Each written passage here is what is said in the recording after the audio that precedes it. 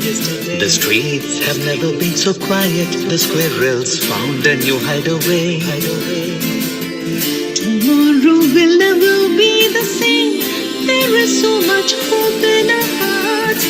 Brick by brick we shall overcome and walk right into a new start. Welcome to the brand new world. We're the children of a Mother Earth. Reach out your hands, let us lead our earth together. Welcome to the brand new world. We're the children of a Mother Earth. Reach out your hands, let us lead.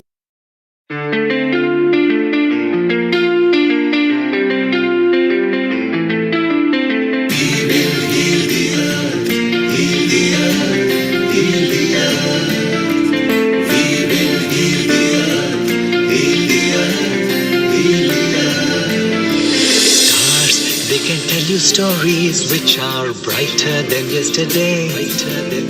The streets have never been so quiet. The squirrels found a new hideaway. Tomorrow will never be the same. There is so much hope in our hearts. Brick by brick we shall overcome and walk right into a new start. Welcome to the brand new world. We're the children of a Mother Earth. Reach out your hands, let us lead our earth together. Welcome to the brand new world. We're the children of a Mother Earth. Reach out your hands, let us lead.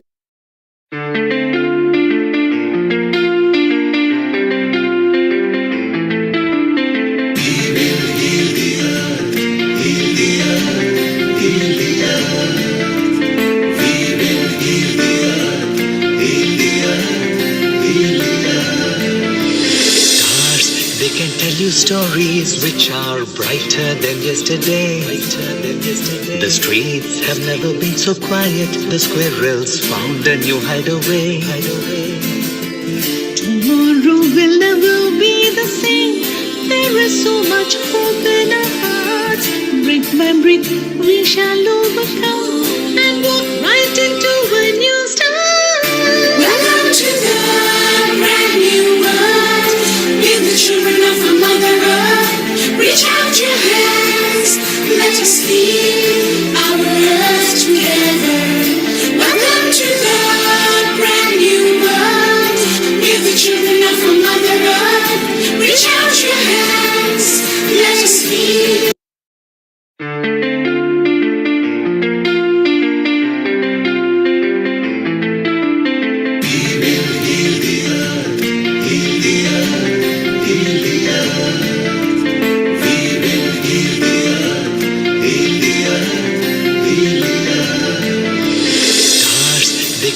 Stories which are brighter than yesterday.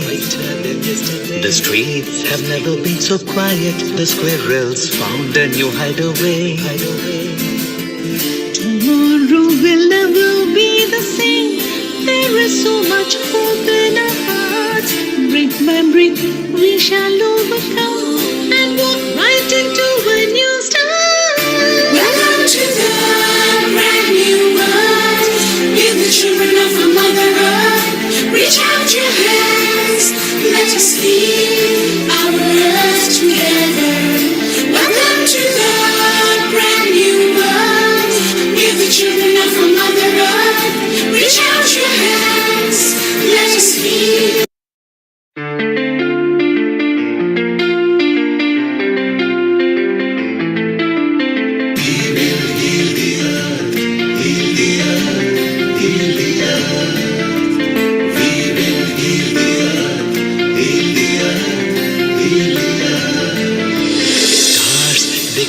Stories which are brighter than yesterday.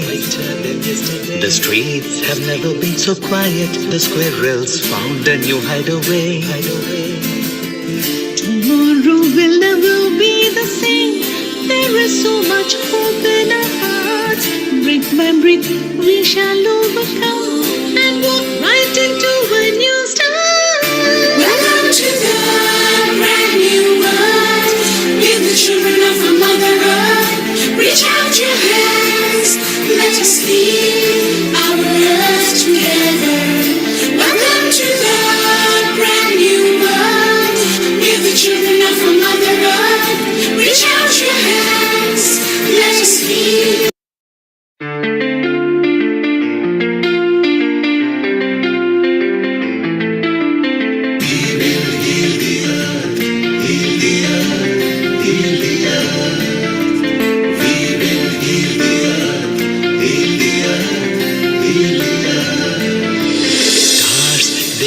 you stories which are brighter than yesterday. The streets have never been so quiet. The squirrels found a new hideaway. Tomorrow will never be the same. There is so much hope in our hearts. Brick by brick, we shall overcome and walk right into a new start. Welcome to the brand new world. With the children of our Mother Earth. Reach out your hands. Let us lead our earth together. Welcome to the brand new world. With the children of our Mother Earth. Reach out your hands. Let us lead.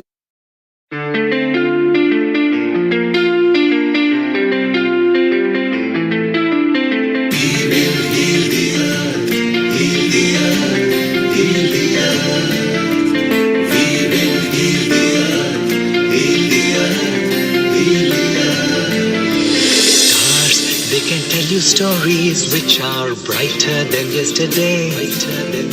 The streets have never been so quiet. The squirrels found a new hideaway. Tomorrow will never be the same. There is so much hope in our hearts. Brick by brick, we shall overcome and walk right into a new start. Welcome to the brand new world. With the children of our Mother Earth. Reach out your hands. Let us lead our earth together. Welcome to the brand new world. With the children of our Mother Earth. Reach out your hands. Let us lead.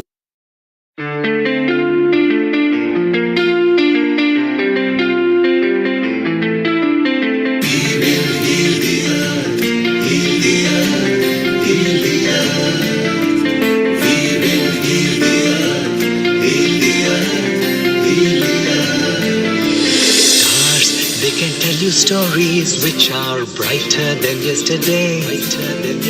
The streets have never been so quiet. The squirrels found a new hideaway. Tomorrow will never be the same.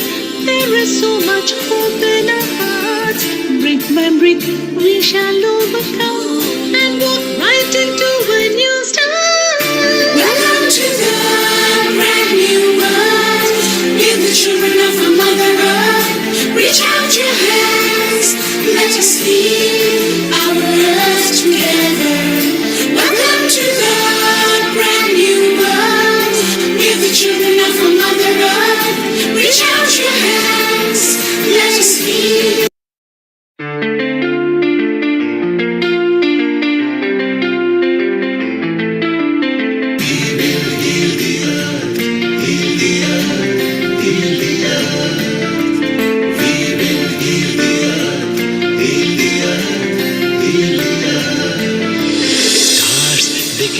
Stories which are brighter than yesterday.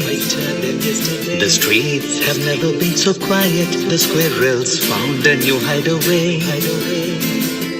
Tomorrow will never be the same. There is so much hope in our hearts. Brick by brick, we shall overcome and walk right into a new start. Welcome to the brand new world. With the children of our Mother Earth. Reach out your hands. Let us lead our earth together. Welcome to the brand new world. With the children of our Mother Earth. Reach out your hands. Let us lead.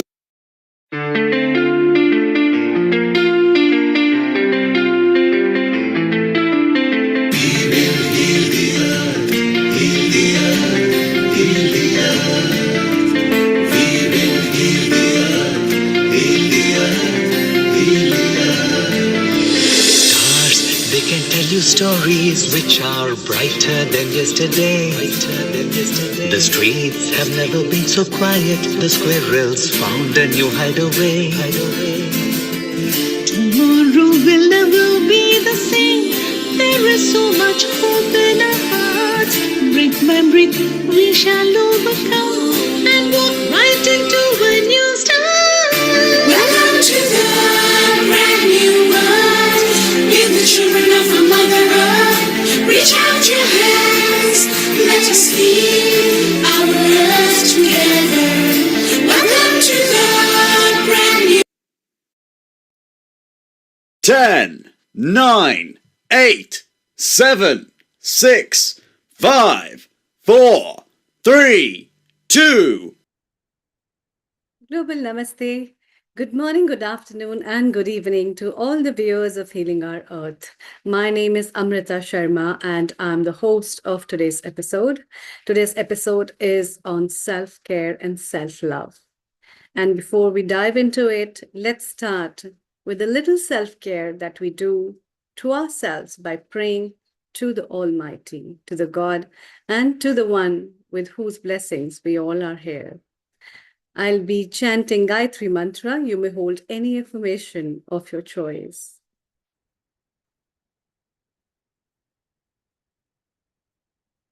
Om Bhur Swaha Tatsaviturvarenyam Bhargo Devasya Dhimahi Dhiyo Yo Na Prachodayat.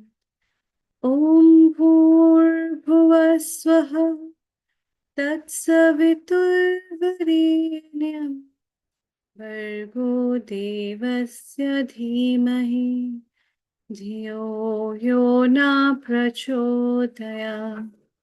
Om Bhur Swaha Tatsaviturvarenyam Bhargo Devasya Dhimahi Dhiyo Yo Na Prachodayat. Om Shanti Shanti Shanti.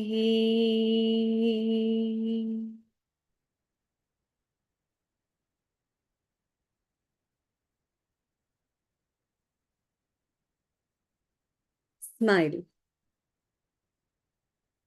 A beautiful tingling smile that sometimes can come notoriously, that sometimes can build cheers, that sometimes can come for others, that sometimes is on for yourself.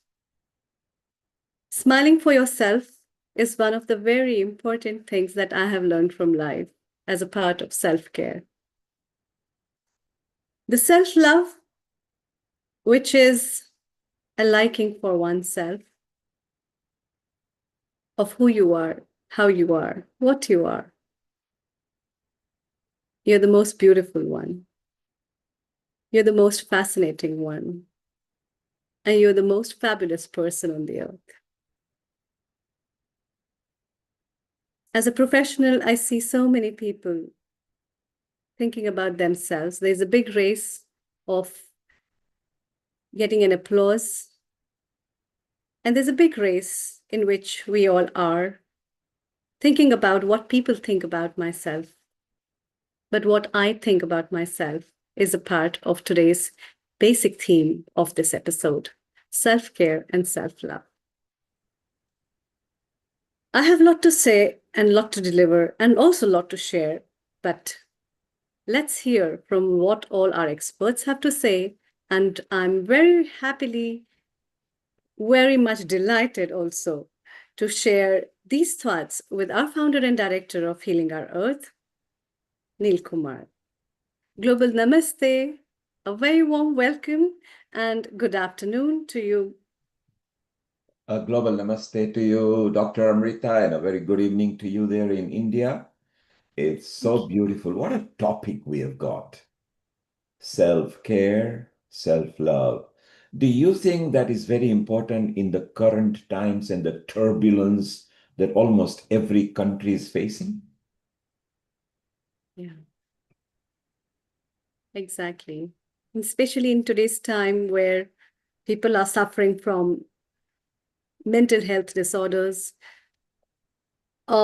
acknowledgement for oneself and to know about oneself where they are lost in the world of so many, and especially after the social media, these episodes of understanding oneself that builds up the resilience and lots of things that we'll be talking with our experts today. And we'll be sharing with everybody, Neil Kumar, is about what are the tips for self-care, what is self-care, and moreover, what is self-love. We tell And just, everybody, I love you. And and we just say so before many times, love you. and just before we travel Wales and Israel, where we'll have a multi-chat with all of our resident contributors, do you think it's selfish to self-love? No, it's not at all selfish. The word self doesn't mean selfish, I think. The word self means you, your own self, is acknowledging who you are as an entity that we most of the time forget. And that's why to with the meaning of self-love doesn't mean that you hold and you become egoistic about who you are in your presence, but it means to empower yourself and make yourself so beautiful that the radiance of that gives an automatically bliss to everybody. And for that, you don't have to pretend. For that, you don't have to show. For that, you don't have to build something. It automatically comes with a quality of understanding. And beautifully talking about it, the self love doesn't come by the books. It doesn't come by an acquired degrees, or it doesn't come by the status you are. It comes by wisdom. So I And think therefore, poor person on the road can also understand the value of self-love, which maybe somebody rich might not. And that's my perspective. We'll be chit-chatting on that. And I'm very excited to have our beautiful guests with us today to share on this topic and talk about all these exciting things. let's go to them and ask them Sure. that self-love is not selfish, because if you can't love yourself and if you can't take care of yourself, how can you take care of others? So in Wales, in United Kingdom, we got Dr. Ghazala Jabin, who loves life and is also a women mentor coach and one of the leads for women empowerment. And in Israel, we've got Heather Dietley, our resident contributor too. And she again, she mentors a lot of not just women, but general coaching as well. So Amrita, let's go and chit chat with them and welcome them once again. And I leave you ladies to self-love, self-care. Thank you. Thank you, Neil Kumar. Global Namaste to both of you. A very warm welcome to Global Namaste. both of you from different parts of the world. And it's a very beautiful topic. And I also know that you both are completely versatile and apt enough to discuss about it. And so I would like to ask you, what do you think about self-love? And the same question which Neil Kumar asked me, that do you think it is being selfish or it is really a very beautiful thing to have in life? Over to you, Dr. Ghazala, and then we'll have some view from Heather. Thank you, and global namaste to you as well, Dr. Amrita, and everybody that's on the call today. What a beautiful subject we have. I think it's so important that we're talking about this in a world of overwhelm, in a world of so much chaos, in a world of doing so much, juggling so much. We really do forget ourselves. I've done it myself many times of trying to please them, do that, do this. And some of our cultural background has a lot of responsibility for that, because we're always, we grow up to be told, look after them, be this, do that for them, do the other. And whilst we are in servant-driven leadership too, as well as our role at home, we sometimes in the sort of mess of it all sometimes, or the madness of it, or the fog of it all, we do get lost in our own personal space. And so I'm going to share with you a few different things that I do, and I hope our viewers around the world will be able to maybe look at it from a different angle, because we all have different angles, don't we, that we actually play our part. So the first thing is selfishness or not. I think sometimes there has been an element of guilt for doing something for yourself. And that is probably inbuilt from our childhood space, and we sometimes forget that programming in our childhood remains in our adulthood, and it's sometimes we have to work out of it. So, do this, that, and the other. But why? And for example, I remember my mom one day, as a kid, I was all dressed up, and just because I had a new outfit and I wanted to put it on and did my hair and everything, and my mom said, "Why are you all dressed up? Where are you going? You've got things to do. Put the normal clothes on." And kind of at that point put me down for looking after myself. All right. So sometimes there's those things that we work with. But no, she doesn't say that now. She's like, "Why are you wearing those dull clothes? Go put something nice on. Make yourself look lovely." So parents are also learning, people are learning, and we're all trying to be in a space of being mindful. And Dr. Amrita, you know about that through meditation, about being mindful. And I always love how you bring our hosts on and our contributors, and always give them a spotlight of a wonder, the wonder on the spotlight, because you do, and you do it beautifully. So I want to share a few more things, but I just wanted to do that intro first and pass it back to you for a bit, and then I'll share some of my tips. Sure. Thank you. Yes, Heather, what are your views on self-care, self-love? I think it's about finding a space for generosity more than anything else. I think self-love is generosity towards self, and in so doing, you're able to offer generosity to others. I think that's the practice, is how much space can we create internally for ourselves that allows it to, the cup runneth over, to use the trite cliche. So I think it's about creating space for generosity more than anything else. And through that channel of generosity, we're able to radiate. We invite ourselves to radiate and to shine. And in so doing, it's an invitation for others to show up in their fullness and their radiance as well. And I think you brought up a really great point about the self abandonment tendency in our culture. We've all been conditioned through disconnection from very early ages. I work in the birth world, so I would argue from as early as even preconception and birth that there is a disconnection that drives so much of our modern day society. And if you are able to maintain that connection to self, it's an invitation to others to do the same. And there's a natural radiance that comes from that invitation. That's a Those are very my beautiful initial point. thoughts. Yeah, that's a very beautiful point because it just correlates with so many cultures where a mother's conception is related with her thoughts and her thoughts along with an individual. So many cultures talk about how motherhood should be. And in that part, so when we talk about self-care and self-love, as you both mentioned, there was a key connection of the mothers in connection to the thoughts of self-care in both of your thoughts. That's very, very sweet. And in that way, I think it's nice to even think about that these kind of core connections are building up not in today's time just with your own identity, but by the recognition of what parents give us and how we are built up and all that. Let's hear from our founder and director what he has to say, and we chit chat again. Over to you. Amrita, when it Neil comes Kumar. to self-love, I'm thinking of all the mothers in the world, including for human beings, animals. Isn't it amazing that they protect their offsprings? They may be hungry, but they will feed them first. They may be tired, but they will tend to them first. They may be lacking anything, but first priority goes to their offsprings. I think that quality makes them so special. So, would it be fair to say that the male species needs to learn something from female species about self-love, self-care, or are we too generalizing that?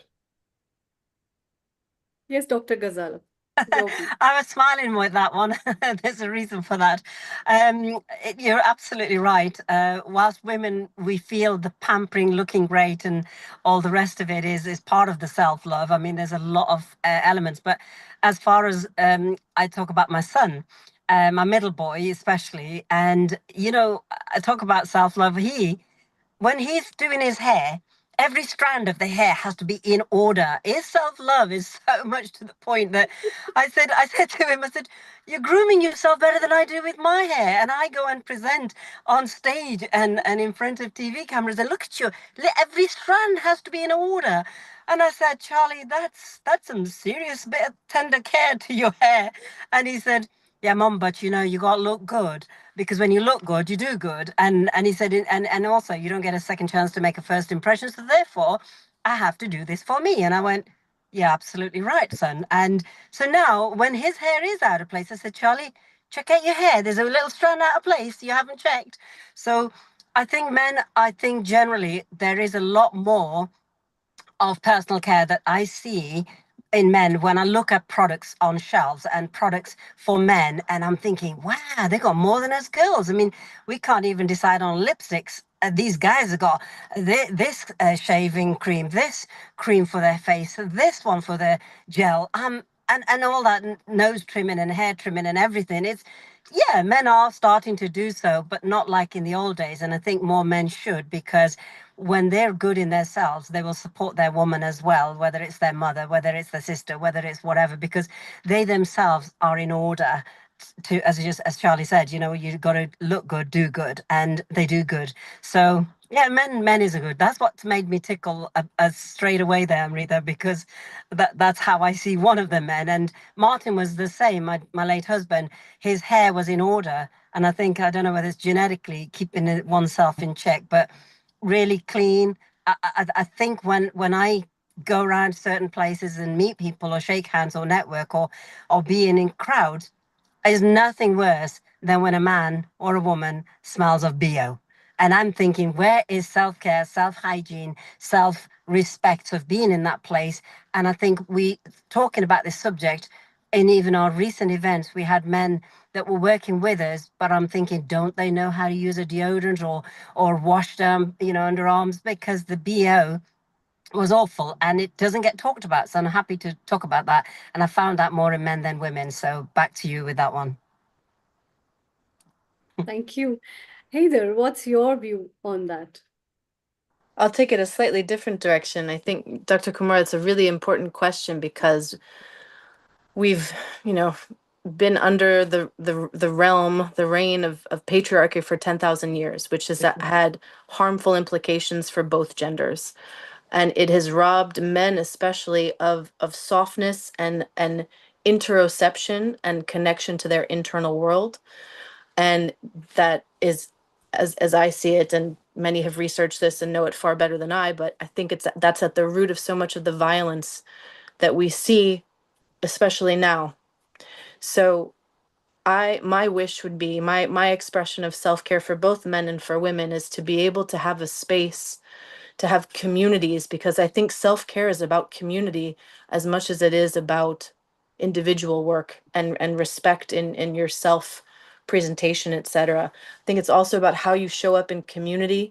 How do you support your community? How do you feel held by your community to interocept and feel these deeper and darker feelings, which specific, especially for men, for our boys. I have a 4-year-old son, and I'm starting to see how much his internal world is governed by external expectations, which are so harsh. And I want him to have a literacy around anger and sadness and grief and frustration. So I think self-care, self-love is about developing cohesion and a literacy around the deeper, darker emotions, all this wide spectrum that we all inhabit as humans. Gender aside, although there are variations in terms of how we regulate our nervous systems, this is a given. The physiology is different, but at the core of who we are as humans, being able to cultivate coherence, I think is paramount to building these new structures to support paradigms that are far more evolved and cohesive that we're really deserving of. Yeah. Wonderful thoughts. Building up cohesion, very important. This, and irrespective of the gender, I think the idea of being a soul and being gifted as a human being is a very beautiful thought. And as you see, again, both the examples have come from the boys. We have, I think we three of us have children. I also have my sons, and I see that as well. And yeah, so these kind of things in general, I also perceive that it's beyond the gender and the kind of things in terms of the self-care and self-respect. I really find it very fascinating because Dr. Ghazala, you have been pointing out the external aspects of self-care, and Heather, you have been pointing about the internal aspects of self-care, which both of them together are very important to build. And that cohesion which you're talking about, or the intricate connection of interoception with oneself, is the gateway that will help people to build up the external stuff. I see so many people who are depressed, who don't feel like doing a lot of stuff because of their internal cohesion and connections aren't there, and it's lost somewhere. And it can be due to destructive environments where they are, or it can be due to bad parenting. It can be due to a lot of other factors which people, and especially children, whether they are girls or boys, they face. And understanding of that, building up with good parenting, as you both also are, and we see so many parents as well, that helps to build up the part of the internal self-care and understanding about self-love, which I think is a gateway of interoception to know about oneself. And through that, it helps to build up the process of self-care on a way to understand oneself better, I think. I think the three ladies have put off their views in different ways. Neil Kumar, what's your take? Women empowerment. You can't beat women empowerment. I want to ask one simple question to each three of you. What in the current times, okay, not what you have done in past or last year, let's talk about this year, the complete socioeconomic geopolitics of the whole world has changed. What self-care or self-love tips would you give to the consumers listening to us on YouTube, Facebook, Instagram, website, etc., that could help them in the current times? And let's spend about 90 seconds on each one of you. So, Ghazala, you go first. Your current practice of self-care and self-love. And then we'll go to Heather and then to Amrita. Over to you, Ghazala. Thank you very much. Beautiful question there, and very apt for right now, because one of the key things is when there is a lot of information coming into our headspace, I think that the one most important thing that people need to do is blank some time out. That we need to switch away from the environment, switch away from a digital space, online space, anything that is actually hooking them into space that's got a lot of head, banging ideas, thoughts, and worries. Switch completely off, where one, you can listen to the kind of music that you like, because you are allowing your brainwave activity to calm everything down. And also change the environment, the scenery, because if you're inside, go outside. If you're outside, go inside. If you're with people, be alone. Whatever you're doing, change it, shift it, switch it, because that's one part of physical movement that you need to do. And movement energy is great when you need to actually get yourself in good check for self-love, because you're actually creating some boundaries to say, I don't need all this right now. I need peace. I need calm. I need to do, whether it's a pray, whether it's meditation, whether it's quietness, sitting alone, whether it's having a cup of tea. And one of the things I do, and some people may do this or not, but I put my favorite perfume on. If it's men, put their favorite aftershave on, but a scent, because we're awakening senses and smells that actually allow the body to be in a space where that smells nice. And you just have that feeling. Oh, it's nice. It's nice. It's just a beautiful feeling that you've got that and you're given that. And quietness, because stillness heals and stillness is important for us. So I think that's my 90-second of what we can do, even in ourself. Simple stuff sometimes is so important because complex stuff confuses the brain. We stop when we have to think. But if we simplify it, we do. And that's what we need to do. Back to you. Thank you. Beautiful. Heather, what's your point of view? So yes, 150% to everything Dr. Ghazala said, and I would just add very simply, specifically nature, getting into the fractals of nature, looking up at the trees, watching the breeze. These are all things that elicit a parasympathetic response that helps the system to slow down. So nature, for me, first and foremost, has been paramount. Secondly, I would offer just presence, just taking a moment like right now and looking in the little rectangles that are before you and just take a moment to be with the details of these faces and these sounds from all over the world that we're experiencing. So presence has power, and presence requires and asks us, it doesn't require, it asks us and invites us to slow down. And I think slowing down is the best remedy to all of the madness in this world. Absolutely. In the times Simple. of the sympathetic word, I agree. So I totally agree with you, Dr. Ghazala, and I totally agree with you, Heather, because in today's time of so much happening around, I think because of the digital spacing, as you mentioned, it's very important. The other thing is why it is important, because I think the social media has overpowered our brains and we follow what the social media does. Its identity is very important of self-validation to me rather than what I validate to me myself.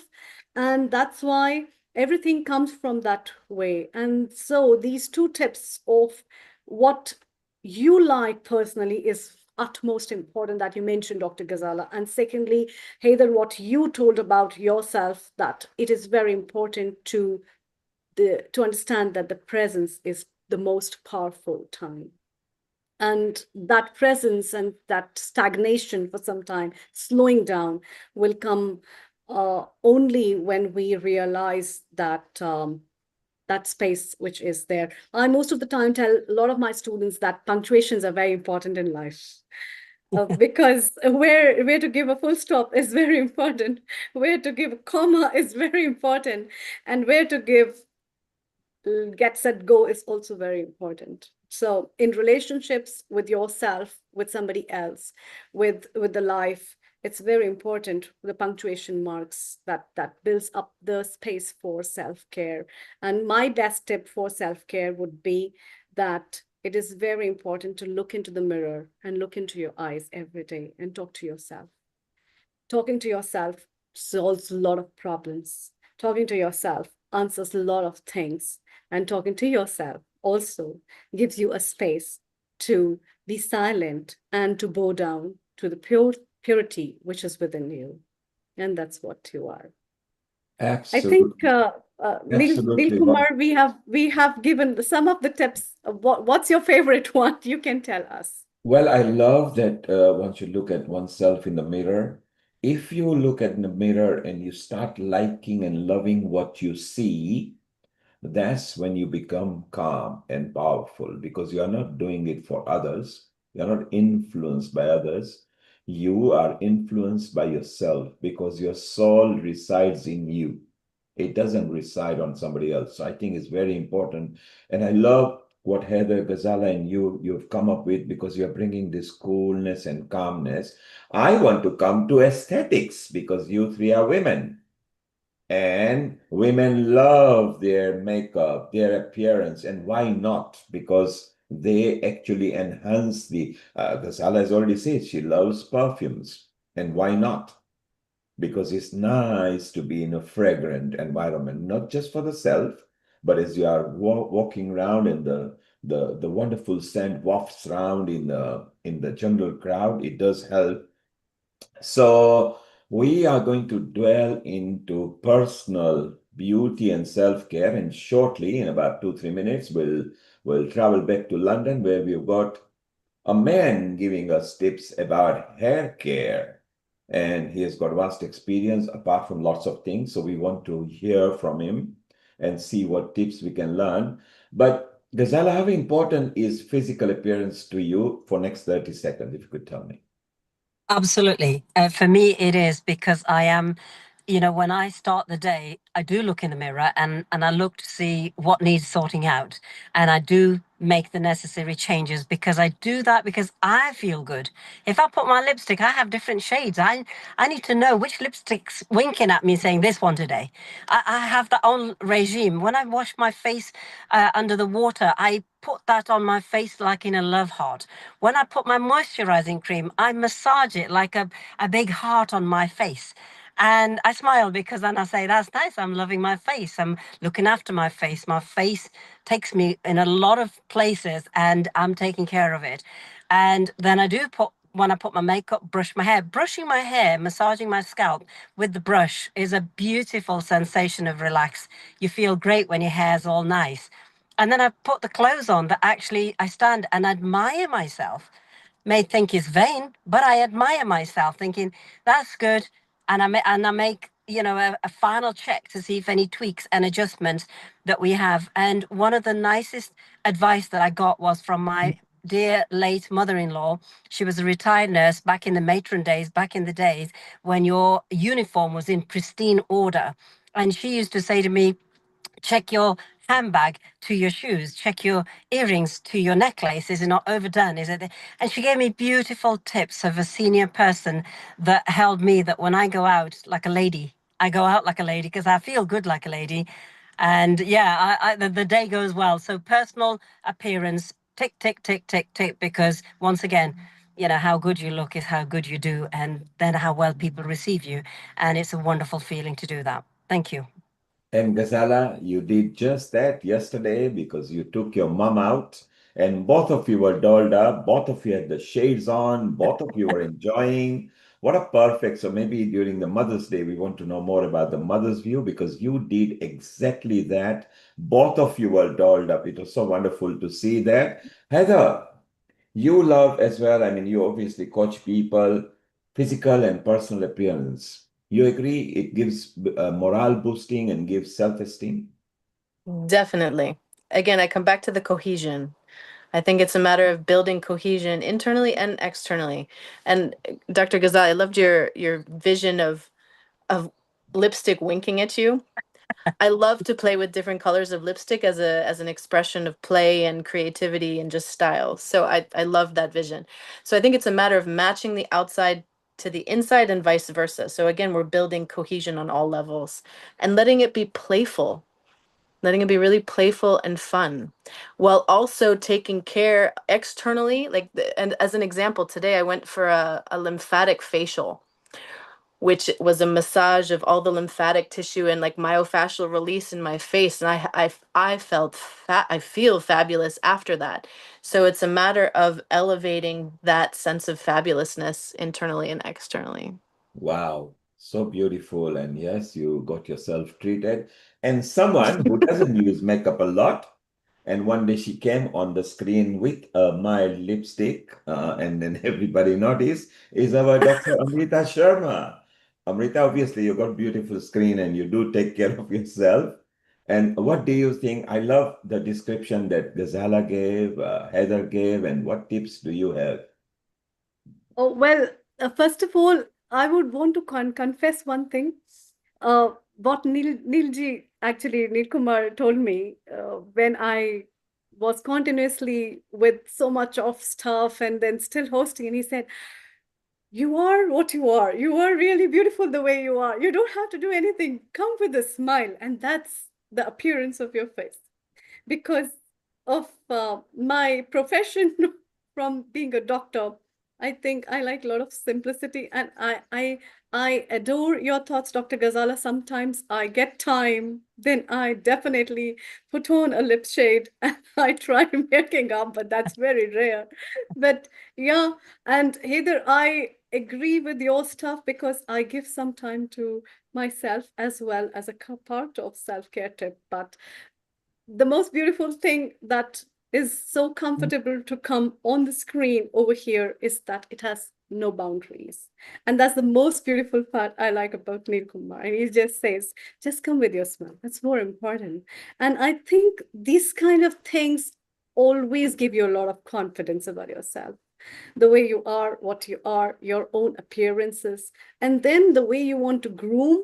That's also very important. And I love your thoughts, Dr. Ghazala, because I can see my mother when she gets ready in front of wearing an Indian sari and taking care of her every single pleat, and then thinking about how should it go about and wrap around her and what should be the matching stuff. And I remember making her ready most of the time when I get ready, and then thinking about all these things. I think these are small aspects of self-care which we do for each one of us in the day-to-day life, and they hold a very utmost important. Always remember your thoughts to think about, from your handbag to your sandals, what goes the best. This is a very beautiful thing. I would love to meet your mom. Please bring her on the Mother's Day episode. It's my request, definitely. And Thank you. it's That's really it. nice to. And Sorry. American Mother's Day is next Sunday's episode. So, Gazara, Yes, it's our next Sunday's episode. yes, do bring mom on. And Amrita, you're very right. Wearing a smile on your face is also important. And that's how little babies attract adults and parents. When they want something, they are very cheeky and they bring a smile because it's a God gift to them. And they know exactly. You have never probably ever seen anybody shouting or slapping a smiling child. Never. Generally they bring so much happiness. And you also brought a smile on Sarah Mills, because as soon as you talk about smiles, she plastered a huge smile, and Sarah will be coming in about 35 minutes and telling more about it. And now we go to a man who doesn't use makeup, but he loves hair and he talks about hair and he loves sharing his tips to everybody. He's none other than our Ravi Banot, our resident contributor and a host as well. He's an MBE, which is the member of the Order of the British Empire. It's a nice award and title to have over here. Ayurveda expert as well, and has got postgraduate qualifications in Ayurveda, which not many people have here in the UK. And Ravi got MBE for his well-being and community work that he spreads in the community. And we are going to learn about hair and hair tips and how to and why to. And a global namaste to you, Ravi. And how are you? Global namaste to everyone. Yes, very well. Global namaste. Global namaste to everyone. So, Ravi, what we are going to do, we're going to listen to you for about 10, 12 minutes or something, and then we want to ask you more questions and get some tips. So, Amrita, it's all yours, and Ravi for next 10, 12 minutes, and Ghazala and Heather and Sarah while you're here, because hair is something that every human being either love or have. And if you haven't got it, how can you be happy over it? Ravi will guide you. Ravi, over to you. Great. Thank you Thank very you. much indeed. This is a very fascinating topic about self-care. Because when we think about self-care, quite often a lot of people think physically, about self, about skin, hair. But if you think about it, self-love is the first thing. And as Neil Kumar just said, you look at the mirror, you got to like the person you see in the mirror. So if you love the person you see in the mirror, that's your first step. Sometimes, I've got wrinkles or lines, or my hair's losing, or I'm not feeling great. You always find a fault. And it comes back, I think, to when we were 3 or 4 years of age, and when we came back home from school, and we may have got 8 out of 10 in maths or whatever. And you go to your dad and mom and say, "Oh, look how well I've done." And they say, "Oh, okay, you lost 2 marks.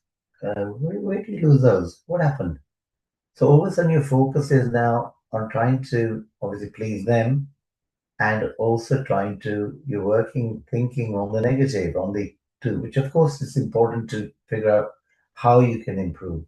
However, the focus should appreciate, and this is something we don't do enough of actually appreciating every little thing we have, of appreciating the day. And so, as far as I'm concerned, self care starts with yourself, self care, psychologically as well as physically. So, when we were doing research, so I've written 5 books on Ayurveda because my first degree was in pharmacy, and it was really very much on pill pushing and saying, well, if that you've got a problem, take this for the symptoms. And it wasn't really getting to the root of the problem, macro speaking.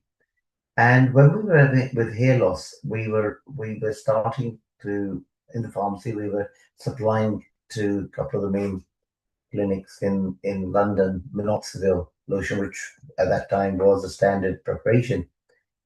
The problem was that some people getting good results, some getting absolutely nothing. It doesn't make sense because if you have a headache and you take aspirin or paracetamol, chances going to work. So why is it that this medication that's for hair loss isn't working? So then got us into research, and just coincidentally at the time, my parents had gone to India for arthritis recovery because they were in such pain, and painkillers themselves weren't doing the job in this country, or anti-inflammatories. And so all arthritis conditions are treated similarly when you go to your doctor in this country or perhaps around the world, where Ayurvedically speaking, or by natural principles, you're looking to see the cause. What is actually causing the problem? And are all hair losses or all conditions such as arthritis the same? Well, the answer is they're not. And so this research then took us into the realms of what is out there and what can we do to keep people here for longer. So we wrote a book called Here Today, Here Tomorrow, and that was in 2013, so 13 years ago. And what we found was quite fascinating that when we look at people around the world, not everyone has the same quality of hair, length of hair, baldness, thinning. There are some correlations between the health, not necessarily just nutrition, not just necessarily to do with genetics, but there were so many other elements that you could actually look at. So what we found was that there's a hair cycle. And the hair cycle, we all have a certain number. So if we can extend the growth part rather than then there's a resting part and then the cycle starts again. So if we can keep the growth part longer and then the period where they start shedding, dying less, we can in fact work on keeping the hair longer. So secret is how do you do that? So in terms of making it really simple because it can be so complicated when you look out there and some people say just use this shampoo, that's all you need, and somebody will be saying just have this pill, magic pill. We found that is not just the case. If that was just the case, then that's all they would need to do and there wouldn't be a problem. But clearly, the fact that the problem is there implies that you have to look at other factors. And just with the hair, as what we're talking about today about self care, isn't it ironic that some people can look in the mirror, be totally bald, and say, what a macho man I have, how great I look, how sexy I look. And if you were, say, somebody as a bouncer outside a nightclub, perhaps that is the type of image you want, because that portrays a kind of um, somebody feeling strong and looking the part. Whereas perhaps somebody's long hair and was having hair, which perhaps normal perhaps wouldn't have the same impression. So a lot of life is one is reality, one's perception. And what we were just been hearing in the last half an hour before was, I think, to a lot of extent, perception. I put this lipstick on, I feel great. I wear this lipstick, it looks better than that lipstick. Who says that? You're perceiving that to be the case. Just like we say the little black number in terms of dress and a red lipstick having certain connotations and red flower meaning for love. Says who? We've decided that that is the case. So a lot to do is perception. So we can change our perception. So I'm not saying that the reality is is necessarily always different. Can be, not necessarily. So the reality is that to have good hair, you've got to do certain things. The perception may be that even if you got bald, you're feeling great, and you say, that's how I want to be. A lot of people will say the other opposite. They'll say, if I have nice, healthy, long hair, I'm really looking after myself, I'm looking the best, and I'm well groomed, as we've heard people say in the last half an hour before, having a nice purse or bag, matching the nails and having fantastic hair, you're looking the best you could be. So it's a lot to do with cultural aspects, to do how you personally feel about how you want to look. And there's no right or wrong answer. It's how you feel. It is certainly true that more and more people now go for things like hair transplants, medication of some sort, because it's again perceived that when you have long, healthy hair, you're looking great. When you're looking great, great for self care, self love, and also how people see you. Blacker hair you have, when you're getting older, you look younger. So these are some things people look at. And for you yourself, think about it. There are two purposes in life. One is obviously to live and live as long as you can, healthily. And the other, of course, is to have the next generation come about. So there are two main purposes if you really break life down to the elements. So if you want to look great, you have to look in for yourself, whatever you think looks great for you. So for me, I was just blessed that 65 a couple of days ago, but I still have the drop of hair. And people say, what's the secret? And you like to say, oh yeah, use this shampoo, use that. We found it's more than that. So we put this, simplified it into an acronym called NutriGrow. Now, just telling very simply what it is, and these are simple things everyone can do. So N stands for nutrition. U is utilizing or using the right products. And this isn't necessarily just for hair, generally, if you think about it. T is training or remaining trim. R is having a routine about everything you do every day. And then the I is imagination. So Nutri, that gives you the growth of hair.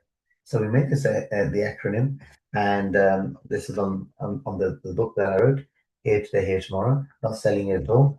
It's more to tell you that this is how I was in 2000. That was 2013, and that was what was 13 years ago. So the hair hasn't changed that much. Color a little bit, but color's certainly got a bit whiter or but more peppered now. So what can you do about it? Now, so I said that the secret is increasing in terms of the life cycle that every hair has, increasing the growth part rather than the part where it's dying. How can you do that? Well, in terms of men, we testosterone becomes dihydrotestosterone, both hormones. And what we've found that is when the DHT, dihydrotestosterone, is around, you start losing more hair. And for women, estrogen is the hormone they want more of. And so, how do we get that? Well, if you think about it logically, if you can be taking foods which have got either food which are rich in estrogen for women, like soya, tofu, that type, and for men, if they have some herbs like sulfur for example, that will keep the testosterone as that rather than converting to DHT, and therefore it's the right environment hormonally to keep your hair healthy. How can you do that? Well, you can use products which have got sulfur shampoo, serums. You can have foods which do the same. There are certain health style things you can do, so like breathing, in terms of all the thought patterns. So I'll come to that in a minute. So N is nutrition. Of course, you've got to have the building blocks. You've got to have the protein. You've got to have the minerals, the vitamins, and such like. We all accept that. Can you get that through diet? Yes, certainly. Do we all get it though? Possibly not. Why is that? Well, a lot of food, when you've cooked it up, you've lost a lot of the vitamin and minerals. That's one of the reasons. Also, it's just that sometimes you're missing out on trace elements like zinc or iodine because you're not having enough, for example, tomatoes or these what we call trace minerals. So having a supplement, absolutely, I would say 100% you should have one.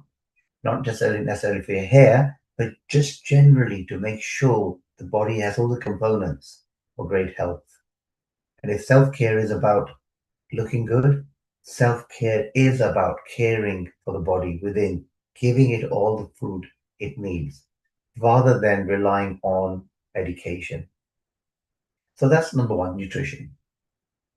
And if you feel you can't, for example, you have low iron, for example, maybe a supplement, if that works, great. Some people say, oh, I can't take iron for whatever reason. Maybe an injection might be a possibility. So there are various options you can. So nutrition is very important. You is using the right products. Now, when you go out in the market, you look at shampoos, you see all the shampoos are nice colored. There's no mention of what pH they are. And pH is scale between 0 and 14. 7 is balanced. Conditions tend to be more 4 to 5 pH. And then and shampoos you find they range different pHs on the market. So you want about more neutral type.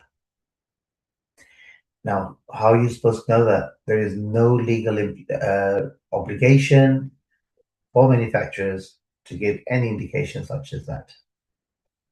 There are some well-known ingredients in hair products which have either proof or looks like they may not be the ideal ones to be having. And I'll say number one would probably be like sodium lauryl sulfate, which is probably the number one surfactant or cleanser that you find in shampoos and conditioners and in different types of hair products. Probably not the best ones to use. Use ones which are non-harsh, natural ones. For example, coconut, betaine type, which are going to give you the same thing but not as harsh. That's using the right products. Tea being trim or training. Why? Because it improves the blood circulation. From the heart to the hair is quite a distance. Organs come first. So if you have a condition where, for example, heart attack or you have an injury, guess where the blood's going to be sent to first? Do you think it'll be to the injured part or to the hair? Injured part, right? Because the body is very clever. It understands where the necessity is. Hair and scalp can still live even if you don't have hair. So the body understands that, and that is why to just improve the blood circulation is important that you do some exercises. What exercises? Well, I would say that you want to certainly do things like if you can do Surya Namaskar, for example, where you can have different types of exercise being done. If you can't, if you say, oh, I can't do that, can you walk? Great. Walk. Even if it's 10, 15 minutes a day, fantastic. Walk 50% faster than normal. That'll improve the circulation. It's very simple to do. And people say, oh, I can't go, the weather's not great. Fine. How about going up and down the stairs? If you have a house which has 2 floors or 3 floors, go up down the steps several times a day. That's something simple to do. And if that is not possible and you're sitting in the desk because of time pressures, simple things you can do, right? You're trying to get circulation going, get legs moving. So important. So then it comes to R. R is a routine. There's simple things you can do to remove toxins from the body so that they don't go out and they're stuck in the scalp. Now, you might be wondering, what is your typical routine that you can be doing? In Ayurveda, we say brush your teeth in the morning, but also scrape your tongue. Brush the back of your tongue so that you go, ugh. When you go, you're actually removing toxins from outside, from within. Something very simple to do, and everyone can do very easily. Have a routine of getting up at a certain time, doing some exercises, visualizing what you want to do. I'm going to talk about that in a second. Eating the right food, thinking about what you're doing in terms of in the whether it's exercises or the products you're using. So being conscientiously aware that when you're eating, what are you eating? Are you eating a balanced meal? There's a routine. Then I is imagination. This is what we've been talking about in the first half now. When you look at the mirror, that mirror is a reflection of you. It can be just physically, or it can be you're looking within. Then you have to love yourself first. Because the saying is, if you can't love yourself, it's hard to love anyone else. A lot of people have problems about what they see in the mirror because they see all the criticisms about themselves. I don't look great, I've got lines, or that person doesn't like me, I've been excluded from that group, etc., etc. A lot again is in the mind. It's not as bad as one likes to think. It's what we call fear, false evidence appearing real. Not necessarily the case that you are actually as bad. And even if you are, it's their problem. Don't make it your problem.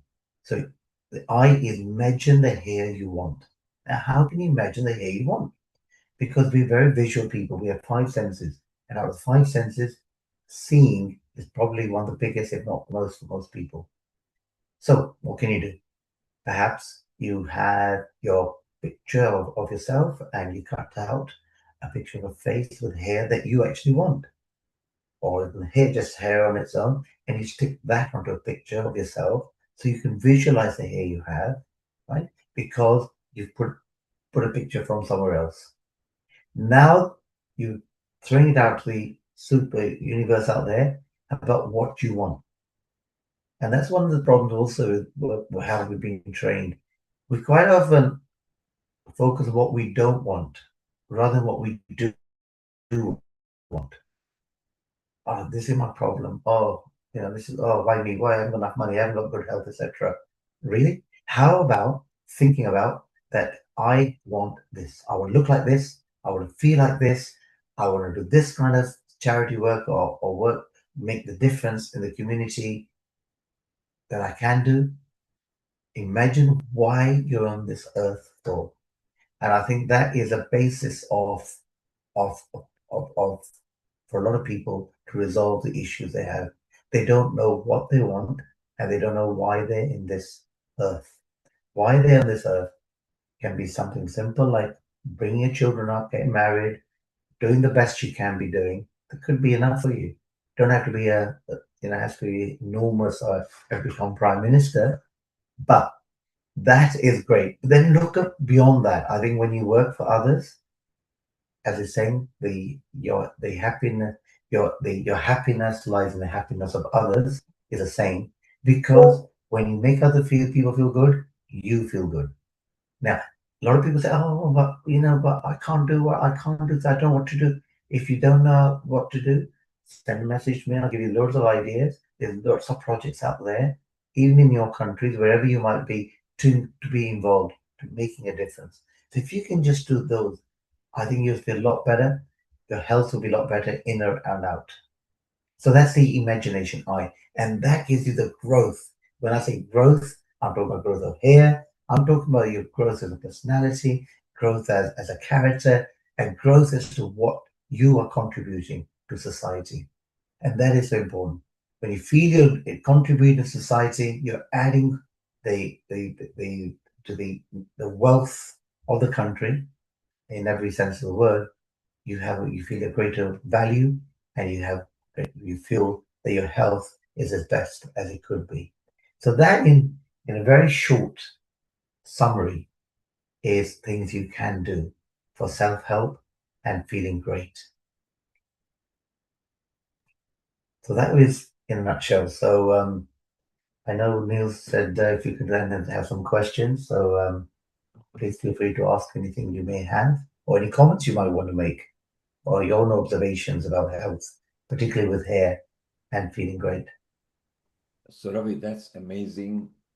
You talked about psychology of being happy. You said be aware of what you're doing, love what you do. You mentioned a bit of diet. You mentioned on how and what you should take care of, maybe supplements as well. Do you think diet plays very important role for hair care? Definitely. For example, I'll give you an example. They show that people growing in there's a particular part in the Himalayas, a small part in Pakistan, where the hair tends to be really healthy. People live longer, and the healthcare is a lot better. And they try to figure out why. Why is it? What are they doing? They weren't doing anything particularly different, but what they were doing was drinking water from the local stream, which is very rich in minerals. And minerals are things that we don't tend to generally, we don't necessarily always get in our diet. So that is why taking a supplement is good, particularly good supplement where you have a good absorption. And so that's one. Also, there's another tribe in Japan where something similar. And now there, the research showed that they're in great health, living longer, to 100 plus, having great hair. Japanese people tend, you see, they tend to have great hair, Japanese, Chinese, very dark black hair. Baldness not as much. Why? So one reason is that A is obviously to do with the diet. They eat less red meats, more fish and chicken. They're going to have white meat, and generally having no sure, making sure they're having all the fruit and vegetables as well. But also, what was found in Japan, which is really interesting, was that there was a purpose, a sense of the whole village shared problems, responsibility that all the children were the children of the whole village. So no one felt this is my child, that's my neighbor's child. There's a kind of a group of people saying, we are one big family. And so the sense of purpose, sense of belonging, sense of that we have a problem, we have a lot of people there helping solve the problem, really made a difference. So these are just various things you can do. And of course, hair, particularly for women, is like a self-esteem matter, especially when they go through perimenopause and menopause, where the hormones create havoc in their body and life. And it's so difficult to handle. So hair is very important for every human being in some form. Heather wants to know about lymphatic. Heather, you can just unmute yourself. You wanted to ask, maybe it might be too biologically technical, but go ahead and pose your question, Heather.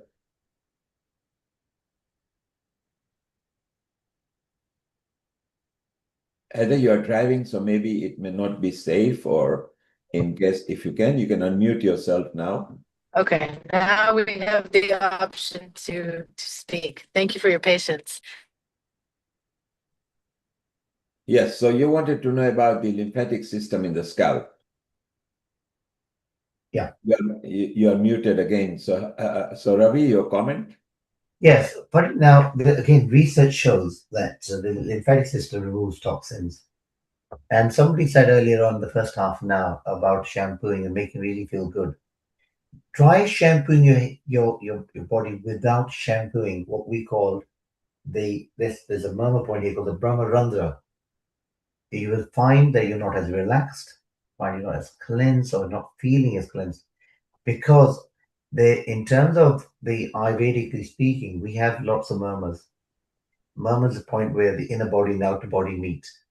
And when you take 8 fingers from your third eye, from here, you find there's a dip, natural dip. And it's thought that your soul departs from this point. If you go right in the middle, you find there's a little dip. And just move your finger along a little bit, right in the center. If you can't find it, you'll find it. It's there. Now, that is a point that you need to have cleansing. So when you have a shower, you notice that most people go in the shower and it's coming from the top rather than from the sides, or rather than from the bottom. That is the reason, because it's that particular point that you want cleansing first. So that your lymphatic or your drainage system to cleanse, it starts from cleaning the murmur points, the point where 2 or more tissues meet, and that's the point where the inner and the outer body meet, so that you can remove toxins from there. And same thing, this is also relevant to if you have pain. I know we're not talking about pain today, but that again, in self-care, you can feel really awful because you're in pain. Simple thing you can do again If you have pain, I'll take an example that you can do with the knee. If you're gonna have pain, the chances are pain's not here. You'll find you'll have a pain. If you have a pain, it'll be right there. There are two or more tissues meet. That's where that point there. Massage that one really hard. Not soothing. Massage. If you're gonna have a massage, and I recommend having a massage once a month to remove toxins. Massage like that, really hard. And again with the head. If you got a headache, guess where you tend to massage? The temple. Who tells you? Who's trained you? It's your natural instinct. If you have a headache, you do that. And if those people who are old enough as I am, there used to be an advert on TV many years ago, probably about 20 odd years ago, saying, tense, nervous headache, take Anodin. And you see the woman going like this at the same time. And you wonder, is it the Anodin or is it the fact that she's massaging the temples? Because you're working murmur points there specifically. So these are simple things you can do. Thank you, Ravi. And anybody, if you do want to ask Ravi, he's a part of Healing Our Earth because you are all contributors here. Then you can even chit chat with him or invite him to your session to talk about hair. It's not a trichologist point of view, but he has merged the study of hair with Ayurveda, makes it a bit of difference so that it helps people and himself actually practices. Sarah has got a question over here and she says, can men re-stimulate hair growth once it is lost, often during mid-age? And what are the top tips for this? Isn't that right, Sarah? So there you are, Ravi. That's a good question. It's a question a lot of people ask. It's a bit like if you have a plant and if it has roots, there's some hope. But when there's no roots, is it going to grow? Unlikely. So it's a similar thing here. We have hair which becomes vellus hair, which are these little small hair. With time, the healthy hair becomes smaller and smaller, become vellus, and then they die. So at what point can you still do something? Well, the point is that if you still have vellus hair, you can stimulate that. But a lot of people either give up hope or it's just they don't change their lifestyle, their diet, the nutrient growth that I've just mentioned, the acronym. So these are things that you can do. So the answer to the question is yes, you can, if there is still something there. But you do need to conscientiously, like with everything else in life, you have to work at it. It's like a bit like the gym. If you don't go to the gym, don't expect the results that you want if you're trying to trim up and look great. Thank you.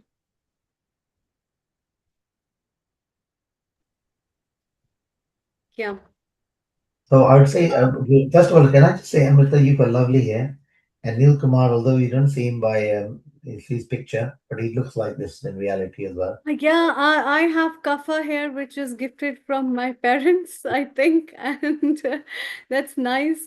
And even your salt and pepper hair look good. I think these kind of there's a lot of trend of salt and pepper hair. You know, people sometimes are even coloring their hair to look like salt and pepper. So you tell. I also wanted to ask you, Raviji, that there's a lot of trend of coloring the hair. And what's your take on herbal dyes that we have in the market and as compared to the chemicals that we have? Or do you recommend some specific like checks before people should go for these dyes? What's your take on that? Yeah, it's a good question that because the problem with a lot of these is the research out there is based on what the manufacturers give out to you. And that's the problem with a lot of herbal treatments, products, is there's no vested interest for anyone to be pumping our money for research if they're not going to be able to patent it and make money. So you're relying a lot on the government and universities on their own back doing something. And we'd like to see that the Ayush Ministry of Ayush in India, they're spending a lot of money now on research and fantastic to see how much Ayurveda has developed. Only in our generation, I mean, turmeric has been used for centuries, and only now, because it's been researched and proven, and therefore you get turmeric tea and turmeric coffee and turmeric creams and all like. So similarly with hair products, with respect to dyes, traditionally with henna was used as a hair dye, um, and again, but it's getting the uniformity of the henna. So you sometimes have the orange color henna on the hair that you see, and it looks so unnatural, and that's why people drifted away. I think just using henna on its own, it may be safe.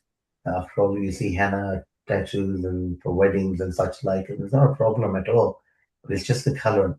And so, what we found now is that a lot of herbal products, which are hair dyes, are out there.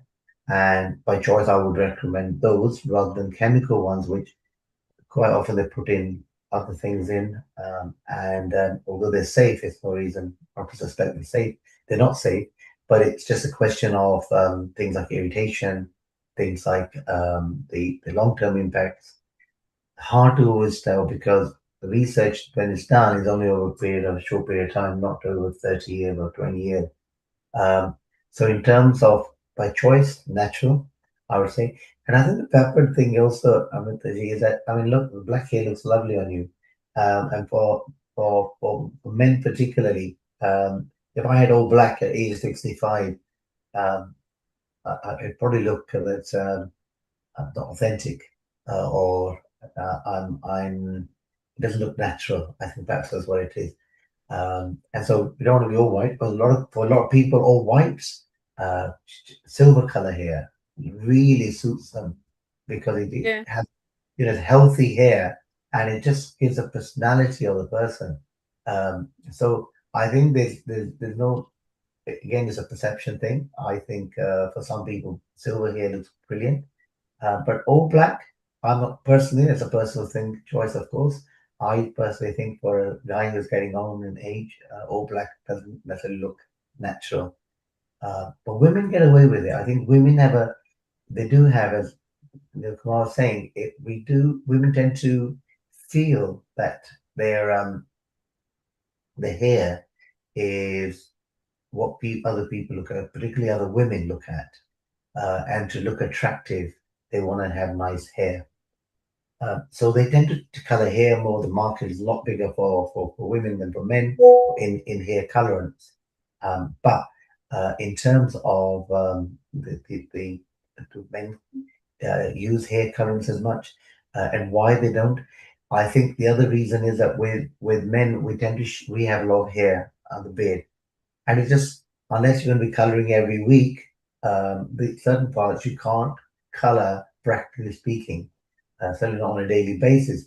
So it looks unnatural when the hair comes out here on the beard as white or peppered, and your hair on the top is all black. Doesn't look quite right. So that's why I think that it does limit the options for men as well. But quite often they tend to be peppered the beard, so peppered on the head looks better. It's interesting. Yesterday I was at a wedding.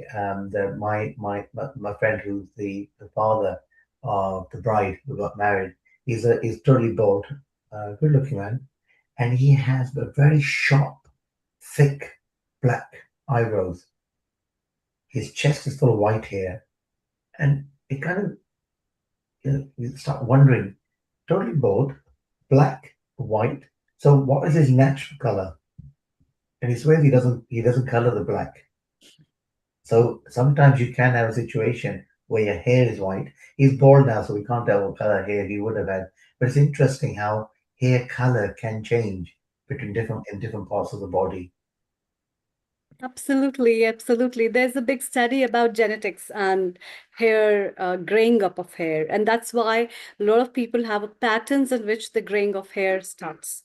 And the patterns in which the graying of hair starts on the head, the graying of hair on the body as well. And these kind of patterns are pretty much dominant with the kind of genetics the parents had, the patterns that they followed, and also much more on nowadays with a lot of use of chemicals, especially in India. I see, I have no idea about in what's the status in the United Kingdom. But then in India, what I've seen now, many youngsters are having gray hair because of the added chemicals, as well as the water having a lot of chemicals, the kind of shampoos as well as conditioners, and so many things are available for the cosmetic industry in the hair care products.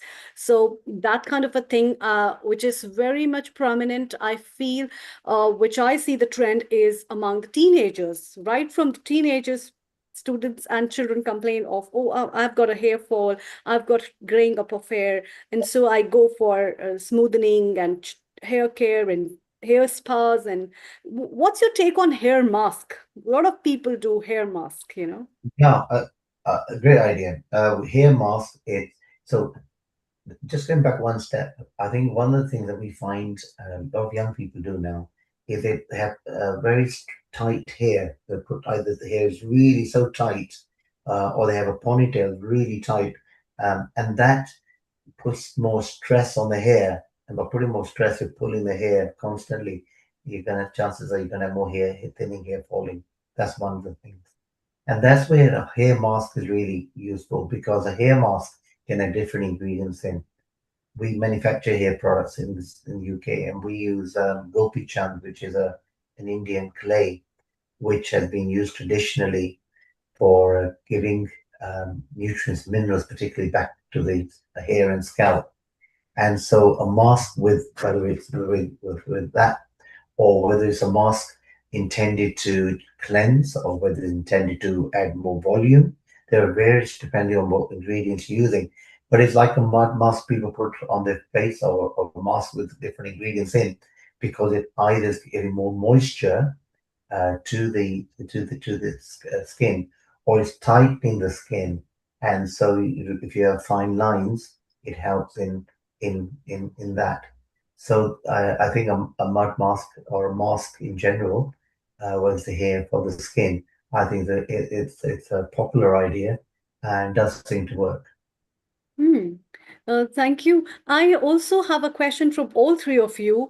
What are your tips of hair care, and how do you take care of your hair? Sarah, let's have your point of view before we take up with Raviji and Neeti. Over to you.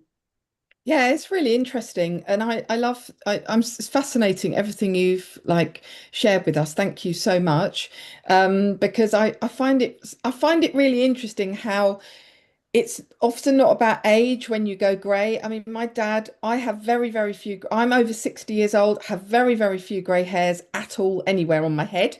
And my dad was nearly 90 years old when he died, and he didn't have grey hair, and neither did his mother when she died at 80. It's fascinating, isn't it? And yet I know other people that went grey when they were, I don't know, started going grey in their 20s. Um, I think like definitely from what you've said as well, your diet 100% affects your hair health. Your hydration affects your hair health. What you eat, maybe even your happy thoughts affect your hair health. And thank you for sharing that. I felt my little dent in the top of my head there. Always wondered what that was. Now I know when my soul comes in and goes out again. But yeah, I've also learnt, because I also work in the health and wellbeing industry, that you shouldn't wash your hair too often, because that can change the nutrients in I don't know all this stuff. It pH level, changes the yes. nutrients in the scalp, and you should be gentle. And one of my girlfriends, who was also in her 60s, said to me recently, because as you get older, yes, I've probably got half as much hair as I used to have since I went through the menopause. But when we're in the shower and we're washing our hair, we're often quite firm with it. And she'd stopped really pushing it here, and she'd got all little new sprouts that had started, because when you're in the shower, you often push all your hair back, don't you? I mean, you wash it quite hard. So I've started being really gentle on that bit, to save any of a receding hairline. But other than that, I just think, yeah, using good products that aren't full of toxic, harsh chemicals, not washing your hair too often, and having a healthy diet and hydration. Yeah, Hmm. That's hydration is lovely. very. I think we do underestimate the fact that people say, "What's hydration got to do with hair?" Well, even though hair is dead, but we need circulation. Circulation means blood flow. Blood flow means water. and you need obviously all the ingredients that go in blood. But circulation is, unless you have good circulation, how do you get the food supplement, the food nutrients to the scalp and the hair? So that's very important. Totally agree with you on that. I think the other thing is that the effects when you're talking about hair, I think a lot of people underestimate the power of the universe. And there's a very simple thing you can do when you are going to sleep. For example, people say, imagine the good things that happen to you during the course of the day, how grateful you can be. Absolutely get it, and I do that every day. Be really grateful for what you have and all the things that went well. When you then focus on things that didn't go well, that can disturb your sleep. But let's focus on what can go well. And people say, well, okay, when we go to sleep, I get distracted very easily. And I'm sleeping, and all of a sudden I'm awake. That's because they're not using the part of the brain to help them focus. So if you want the particular hair you want, or the health you want, or you have an issue with whether it's to do with monetary or any other type of relationship, when you go to sleep, keep your eye at the 2 o'clock position. So your eyeballs are at the 2 o'clock, and you're closing your eyes and then imagining what you want, whether it's the hair you want, the skin you want, whatever it is, rather than just keep your eyes closed and not the eyes going all over the place, the pupils going all over the place. Focus on the 2 o'clock position and then think what you want, or try to uh, do the appreciation or gratitude exercise. Really works. Beautiful. We are having different tips, different ideas talking over here. And my little bit for everybody over here is very simple. It is not your hair that needs particular treatment, it's your scalp. Treat your scalp, shampoo your scalp in there, not the top ends of your hair and everything. If you do the scalp, gentle massage, don't be rough on it. After you wash your hairs, try to use very lukewarm or as cold water is better because it stimulates the roots and it will help. And once you've got out of your shower or a bath, don't rub your towel on your hair. Don't be very harsh on it. Gentle, just gently dubbing them is better. And if you can finger your hair, is even better. Don't use your brush and a comb when the hair are wet. You'll pull them. So that's just simple tip from me. You don't have to wash your hair every day. Wash it as and when necessary. So the natural oils and the natural ingredient that the body provides to the shaft always remains there. So it's beautiful. So we have had a lot of wonderful tips over here. And if you want to know Ravi's products, then he has got a website, and it's not just all about hair. He has got lots of different products manufactured in UK, and the website is coolherbals.co.uk. And there you can see variety of products. And later, Sushma will be coming here, who is also a partner in this coolherbals.co.uk. She is going to bring health and beauty care for everybody. So Ravi, well done. Thank you very much. Take care of your hair lock as well, and you're a wonderful soul. And let's bring on more tips to the people. And if you want to check out once again, Ravi's website is coolherbals.co.uk. Just put Cool Herbals on your engine and it will come up over there. Ravi, if you're staying around as well, shortly we are chit-chatting with Sarah, and then we are going to go to Honey as well. We're going to say hello to Honey at the moment, and Honey has done a special recording on her 24 tips, and then after Sarah is Honey. But meanwhile, let's say hello to Honey. Honey, a global namaste to you. A global namaste to you as well. I'm Global traveling namaste. on a lovely bank holiday Sunday, and I'm so Beautiful. proud to be part of my Healing Our Earth Family Day, especially because it's to do with self-care and self-love, which is a very, very important topic for me, I think. So a global namaste to everyone. Really, really pleased to be here today. And Honey, your tips will be coming up in about 10, 15 minutes. What are they going to tell us? Well, I think what happens is self-care and self-love, I believe, it's all about also your inner development, your self-development, your inner transformation, how you value yourself or what kind of values you bring into your life. Because sometimes, you may find that you have your emotional imbalances that you feel in life are because of perhaps wrong decisions that you've made. If you have more clarity, you could make better decisions. And in that way, you wouldn't have this kind of disharmony in your life. So I feel that I have these 24 master keys that I follow. And these are values that I try to bring into my life to make my life as flowy as possible, as harmonious as possible. So hopefully all our wonderful Healing Our Earth family members will get a chance to listen to that and see what they think of it.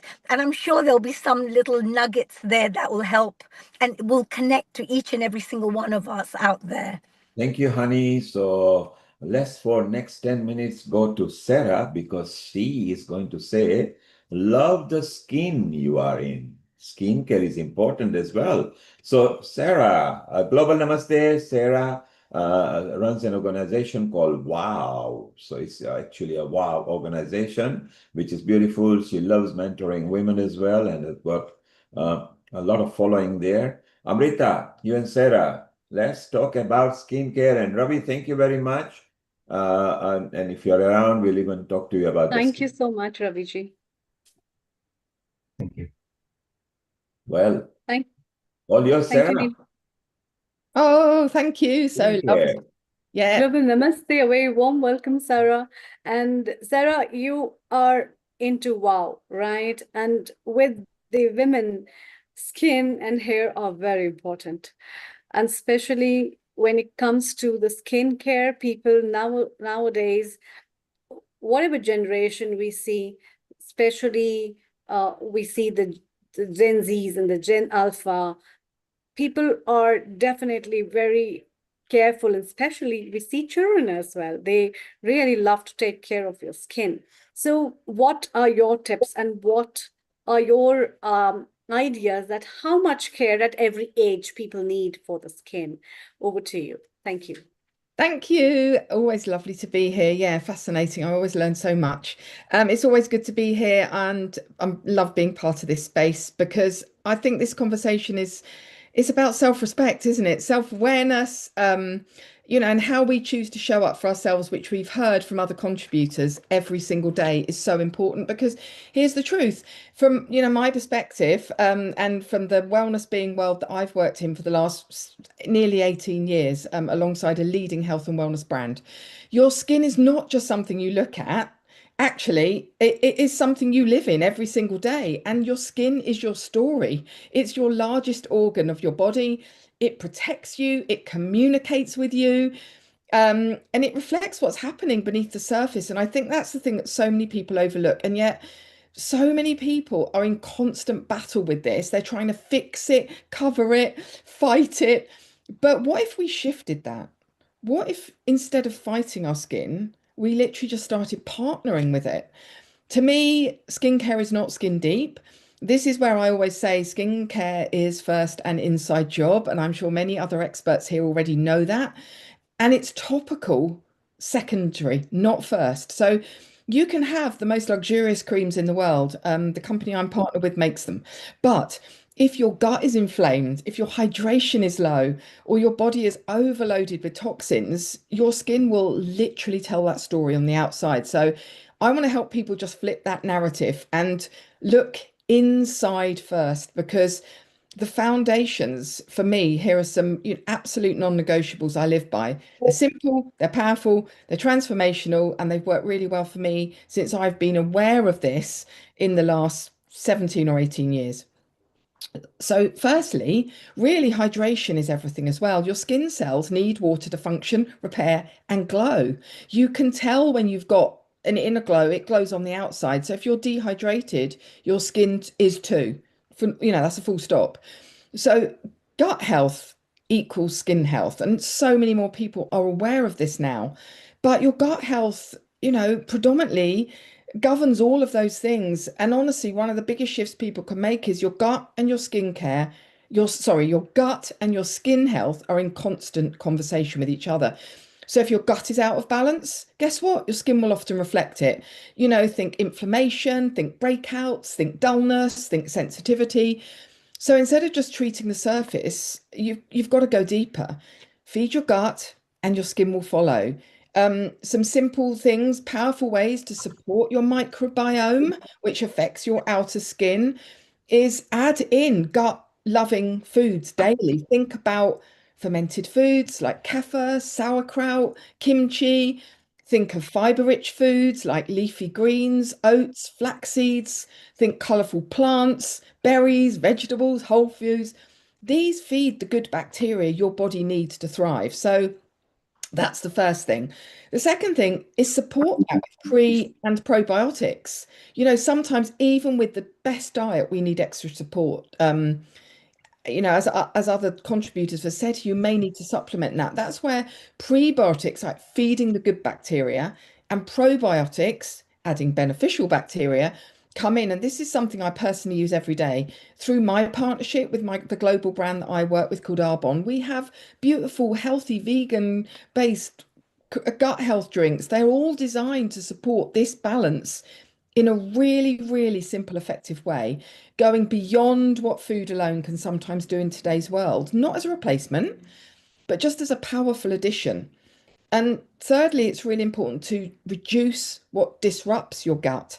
So, just as important as what you add in is what you become aware of. For many people, common disruptors for your skin can be excess sugar and processed foods, dairy for some individuals, and artificial additives and chemical ingredients. Again, it's not about restriction, but it is just about awareness and choice.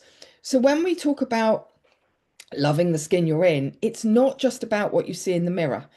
It's about asking, what am I feeding my body? You're going to like what you look in the mirror at more, the more healthy you feed your body.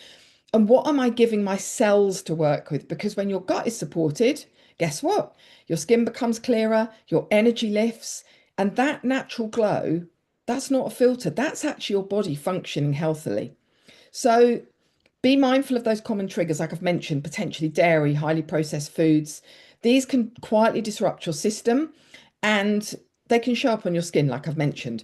And fourthly, the thing I'm really excited about at the moment is cellular energy really matters. There's so much going on in the scientific world at the moment around cellular energy and longevity, sustainable longevity. And we're understanding that more now than ever before about cellular health and aging. Supporting your body at a cellular level supports your skin's agility to repair, renew, and thrive. So it really does matter. And we're understanding more and more now than ever before about this cellular health and aging, because at the heart of the conversation, I'm only just learning about is something called NAD+, and that's a coenzyme that is found in every single cell of our body. And it plays a vital role in how your cells create energy. So if you'd never heard about it, like I hadn't until recently, I mean, some of the specialists will know about it. Just look into it and find out, how that can help your body function at its best. Because as our NAD levels naturally decline as we age, when that happens, we start to feel lower energy, slower repair. That can create changes to our skin. So when we talk about supporting our skin from the inside out, this is exactly what we mean. And this is why I'm always genuinely delighted to show my clients something that supports that at a deeper level. And being at that cutting edge with, longevity and science and botanically based ingredients and formulations, it creates that transformative wellness. And, recently through NAD Cellular, amazing energy drinks, skin booster products that you can put on your skin that I'm currently using, they're designed to be clean and powerful and, like I say, support at a cellular level. And that can help, believe it or not, helping stuff at cellular level can support obviously cellular repair, brain health, healthy metabolism, and natural energy production. And when those are supported, guess what? The biggest your body responds, your energy lifts, your body works with you, not against you. And then outside obviously what you put on your skin matters, because your skin doesn't just sit there, it actually absorbs. So ask yourself if you are using anything, and everybody needs to use certain products to protect ourselves from the outside environmental damage that can be caused. Are the products I'm using feeding my skin or fighting against it? And like I say, for the last 17 years, partnering with one of the world's leading clean beauty brands and clean beauty wellness, that is botanically based but backed in science, and always considering the people and the planet in every decision. When you combine those clean external skincare with clean internal nourishment, you absolutely just get natural radiance. And I really believe as well, our skin is intelligent. It believes what you do consistently, not occasionally. It's like anything, small, tiny steps consistently over time will lead to great results over time. So instead of chasing quick fixes, please build rituals like other experts have shared today. Build awareness, build consistency, because that's where that really lives for a great way to look at it. And when you love the skin you're in, it has a much deeper meaning. It does to me. Um, it means listening. When your skin's telling you something, listen, nourish it, don't neglect it. Choose products and habits that support, and most importantly, it's not about waiting till anything's perfect to appreciate it, because you have to remember, I know it's very obvious, but your skin is here with you for the whole of your life. So to me, healthy aging is a privilege. It's not a problem I'm looking to fix. We have definitely been sold the idea that aging is something to fight. And I see that really differently. Aging well to me is about supporting your body, your cells, and your skin so you can thrive as long as possible. And that is power, that's self-love, that's self-care. And those are the things that to me mean the most about loving the skin you're in, whatever age you're at. Actually, the earlier you start looking after that, um, men and women, I mean, we both have the same skin. This is not about outer beauty. This is about healthy longevity for everyone, boys, girls, men, and women. Um, and that's really what I want to share with you. Everyone can connect with me in my business and my community, at Sarah Winning Mills on LinkedIn. You can connect with me at Sarah_UK on Instagram, and Sarah Mills The Art of Winning on Facebook. So please love the skin you're in. Take care of it. It's the most amazing organ ever. Isn't it incredible? Fully waterproof as well. But anyway, thank you so much for that, and I hope you've got some great tips. Wonderful, Sarah. So beautiful and nice. And as you say, skin is a very important part. It's maybe one of the largest part of our body, because everywhere we've got a skin, and that is very important. And I feel one of the best foods for skin is omega-3, hydration, avocados, sweet potatoes for beta carotene, berries, broccoli, tomatoes, leafy green vegetables. It all helps. And for anybody, in case if you did want to find out about wow, women on winning, then you can see Sarah's Instagram page. Here it is. You can see her. Lots of followers and following over there, and she's doing a wonderful job. And it's wow, women on winning, the art of winning as well. So it's wonderful that you're doing so much for the society, Sarah. Skin, very important. So we had love and care and hair and skin. Let's take a quick comment from Dr. Kailash before we go to Honey's tips as well. So, Nishit, keep it ready in a moment. Kailash, your one tip for self-care and one tip for self-love. Yeah. Well, global namaste to everyone, and I've just joined and just listened to your talk, Sarah. Yeah, absolutely amazing, inspiring, and everything you said. It just makes sense. Loving yourself. And that's really important. I think first of all, being comfortable in your own skin. That's what they say, and looking at, like you were saying, it's the largest organ in our body, isn't it? And we're born with it, and we die with it, and everything tells us, our skin to say tells a million stories basically. And I'd just like to add to what you're saying about, eating healthy food and, being hydrated. And I've learned new things about NED, which I didn't know, cellular. So I'm going to look up on that one as well. So thank you so much. I always learn something new on these programs. Every week, the episode, somebody brings something new to me, and that's really amazing, really empowering. But also, I don't know whether this has already been covered, but I went through an early menopause. I had to have an hysterectomy. And again, I was on the hormone patches as well. And I saw a little bit of difference, after sort of say 6-7 years to my skin as well. And I didn't really feel the tightness and what I experienced in my youth. So I had my history when I was 40.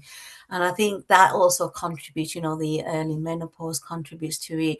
And I think stress and maybe, lack of sleep and stuff like that, lifestyles, they contribute a lot. And when I started to sort of reflecting on some of the external factors that I started kind of, said, okay, apart from, as well as eating healthy and drinking and all that, I need to sort of start thinking about my, routine as well and my lifestyle and just how to offload the stress as well. And I think that really helps as well. So I just wanted to add that as well. So self-care is about self-love, again, being comfortable in your own skin and loving your skin, and not comparing yourself. We're all different, and so that's really important. So Wonderful. that's my contribution, Neil Kumar. Yes, it's very nice. We had so much wonderful tips today and things, and we'll shortly, in a few seconds, play Honey's tips, what she has specially made for us. So as soon as it's ready, it will come up on the screen. And Sarah, skin. You obviously love your skin. Your skin is beautiful. You maintain it so well. Um, and it's so nice. So we'll talk more about skin as well. And now we're ready for Honey's presentation. So let's kick it in and listen what she has lined up for us. Welcome everyone and a global namaste. It's a true honor to welcome you into this space today, especially because it's a special wellness program held especially for you and of course organized especially by Healing Our Earth. I would say this is more than just a program because it's a journey of remembrance, a journey back to balance, back to clarity, and back to the most aligned version of yourself. In a world that often encourages us to rush, compare, and disconnect, today we choose something different. We choose presence, awareness, and inner connection. Over the next sections, we will explore the foundations of a fulfilled life, not just as a theory, but as lived principles that can transform your well-being, your mindset, your energy, and of course, your kind of experience of life itself. Now, this is about becoming steady within yourself so that no external circumstance can take away your inner peace. It's one of the most beautiful gifts you can give to yourself. So let's begin. I'd like to share some slides for you so that at least you get a chance to understand what I'm trying to share. I hope you can forgive me for the lack of light here, but the information is more important at the moment. So here is life mastery. The first thing I'd like to share with everybody here is life mastery is the ability to live consciously rather than reactively. It's understanding that your life is shaped not only by what happens to you, but by how you respond, interpret, and grow from it. So from a wellness perspective, mastery begins with balance. Balance between work and rest, balance between action and stillness, balance between giving and receiving. So when life becomes unbalanced, the body reflects it through stress, fatigue, and emotional overload. But when balance is restored, the nervous system softens, clarity returns, and energy begins to flow again. So life mastery is not about perfection, it's about awareness and adjustment. So it's the daily practice of asking yourself, what brings me into alignment today? So for that, I'd like to show you maybe, some of the kind of areas that I use to support myself. Here comes purpose in life. That's my first master key. Each of us are born to serve others through our gifts, talents, skills, or knowledge. That's one of the values I use. So I just like to share, these are part of the 24 master keys that I use for health, happiness, and inner well-being for myself. So I hope that this will be also connecting with you, and I'll be able to share some insights into how you can include this into your lifestyle and also support your well-being. So as I mentioned, purpose in life is this. The second thing I work and use is balanced lifestyle. So what I always believe is lead a balanced lifestyle mentally, emotionally, physically, materially, and spiritually. So all these 5 areas need to be balanced.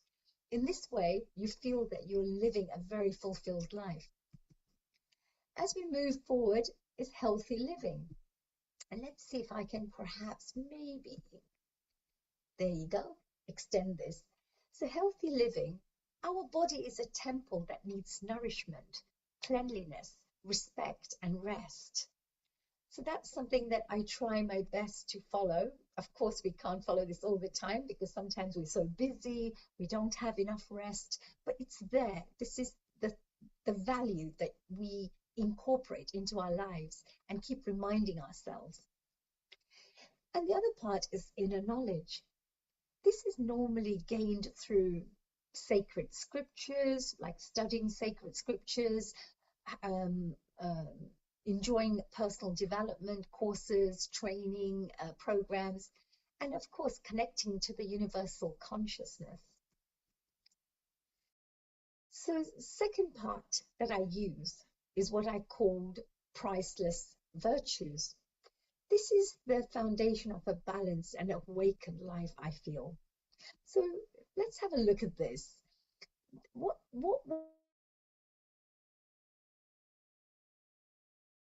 foundations of a peaceful life? They're not external achievements, they're internal qualities that shape how you experience everything in life.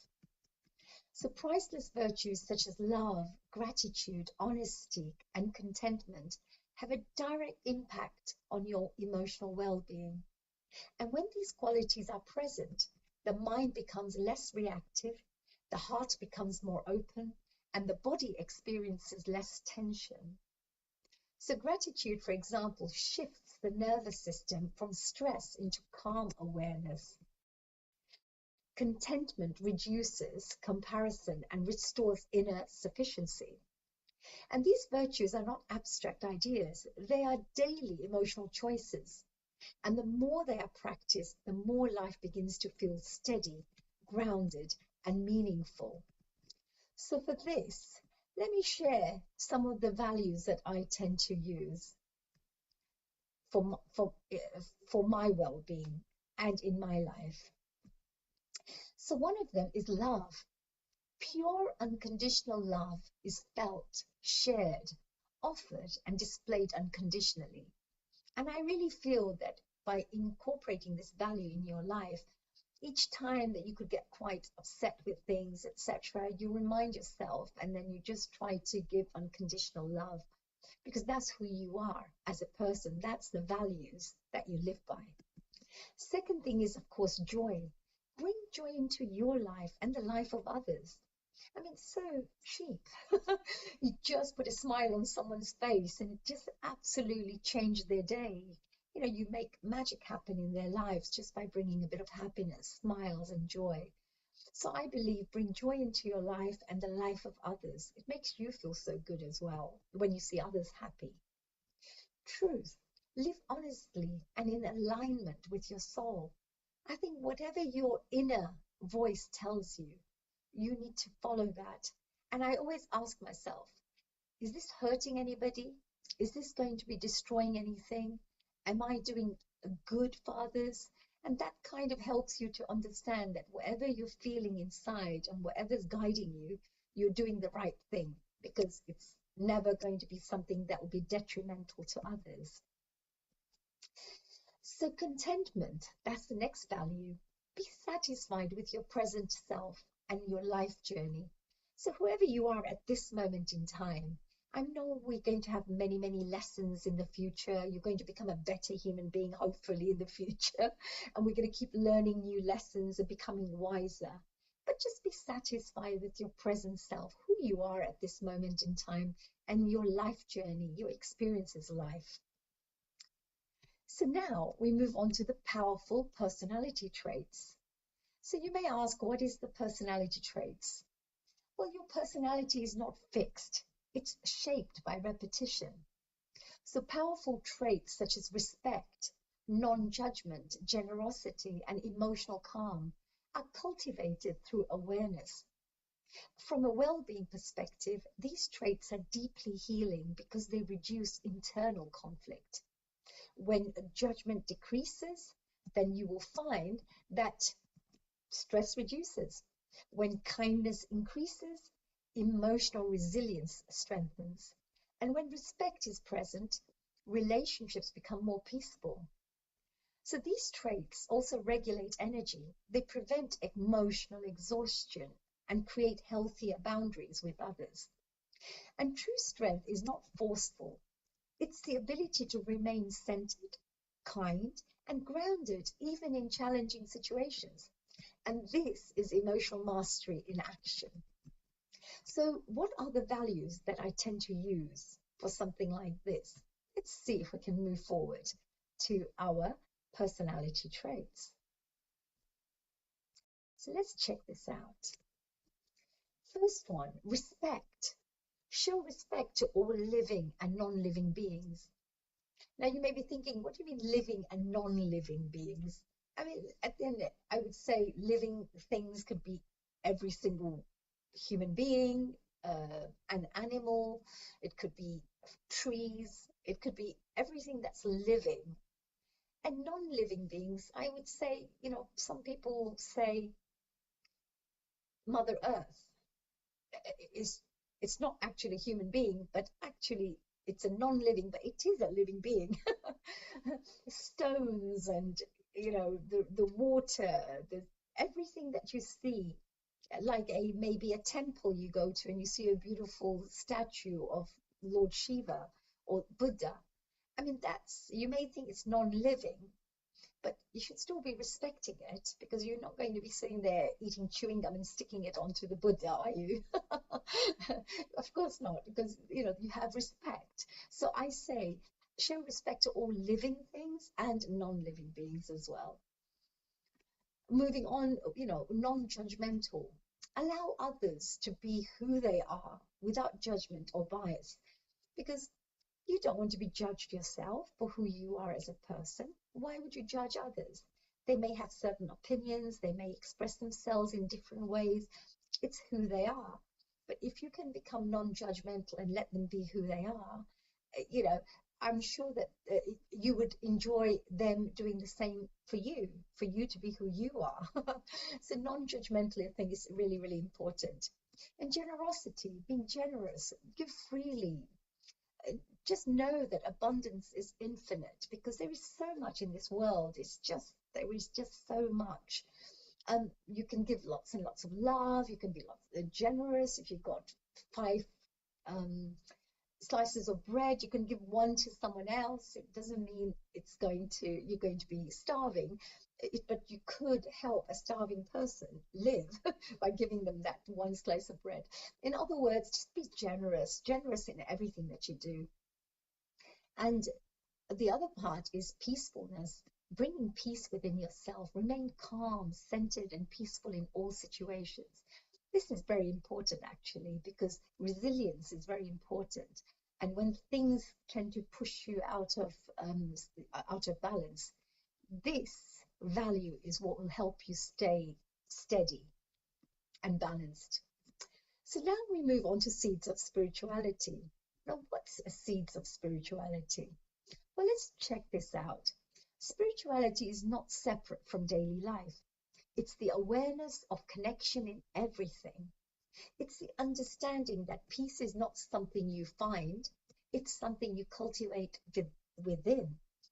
The seeds of spirituality include self-reflection, stillness, awareness, inner listening to that little inner voice of yours. When we slow down enough to observe ourselves without judgment, something powerful happens. We begin to understand our inner world more clearly. This clarity reduces confusion, anxiety, and emotional overload. And spiritual growth is not about escaping life. It's about becoming more present within it. And presence is where healing begins. Because once you accept what's going on in life, you're much happier, much more calmer, much more balanced. So let's move on and check out a little bit more about what kind of values we can use, which are considered seeds of spirituality for myself. These are some of the foundation I use to kind of cultivate a more awakened life. So first thing is divinity. I believe strengthen divine qualities in yourself and dissolve the limiting ones. And what do we mean by that? Well, love, generosity, happiness, all of those blissfulness, all that is very divine qualities. So just try to generate more of that within yourself. And being selfish and angry and frustrated, things like that, these are limiting qualities, limiting beliefs, and limiting emotions. So try to work on dissolving those limiting ones so that more of your beautiful divine qualities shine and blossom and become stronger. There's also the connecting with nature value that I follow. I love going to the park and just spending time with nature, or just walking and enjoying seeing the butterflies. And it's just, I love connecting with nature. So embrace the beauty and the tranquility of Mother Earth. It has a special kind of healing. There's so much prana and chi around nature, and that tends to really clear your aura. That's why many people go walking bare feet on the grass, because they know that kind of reduces their tension and pulls all the negative energy out of their system. There's also consciousness. Connect with the universal consciousness and the inner awareness. And what is consciousness? Well, consciousness, you're just seeing things in a more clear way, in a bigger perspective of life. So if you connect with universal consciousness, the wisdom, the higher wisdom, tends to flow through you. So the inner awareness awakens when you're making choices, you make better choices, you make decisions, and you make better decisions. So, the more conscious you are, you get a better and a larger perspective of life. So this is very important as well, to develop your consciousness levels. And contemplation. Why not use meditation, reflection, and connecting with your higher self? Just spend some time connecting with your higher self. I call myself the higher self because who we are as people, we're shaped by values and belief systems of others and programming that we would have had ever since we were young. But when you connect to your higher self, the higher self tends to guide you, it tends to guide you in what is more pure, what is more real. It helps you to see things in a more honest way. So this higher self guides you. So I really think contemplation is a great way to connect with that inner voice. So that now brings us to our divine qualities. And you may ask, okay, so what are these divine qualities? So for this, I always say, divine qualities are elevated human states, such as compassion, patience, forgiveness, and humility. These are not just spiritual ideas, they're deeply therapeutic for the mind and, of course, the soul and the body, of course. Forgiveness releases emotional weight stored in the body, and compassion softens stress responses. Patience reduces kind of inner conflict and inner anxiety and pressure. So when these qualities are active, the nervous system shifts into a calmer state, allowing the body to restore and regenerate. So the divine qualities bring harmony into how you relate to yourself and others. They help you move from reaction to understanding, from tension into peace, and of course, from resistance into acceptance. So this is where true emotional freedom begins. And it's a very powerful place to be at once you get to that point. So let's see what other kind of divine qualities that we can connect with here.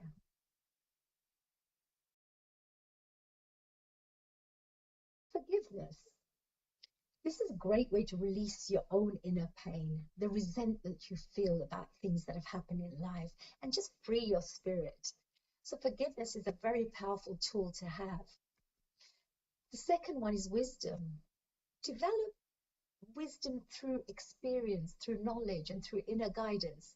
This is really great because sometimes you go through experiences, you've made mistakes, but it's okay because that's what learning and evolving is all about, is to experience life. And if you've made any mistake, you gain wisdom, and next time you use that experience to make better decisions. So use your wisdom and your knowledge to do that. Also, optimism. Maintain a positive, solution-focused outlook towards life. It's so important. Everything I see, I try my best to see, well, is the glass half full or is it half empty? I always look at it as half full because I think it's the best way to develop your mindset, because you look at good things, you see the best in everything. And there is so much good in the world. So if you create a habit of looking things in a positive way, you'll always be solutions focused. There's also gratefulness. Just appreciate everything you are and receive. So who you are as well. Be grateful for who you are, what has shaped you, what you've experienced, and what has made you to who you are today. And, I think you need to be grateful for all your achievements, all the wonderful, beautiful families, members that you have around you, all the people that give you lots of love, care. Just be grateful for everything that you have. And of course, whatever you're receiving from the world, from the earth, from like food, everything that you can think of, you could be grateful for. And also gifts to share. This is another area, by the way. Another area is gifts to share. Now, gifts to share, you may think, what are the kind of gifts that we could use to share with others? Well, each of us carries something unique within us, a gift that is meant to be shared. Your gift may be your voice, your kindness, your creativity, your leadership, or your ability to heal and uplift others. When you suppress your gifts, energy becomes stagnant, I feel. But when you express them, something shifts internally. Confidence grows, purpose becomes clearer, and emotional well-being strengthens. So sharing your gifts is not only about others. It's also about your own healing, because expression is a form of emotional release and self-actualization. So you're not here to shrink. You're here to contribute, to expand, and to uplift life through your presence. Now, I've been through situations where I feel like, I want to turn into a little person and just hide in a corner, because we would have gone through many, many challenges in life. But, the most important thing is to be able to come out of it and be able to realign your strength and your inner power and get back on track again. So I think this is very, very important. Here are some of the values I use, to share with others. So compassion. I just try my best to be as compassionate as possible. Just be kind-hearted and understanding to all. Sometimes, you think to yourself that why is this person behaving in this way? But don't forget, everybody has different experiences of life. They may not have the loving family that you have. They may be going through tough struggles in life. So you just be a bit more compassionate and understanding. Also, discipline. Oh, this is a very hard one, but it's a very important one. Discipline is so important. It builds focus in your life, and it allows you to choose actions that serve growth. So, things, for example, do your 10-minute yoga every day, or that's also helps you to grow. Also builds focus that, every morning I'm going to do this for 10 minutes. It's discipline. The discipline is what creates you as a personality, as a character. So discipline, I think, is really important, and use it to also serve others. Freedom, liberate yourself and others from limitation. Freedom is the best thing you can give people. Let them be free to be who they are. Let them be free to express themselves with who they want to be. At the same time, of course, you should also be free to be able to express yourself. So liberate yourself and others as well from limitation. So now we come to unity, which is our last wonderful slide. So unity is very much about embracing all humanity as one family. Whether you come from a Christian background, a Hindu background, a Sikh background, or a Jewish background, it doesn't matter. Every person out there, every family member out there in this world is a family member. So just see humanity as one family. We all are human beings. We have maybe different ideas, different customs, different religious beliefs, different languages. We may look different because of our skin color, but inside we're all the same. So I would say that do try your best to know that you're connected to everything in this world, everybody. So let's see what our closing message is here.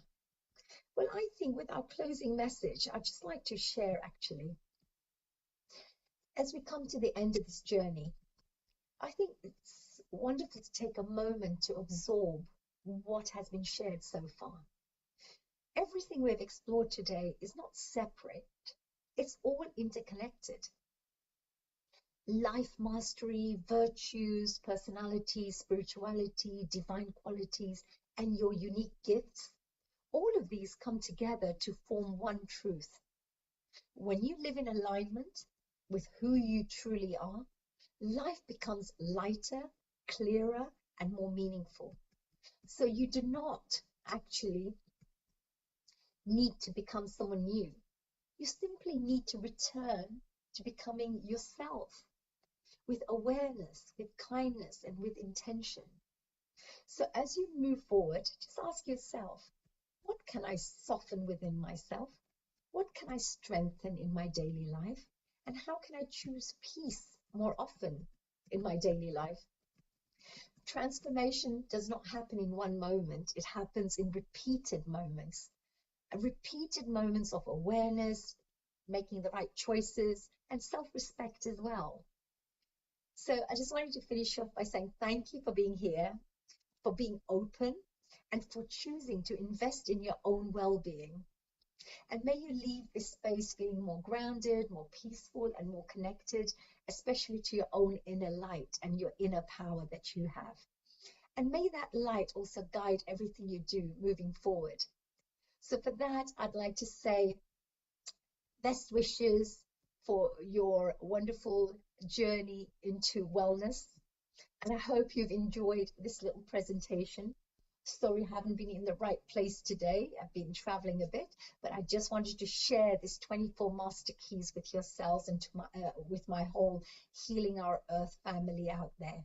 So enjoy the day, and to the rest of our hosts out there, thank you very much for inviting me here to be part of this fantastic global wellness episode. A global namaste to everyone. Marita, wonderful presentation by Hani, our resident host, and Yeah, wonderful presentation, honey. yeah, and it's time now to welcome another dynamic lady. And shall we introduce her? And let's welcome Sushma Banot. Yeah. Global namaste. Global namaste to everyone.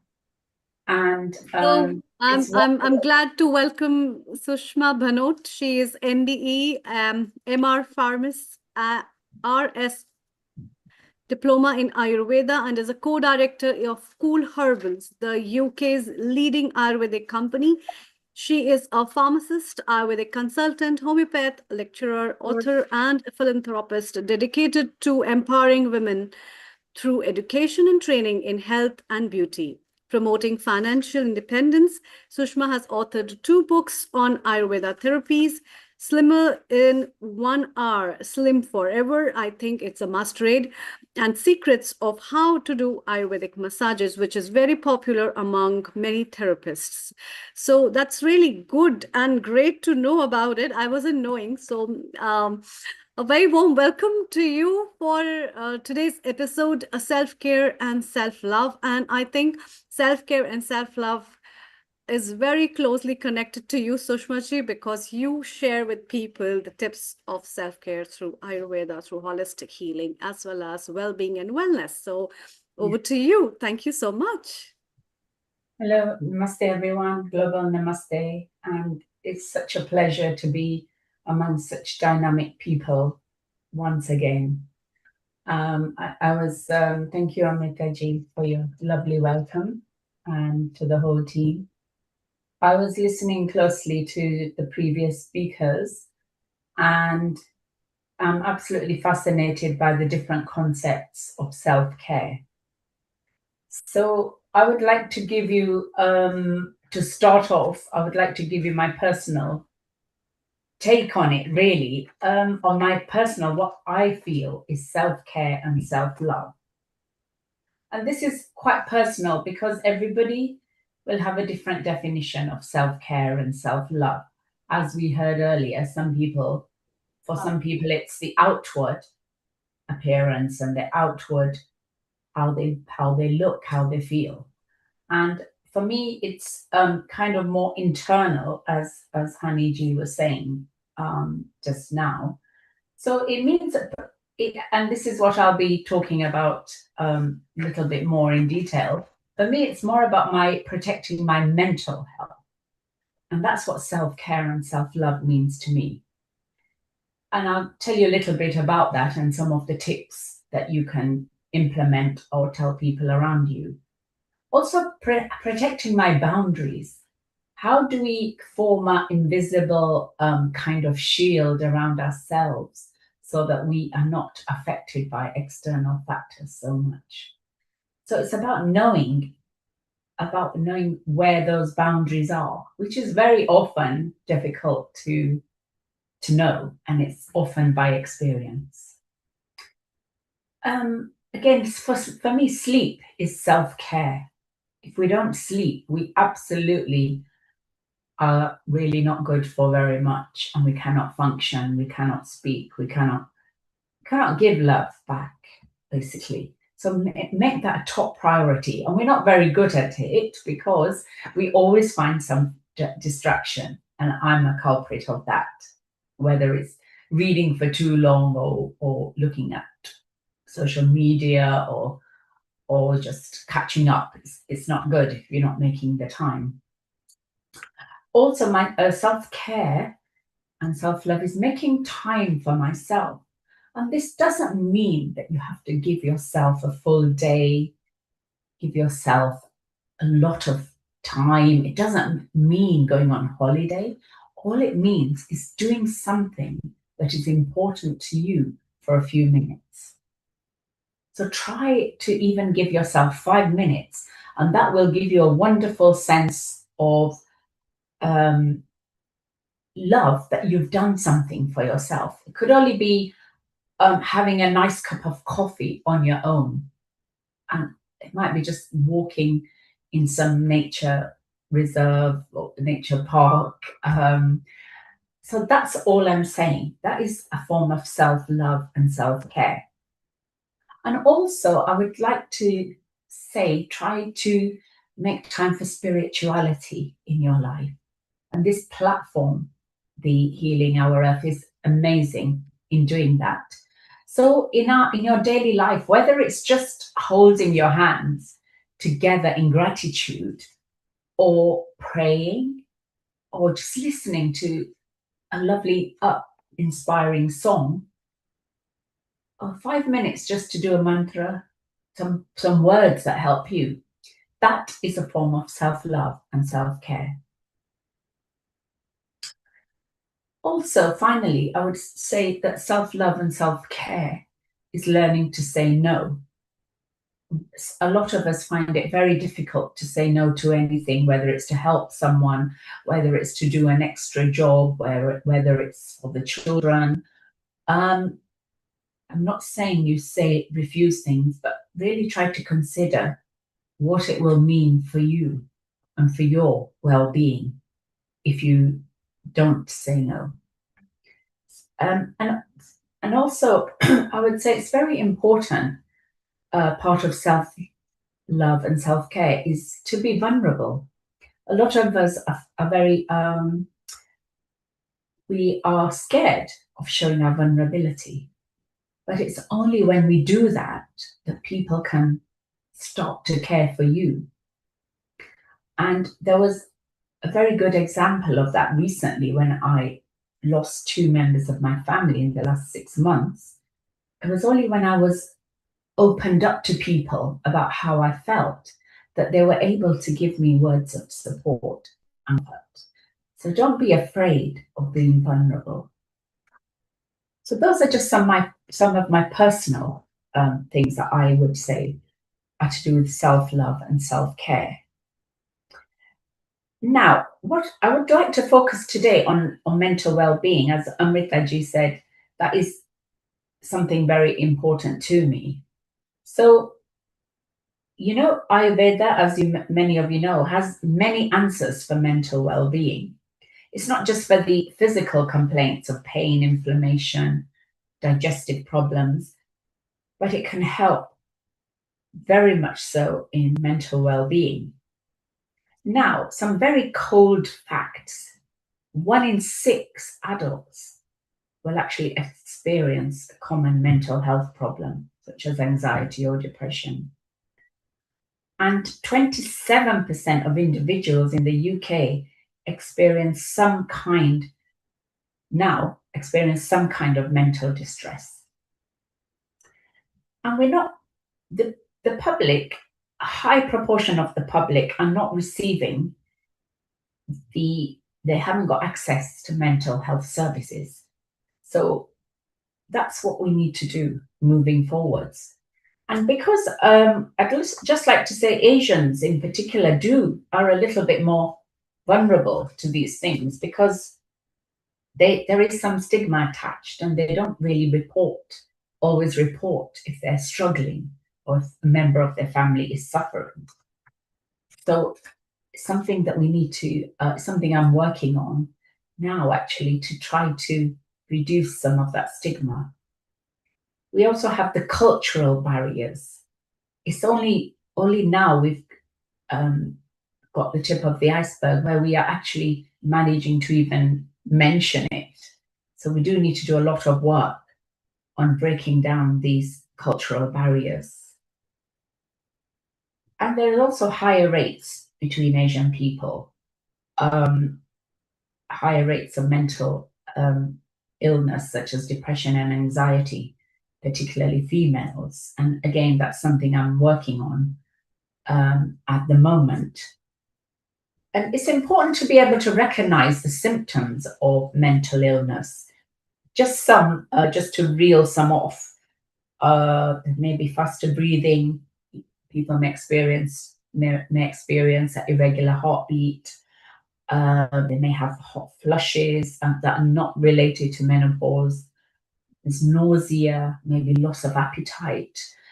If somebody's not eating, they don't want to eat, try to dig a little bit deeper about what is actually going on.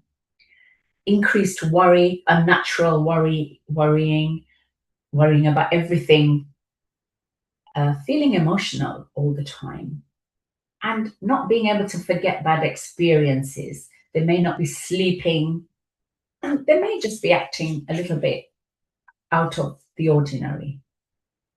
They may stop the self-care that we're talking about. They may not look after themselves. And they actually feel they cannot enjoy life anymore. They're not getting excited about something. Those are just some of the things that you could look out for in the people you are surrounded with. So Ayurvedic self-care, what does it mean for mental well-being?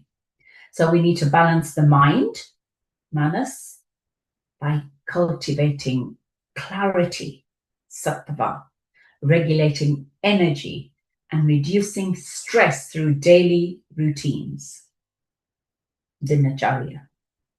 Some of these have been mentioned already when we were talking about health of the hair. So we're detoxifying the body basically. So the morning routine could consist of the tongue scraping, warm water, neem mouthwash, and the abhyanga, which is the daily self-massage with sesame oil. And just 5 minutes of meditation. It's just focusing or just mindfulness. Gentle yoga. We're not saying do some complex exercises, just simple, perhaps stretches, perhaps your deep breathing, pranayama, and that will help significantly to start the day off well, and you have more chance with your mental well-being. So you might wake up early, scrape the tongue, remove the toxins, drink warm water, use herbal oils to nourish your body. When you nourish your body, as we spoke about when we touch our skin or massage the skin, we're actually nourishing our nervous system as well. So we can reduce anxiety and ground ourselves. Have consistency in your life. One of the main culprits, or one of, not the main, but one of the culprits for mental health issues is not having order in your life, not having consistency, not knowing what's happening next. So try to have a routine in your life, waking, sleeping, and eating. So we would like to incorporate some pranayama into our lives, which is the deep breathing. It may just be a few rounds of deep breathing, or you could do more breath work. You can ask me about how we pause the breath and then breathe again, or how long we hold the breath for. Spend time with nature. I think that's becoming really apparent now, how our external surroundings, the beautiful ones like nature, trees, flowers, how they can really ground our energy and nourish our mind and help us see things differently. We must have a sattvic diet. What do we mean? Nutritious foods. Think very carefully, what are you actually putting in your mouth? Which means you do have to be organized, otherwise you will eat the first thing that you see. Consume fresh, whole, nutritious foods. Things that are easy to digest. Khichdi, brown rice is healthier, may not be as easy to digest. Warm, cooked meals. Ayurveda always promotes warmth and home cooked food where possible. The vegetables and fruits that are in season. We're very fortunate to have fruits and vegetables available at our fingertips throughout the year. But it's always better, according to Ayurveda, to have what's in season. To promote mental clarity and calmness. Of course, we all try to avoid processed food, limit caffeine. You can still have your caffeine. See what would happen if you try to reduce it somewhat. There are lots of herbs available in order for us to adapt to stress, to reduce anxiety, calm our mind. Ashwagandha, Brahmi, to name two. Have a nice ritual when you go to sleep. Look after yourself. Have a routine of self-care. Might be a bath, might be just closing your eyes, it might be reading something soothing. Have a ritual for your sound sleep. Of course, we know about the digital dangers at the moment, so limit that where possible before bed. And sleep hygiene, we may have spoken about, is to do with our sleep routine. A nice, cool room. There is actually an optimum temperature if you want to have a good sleep. I think it's around 20 or 22. A dark, cool, quiet room. You might want to have a foot bath or just massage some cream onto your feet. And you'll be surprised what a difference that makes in giving you a better sleep. Practice gratitude. Be thankful for even the smallest things. You might have had a day that's been particularly not good for whatever reason, but think about what actually went well. There are certain therapies, if you would like to have a professional treatment, things like Shirodhara, where we focus on the third eye and we have a steady stream of warm oil that's focused on the marma point there. And there's actually research that's been done to show that this treatment, which is also known as the king of treatments in Ayurveda, a 30-minute session has been shown to lower the heart rate, and by way of scans is induced alpha brainwaves, which is a similar effect to meditation. We may want to do the nasya, where we instill ghee into the nasal passages, and this helps to lubricate cranial nerves and clear emotional tension. Panchakarma is a system of treatments where there's a range of 5 treatments that help to promote detoxification and calmness in the body. So you could go to a professional who is an expert in doing that and ask for a treatment for that. And that in itself could be very beneficial in reducing some mental health problems. Here we're actually removing the toxins from the body, and that's also been found to enhance the mood. Again, personally speaking, I find affirmations, if I've got a particularly difficult day, I say things to myself to help me get through the day. And you'll be surprised how that affirmation sticks with you throughout the day. And you suddenly find the day that you were dreading, maybe you've got a lot of appointments, maybe you've got a meeting you particularly don't want to be in, maybe you've got a big workload, maybe you've just got a big gathering, and you can feel apprehensive about all of those things and how are you going to actually cope. So these affirmations, which is things that you say to yourself, can be very beneficial. So at work, these are some of the things you could say to yourself to help manage work stress, confidence, and set those boundaries that I spoke about. I'll start with, I'm doing my best, and that's enough.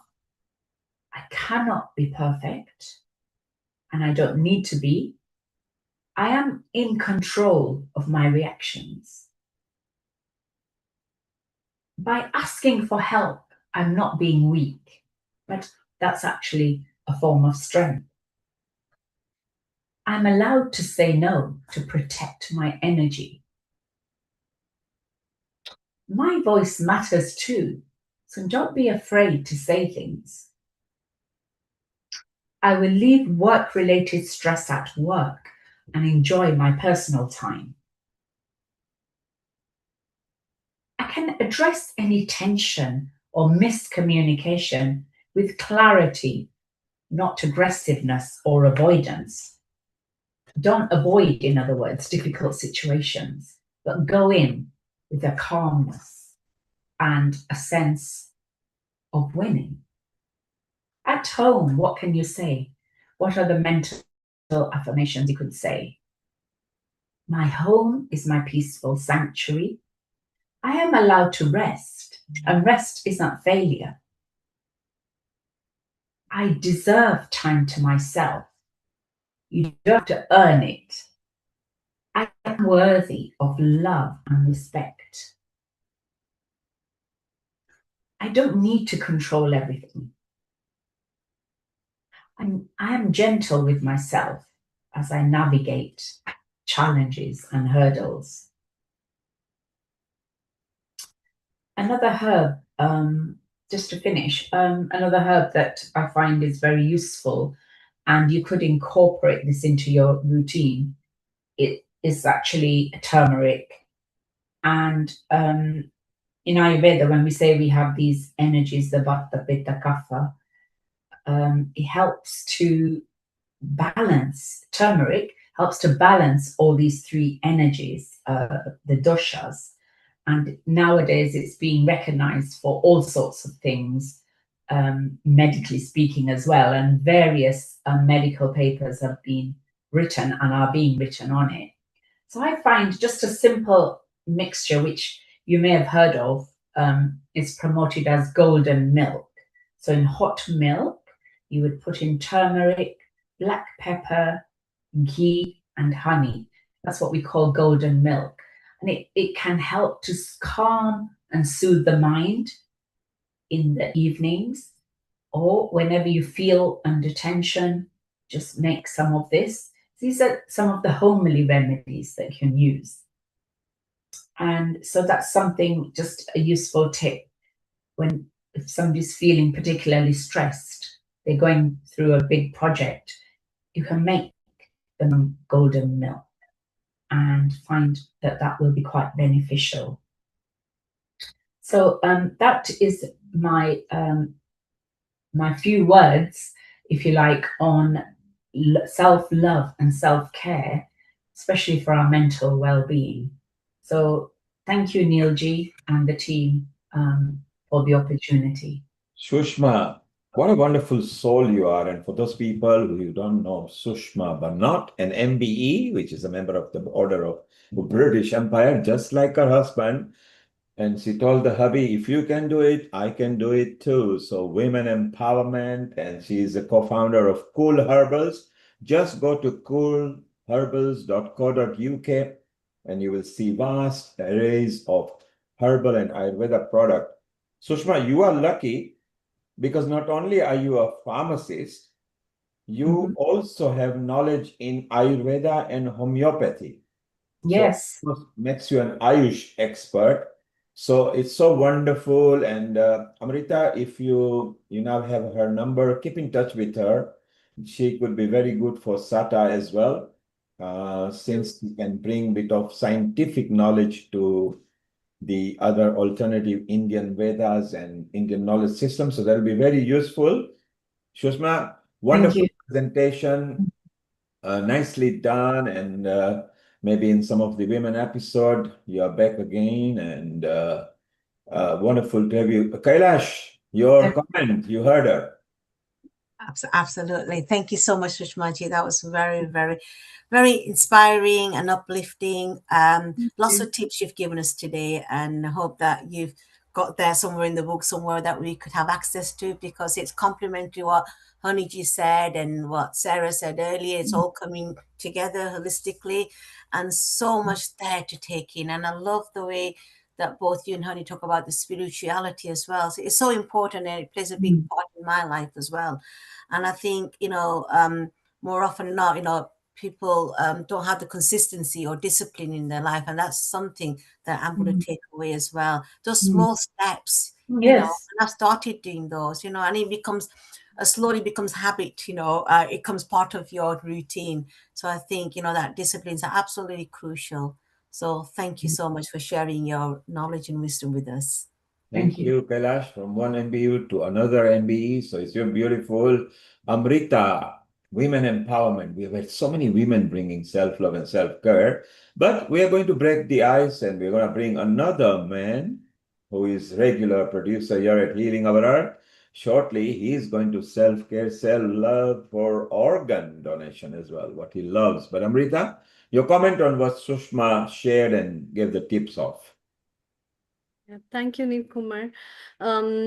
Sushma ji, that was nice actually hearing you in different aspects that you share through Ayurveda. It's really nice taking up the tips and very profoundly the simplicity of explaining things and giving it to people so that people can understand. It's really nice. So I'll be connecting you personally as well to take your guidance as well as connecting with you very well. So thank you so much for joining. And it's time to move from UK to India, where we have our regular contributor as well as our episode producer of organ donation, as we have Rotarian Lal Goel ji. Global Namaste to you. Very good evening.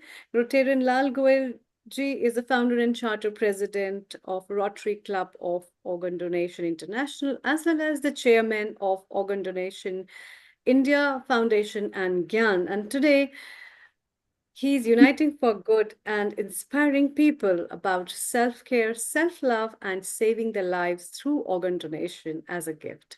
So you have been profoundly working on this and very versatile and also empowering people to understand how precious our lives and others' lives are. So who other than you can talk better on that? I leave you for your message as well as the guests who will be joining up. Thank you so much. Over to you. Thank you very much, and global namaste, Neil Kumar ji and Amrita ji and the entire team of Healing Our Earth. And a very warm welcome to all of you joining us from across the country and around the world. Today's theme is simple, yet deeply powerful. Self-care, self-love, save lives, the gift of organ donation. We often think of self-care as something we do for ourselves, our health, our peace, and our well-being. But true self-love goes beyond the self. It expands into compassion, into humanity. And its highest, it becomes one extraordinary act, the decision to save lives through organ donation. When you register as an organ donor, you are not just making a choice, you are creating a legacy. One donor can save up to 9 lives, 9 families, 9 futures. In India, thousands still wait for a second chance that never comes in time. The gap is not of medicine, but of awareness and decision. Today, I invite you not just to listen, but to act. Speak to your family, share the message, take the pledge. Because self-care is not only about saving yourself. True self-love is about saving others. Let's begin. And now, let us understand how this one selfless decision, the gift of organ donation, has the power to turn loss into life. We are not God, but God has given us power to save up to 9 lives and improve up to 75 lives. And I am again thankful to Mr. Neil Kumar for first time giving me as a solo to talk about organ donation. Otherwise, I always have guests who are speaking and I will just moderating the program. Why I am saying why it is so important?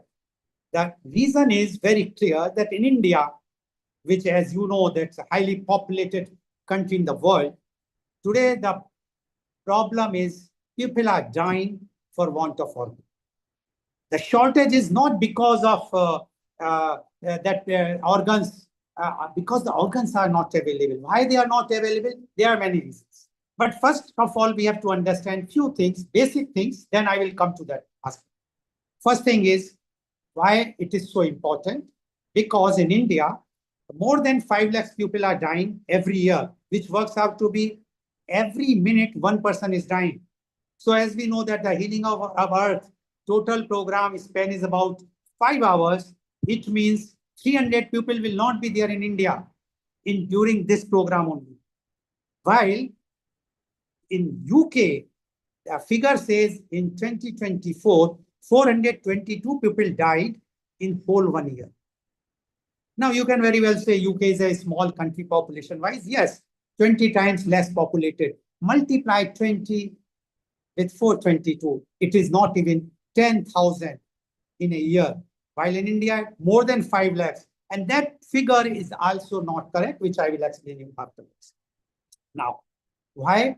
But before that, there are two types of organ donation. One is a living donation, and another is a brain death. Living donation is when a family member donates his or her organ to another family member, which is allowed in India. And the brain death is when a person declares brain death, his organs can be retrieved and can be given or donated to save the lives of several people, depending on the condition of organs, but up to 9 people can be saved. Now, as earlier I said that the time limitation is there, so I will explain today about why it is so in India. While we term ourselves that we are the descendant of Karn, Danveer Karn, so why it is happening? There are 4 major things according to me. First reason is awareness. As per one survey done in India, it was found that 84% of the population has not even heard the name of organ donation. And out of 16%, 9% were those who either themselves suffered or their family member or friends suffered. And 7% where the awareness has been created by the NGOs like Rotary and other NGOs or the government. So that is one of the major blocks in India. That's why awareness is required. Why I am talking, people can ask why you are addressing the global. Because we know that healing our earth, people across the world, they are not talking of only their region or the country. They are worried about the entire earth. And India is also on that. And Indian condition as far as organ shortage is the worst. That's why it is a very alarming situation. Second reason is the infrastructure.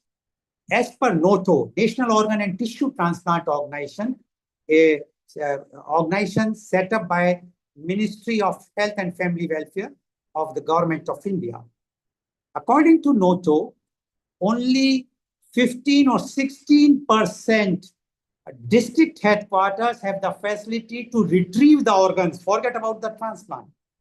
It means the 84 or 85% of the district headquarters doesn't have these facilities. So you can imagine those cities, people are dying because there are no facilities. Or in other words, the organs which are available are going waste. So in both the ways, ultimately the people are suffering. So this is the second major reason. And the third major reason is the cost factor. In India, as per the 2025 report of NATO, about 800 institutions, medical institutions are doing organ transplants, out of which 15% belongs to the government. Now, it means about 120. The rest belongs to the private. And in government, as per my own experience of last 10 years, very few are doing all transplants except All India Institute in Delhi and other places. Otherwise, everyone is doing either kidney or liver or both, while all other organs are being transplanted in private sector. Now, what is the situation? Situation is a private hospital in Mumbai is charging 10 lakhs rupees for a kidney transplant. For a liver transplant, it goes to up to 25 lakhs of rupees. For heart, it goes up to 50 lakhs of rupees. And lungs goes to 1 crore rupees. Now, situation is so bad. And unfortunately, in India, the insurance company, till about 2 to 3 years back, they were not giving any compensation or insured in this amount. But after so much hue and cry from NGOs like us, they have now started giving out a lakh of rupees, which is a peanut. And over and above, the patient has to take, who is receiving the organs, from 10,000 to 25,000 rupees medicine per month lifelong. So from where? Forget about below poverty line, forget about poor or middle class, lower middle class, I can say even upper middle class or rich class can't afford to pay 1 crore rupees. Only the super rich people can afford. So this is one of the major factor. But I must give credit to our Honorable Prime Minister, Shri Narendra Modi, that one of my program, which I was conducting during the pandemic media conference with Lal Goya, the limit of Ayushman was 5 lakhs. But one of my guest speaker, Dr. C.V. Anand Bose IAS, who was at that time the chief advisor to the government of India for labor, and after that he became the West Bengal governor till 2 months back. So he told me that Ayushman Bharat, we are offering 5 lakhs rupees. And I said this 5 lakhs rupees is not going to serve any purpose because the minimum is about 10 lakhs of rupees. And he asked me how much you think. I said at least 20 to 25 lakhs rupees. He said, can you send me the clipping of only this talk of us? So about 4 or 5 minutes clipping I sent to him, which he forwarded to our Honorable Prime Minister. And I'm very happy to inform all of you that our Honorable Prime Minister, Shri Narendra Modi ji, has increased only for organ transplant this limit under Ayushman Bharat from 5 lakhs to 15 lakhs of rupees, which means it is covering almost the liver and kidney transplant. But unfortunately, the health is a state subject, not the center subject. And that's why many states have not followed it. Even Maharashtra, it took me about 1.5 years to pursue here.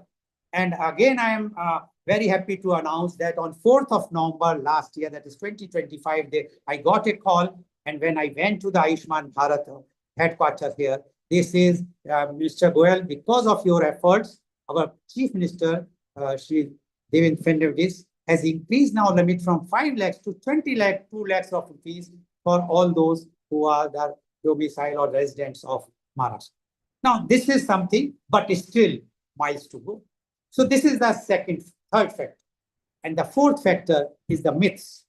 There are 2 types of myths, cultural as well as the religion. Now, I will talk about culture. Culture myth is that if doctor comes to know that this patient can be declared brain death, they are unnecessarily declare brain death. It is not possible. There are laws, very clear laws. There are committees which examine the patient one time and again after a gap of 6 hours, again they check up. And so there is no nothing like that.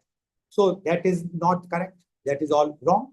Second, they say that if I donate my eye, cornea or my kidney, in the next birth, I will be without kidney or without eye.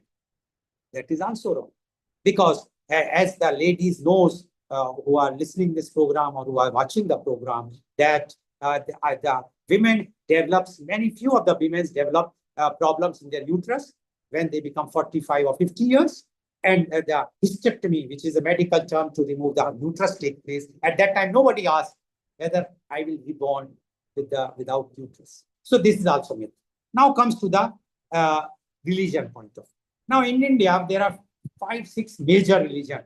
First there are like Hindu, 80%, 15% Islam. Then in 5%, we have Christians, Sikhism, Jainism, and Buddhism. I will go from reverse side, Buddhism. Now Buddhism, we know a country which is very close to India, that is Sri Lanka.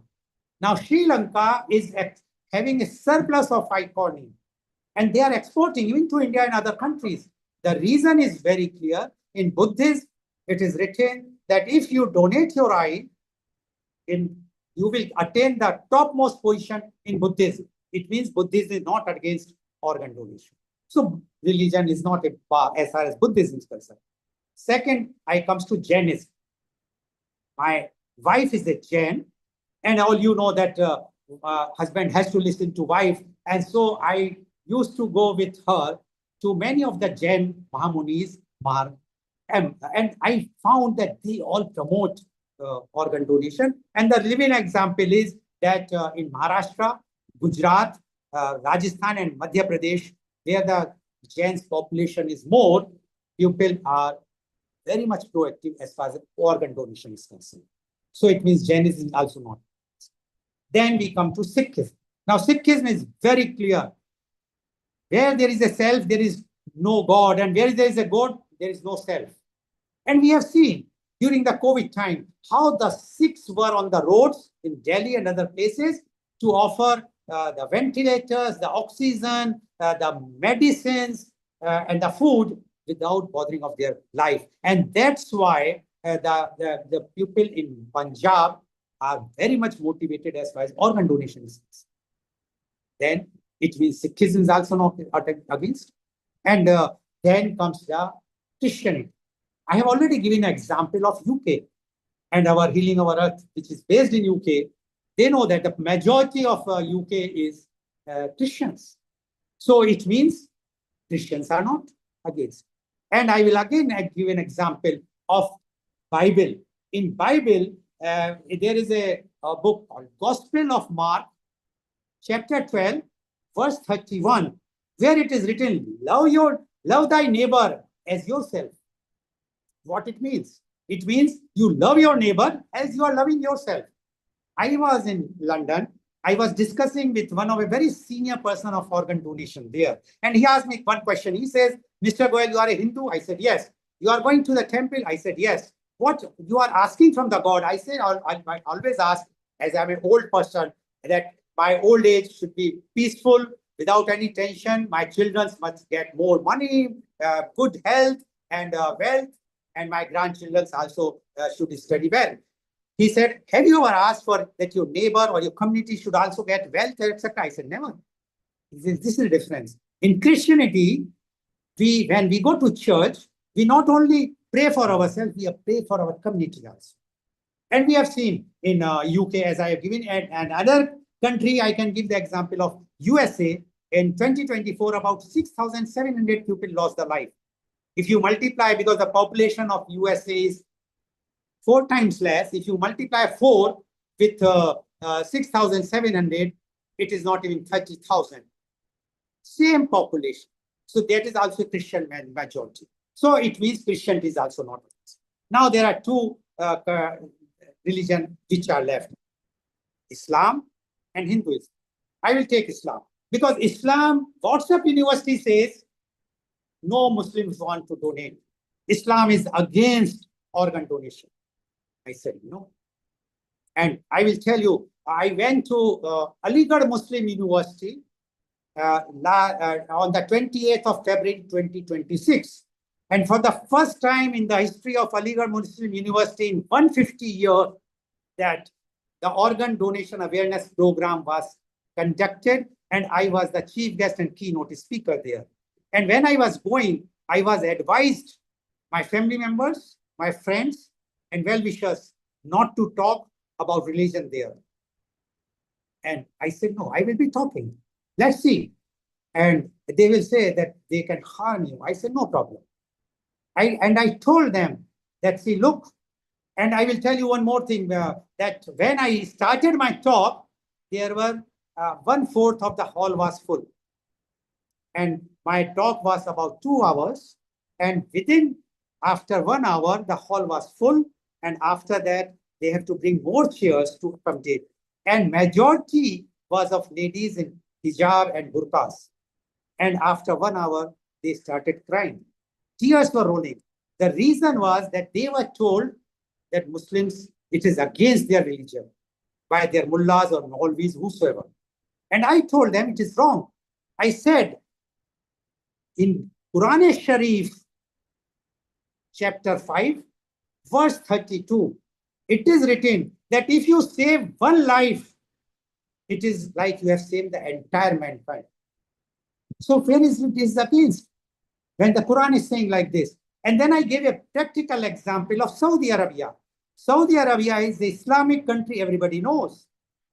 The PMP, per million population organ donation in Saudi Arabia is 4 in 2023.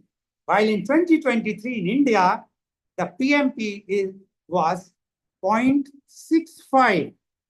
So how you say that Muslims are against or Islam is against? It is not Islam is against, it is some mullah or Maulvis who are giving wrong information. And that's why those ladies were crying, because they might have lost their husband or brother or father or son or daughter or mother for want of. So it means Islam is not. Now come to Hindus. And my very first question, wherever I talk, because this is it's not an interactive thing. So I asked one question to all the Hindus. I'm also Hindu. The first thing when we start a new work, which God we pray for first? And the answer comes, Lord Ganesha. So my reply is very clear. If you are a Hindu, if you believe in Lord Ganesha, then you have to believe in organ donation. Because we all know that his head was transplanted. And who did the transplant? Lord Shiva. It means Lord Shiva and Lord Ganesha believes in organ donation. So why we are against? But few of our Hindu friends says, we are Vaishnavas. We believe in Lord Vishnu, Lord Krishna, Lord Ram. My answer is very clear. Lord Krishna, who was born in Mathura, and fortunately for me, I was also born and brought up in Mathura.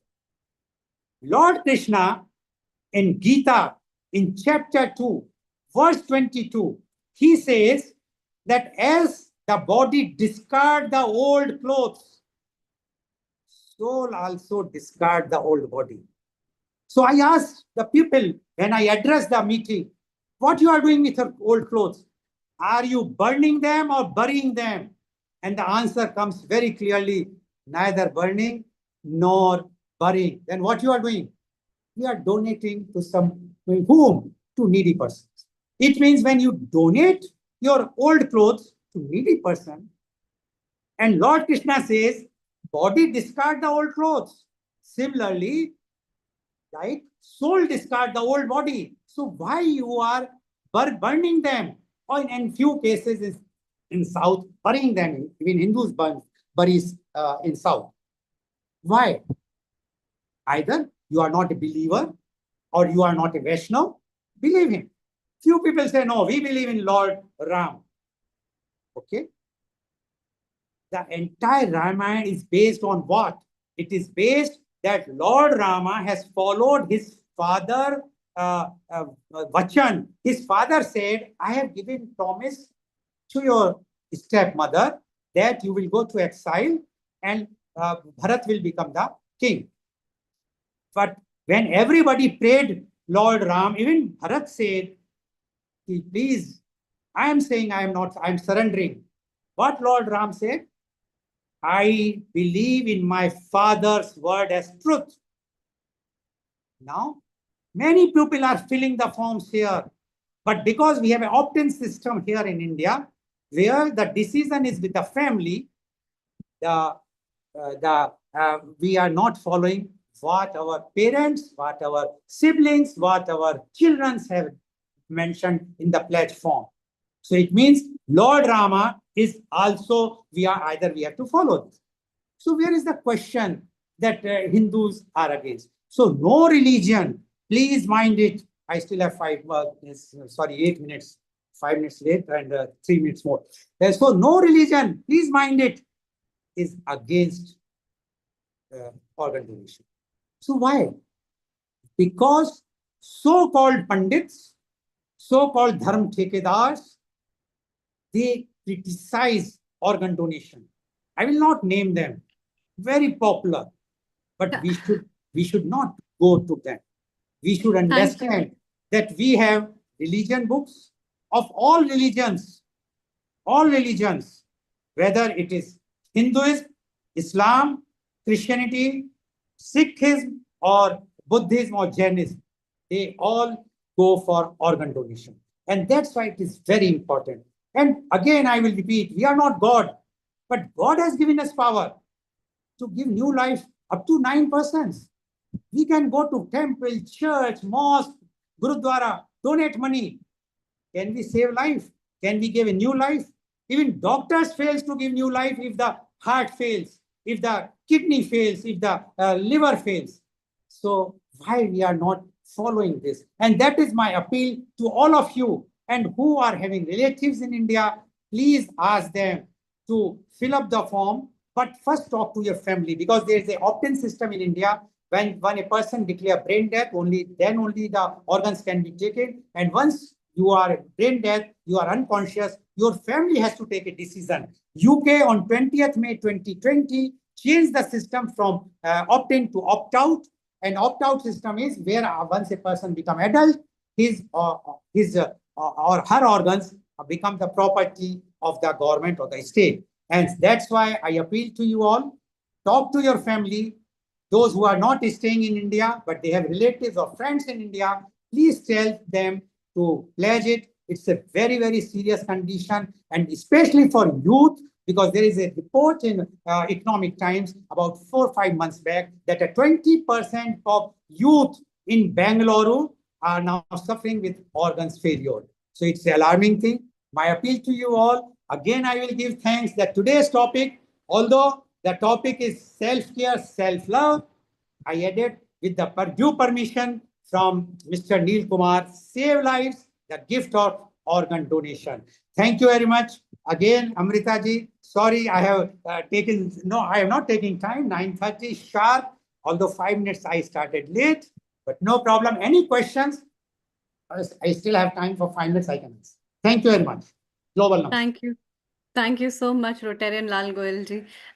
Every time you give a spark to people and ignite the thought process that yes, the life is so precious and we must value it, but in the perspective is pretty different. And I think your voice will give an action of thought to the people to think about how important it is to save others' life as well through organ donation.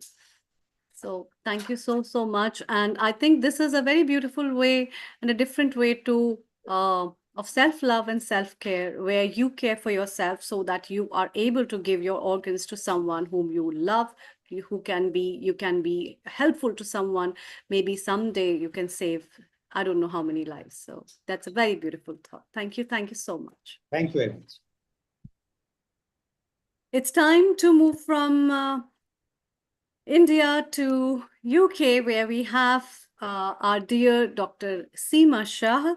Dr. Seema Shah is a holistic professional whose passion for wellness stems from personal challenges, global exposure, and a relentless desire to empower others through the transformative power of nutrition, health coaching, mindset, yoga, meditation, and essential oils. So, Global Namaste and a very warm welcome to you. You are, in your own way, very fascinating because you talk about so many things, and your harmonious way to heal people and to give tips to people how they can stay healthy can also be very beneficial. Let's hear from you what you have for all of us. Namaste. Thank you very much, Amrita ji, and a global namaste to everyone. Thank you, Neil Kumar, and the rest of the team at Healing Our Earth. It is indeed an honor to be here today and share a glimpse of what I know. So hopefully it will impact at least one life, hopefully more today. So my topic today is about scent, especially essential oils to do with our self-care and self-love. Let us start with a few moments where we're just closing our eyes and taking in deep breaths. If you feel cold, you can put your hands on your heart. And as you breathe in, feel love for yourself as you are authentically. Each and every cell of your body feeling loved. Have a smile on your face with gratitude. And as you breathe out, letting go of any stress, any tension. And do this for 2 to 3 more breaths. With each breath in, feel radical love for yourself, bathing each and every cell of your body with the emotion of love. And as you breathe out, relaxing further. Now, with your next deep breath in, imagine a scent, maybe from your childhood, that makes you happy and joyous, or perhaps even a holiday that you've been to, something that you smell that transport you instantly to a different place or a different time.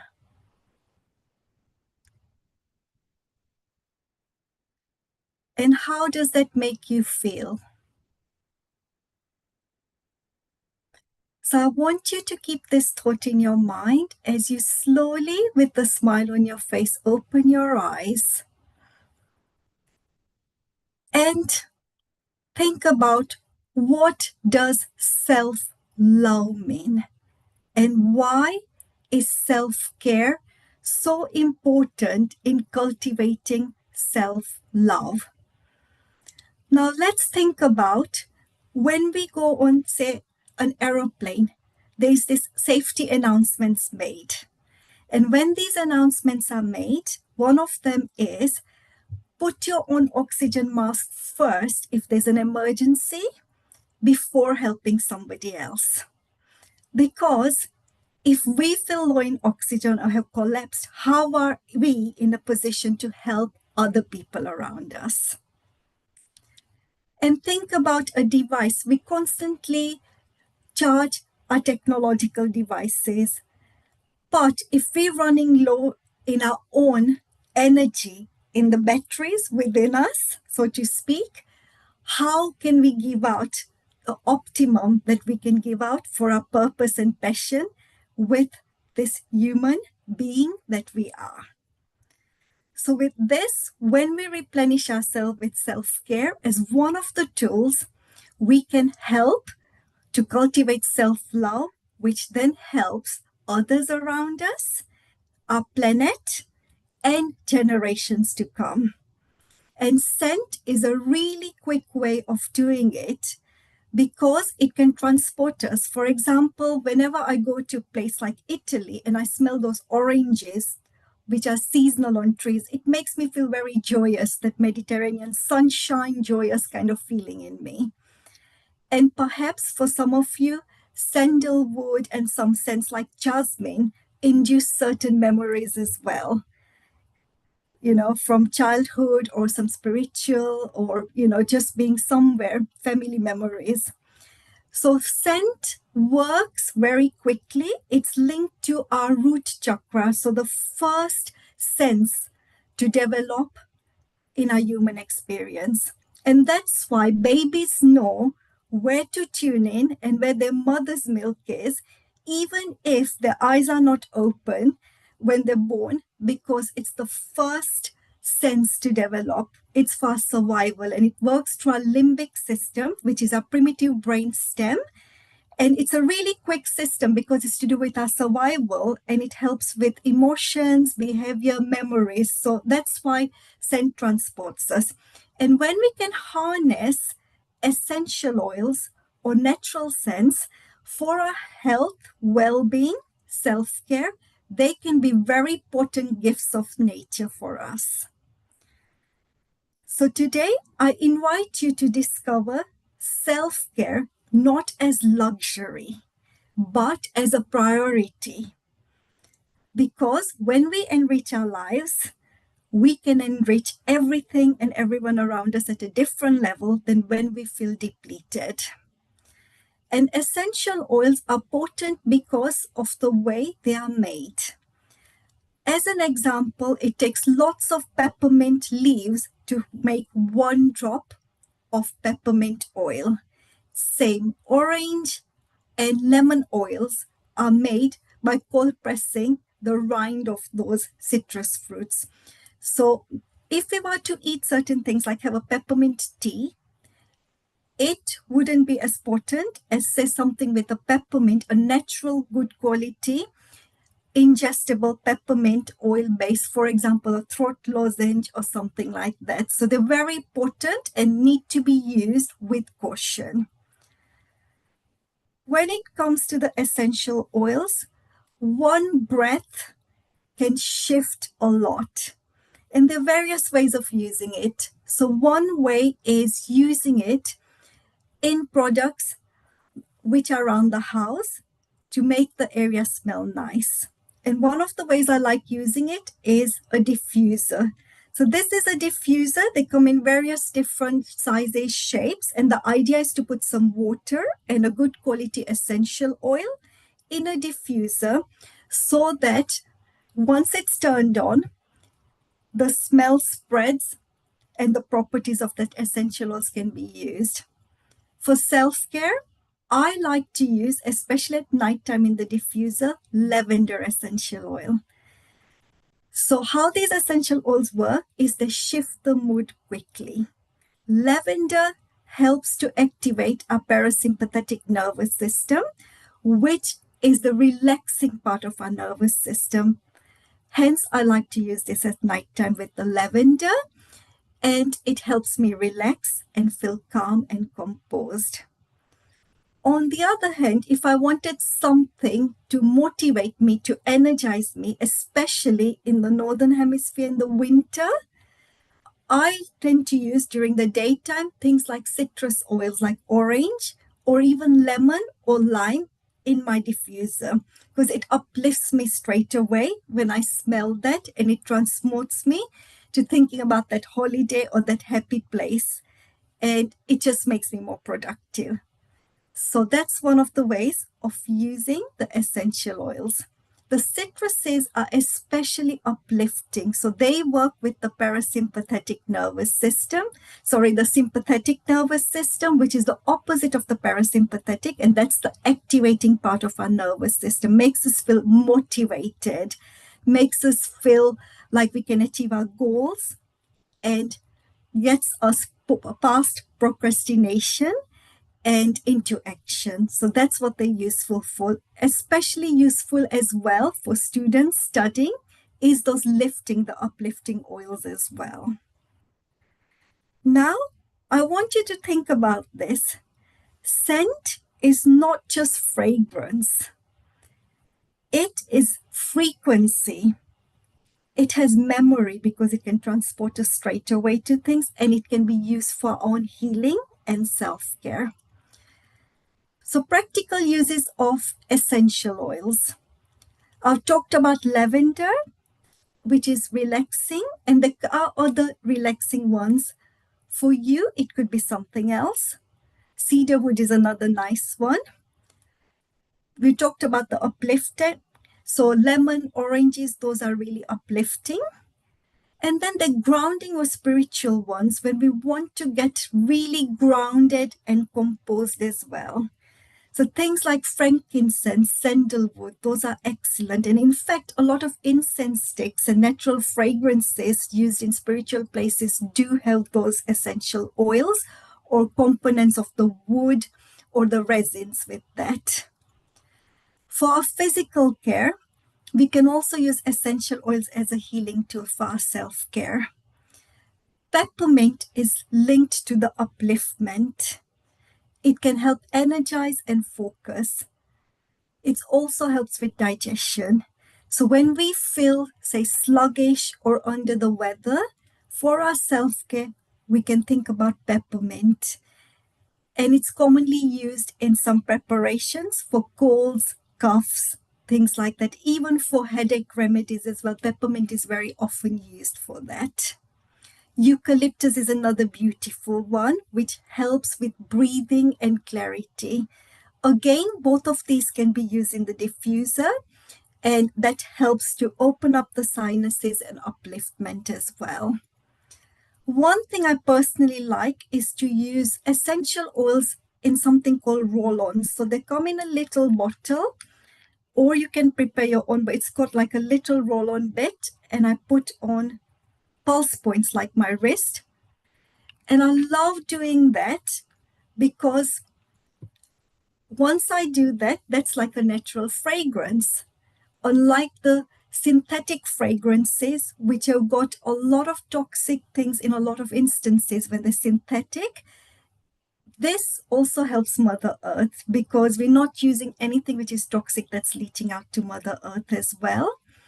And lots of studies have been done where they have shown that in the human placenta, the toxins that are in the mother can get passed on. So also being conscious that when we use natural things for our own health and well-being, that is precipitating through us and via us, which means that our organs are less inundated with the toxic chemicals as well. And once I put the essential oil on my pulse points, depending on what it is. So the one I'm using today over here is the jasmine one. And for me, jasmine makes me feel really uplifted.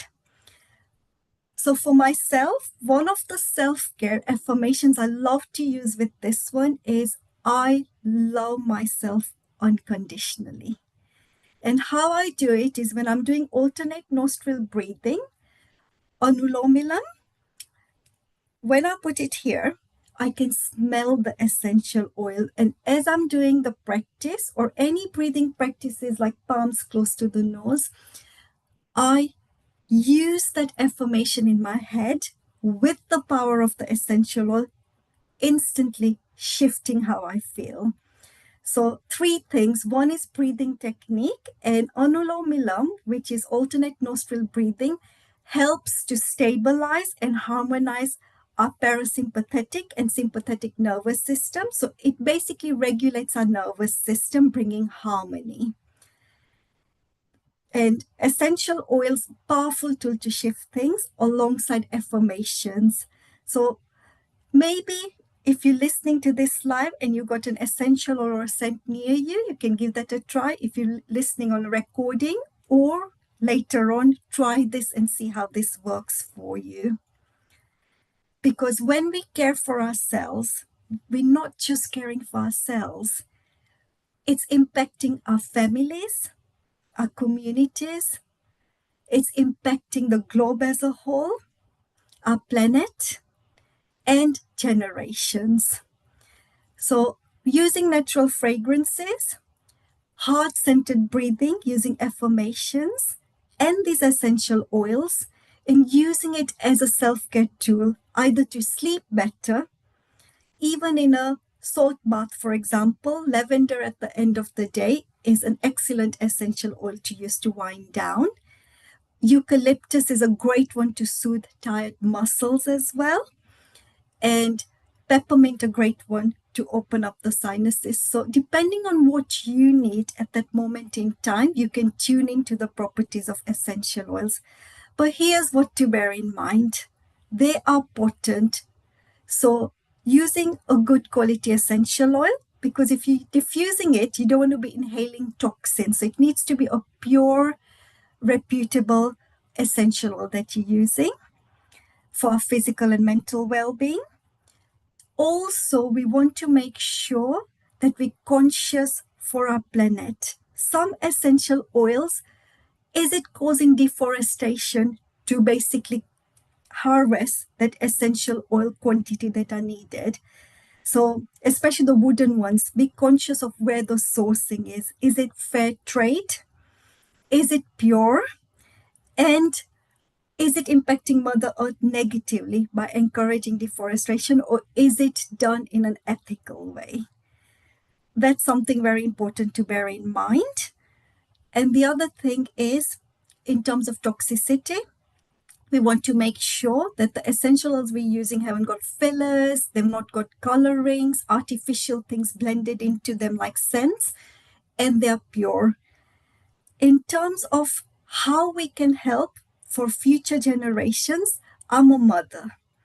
So I've taught my son to make a vision board, and he does that. And we go through that together. with the essential oils that he tunes into. So before he goes to bed, there's a certain calming blend that he uses. And when he feels he needs to do his homework or feel motivated, there's another uplifting one that he uses with some citrus oils. And I've anchored the affirmations that are on his vision board alongside what he needs. And that's so important because modern education will teach a lot of academics, possibly sports and other dynamics. But when it comes to us regulating our nervous system and our own composure, little tools like that can impact the future generation as well. And when we are healthier, it's said we vote with our wallets. When we make these conscious choices, we impact generations to come. And that's why there's something very dear to me. It's for us as people, for the planet, being conscious of that, and for future generations. Because what we do today will not just impact us today, it will impact others around us, our planet, and future generations. So self-care is not selfish. Self-care is a priority. And when we prioritize ourselves, I choose to care for myself so I can be my vibrant best self to give out to others. People feel that energy. We all enter rooms where we can tune into people's energy and we feel, okay, this person is approachable, they feel very energetic. And then other people, we feel, oh, I feel drained. So we can tune into energy. And when we truly replenish ourselves, that emanates out to others. So thank you so much for having me and look after yourselves. You stay with yourself from your first breath to your last breath. Love yourselves unconditionally. Thank you. Wonderful. So you love your essential oils, and I think a lot of people actually use it as long as they don't react to one. So play around, test around what works for you, and it's nice. What's your favorite? You like lavender. What's the one that you find that most of the people you talk to, on average, from different country, different age group, what's the most common favorite one? I'd say lavender because it can be used right from newborn babies, and that's why it's used in a lot of baby products as well, all the way through. It's generally safe for most people. Some essentials like citrus, especially if there's an allergy, things like grapefruit, people on certain medications to do with hypertension or blood pressure can't use. So there's some contraindications with certain essential oils. Lavender general is safe. And if it's a pure grade lavender oil, sometimes it's also used for cuts and bruises and things like that as well. But it has to be pure enough to use topically on the skin. If unsure, diffusing is one way, but even with that, we're breathing in. So try and get the best, purest quality that you possibly can. So lavender, I'd say, is one of the most versatile oils that I hear people using the most, no matter where they are in the globe. And of course, lavender flowers, they blossom in so many countries. Can you imagine having natural bloom of flowers just near your house by a window? Then you got the natural aroma. Amrita, you love essential oils as well. And what's your favorite? And how do you feel on the delivery of the self-care, self-love that Seema has shared with us? Thank you, Dr. Seema. It was a very nice talk that you delivered because you talked about different aspects in different ways, and especially the connection of essential oils and our own self, as well as we'll be shortly having from Brahma Kumari Sister Jayanti ji, who will be again talking about self-care is not selfishness, and your connection with the same thing is really versatile. In fact, my favorite essential oils that I commonly use is a cedar oil because it has got immense beautiful properties. It's an aromatic tree, which is in the pine in the hilly regions of Himalayas as well. And eucalyptus oil is also one of my favorites. I use them for a lot of cold, cough, allergies, issues with the children, where children are stuck with get solutions to these things. And I also use some incense as well as aromas for just fumigation as a type of Agnihotra. So thank you. That's beautiful. And we've got Sudhir Sharan here as well. Our Yes, Global Namaste, Professor Sudhir Sharanji. Senior Global panel. Namaste. Sudhir, what is your Yes. favorite essential oil? Mine is a complex of three. So there is a base one, there is a medium one, and there is a top one. And you'll be very happy. Your self-love begins with exploring perfumes. The fragrances bring back memories. That's the first thing they do. And when you gain consciousness, you start attaching identities with fragrances. You know? And so the favorite ones keep on changing by season for me. Summer, I like something different. Winters, I like something different. Then when I am here in Bangalore, there are different fragrances which make me calm. And when I'm back there with my son, different natural fragrances make me calm. And Dr. Amritaji was saying, cedar.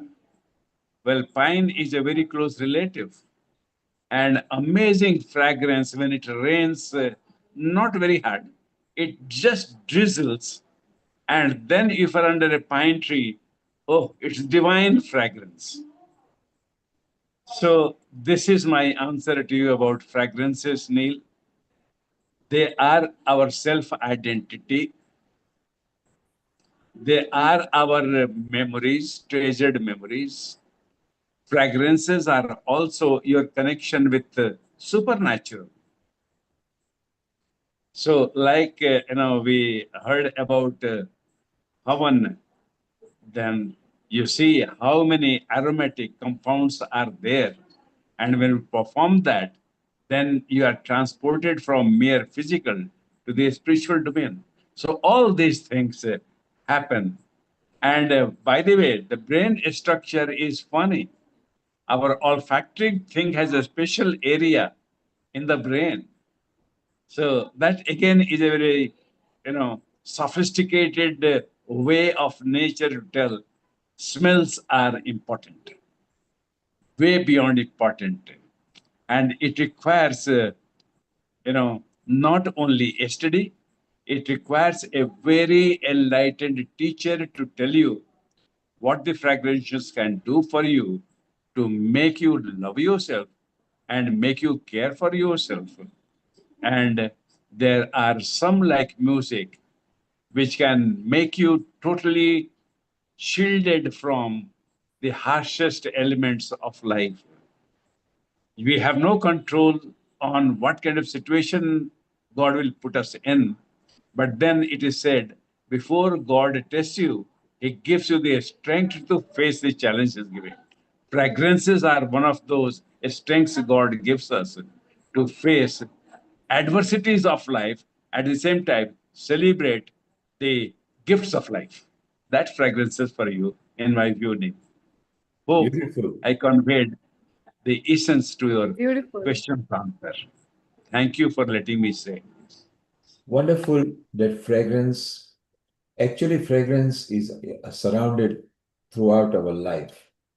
The gardens are so beautiful. Isn't it amazing what we can learn from nature? The fashion industry loves about the fashion color from the garden, from the flowers. The combination of clothing is decided by how flower combinations are. You look at the Indian sari manufacturers, they actually study the combination that a flower produces. So the Rani color and the mustard color, which became so famous 34 years back in India, and it's still carrying on, it came from flowers. And flowers again comes fragrance, and in the part of coming for beauty, self-care, self-love, Dr. Seema mentioned that a child is very clever, even without opening eyes, can actually send the mother's fragrance. And it's very important that they do, because it's easy to recognize they've got compound eyes when they're very young. So I think fragrance is also very beautiful. I think sandalwood, we always use sandalwood in our ceremonies. Maybe because it emits good, beautiful fragrance, and way back 5, 6, 7, 10,000 years back, the gurus and the gods was using it. And I think that's how certain things come about.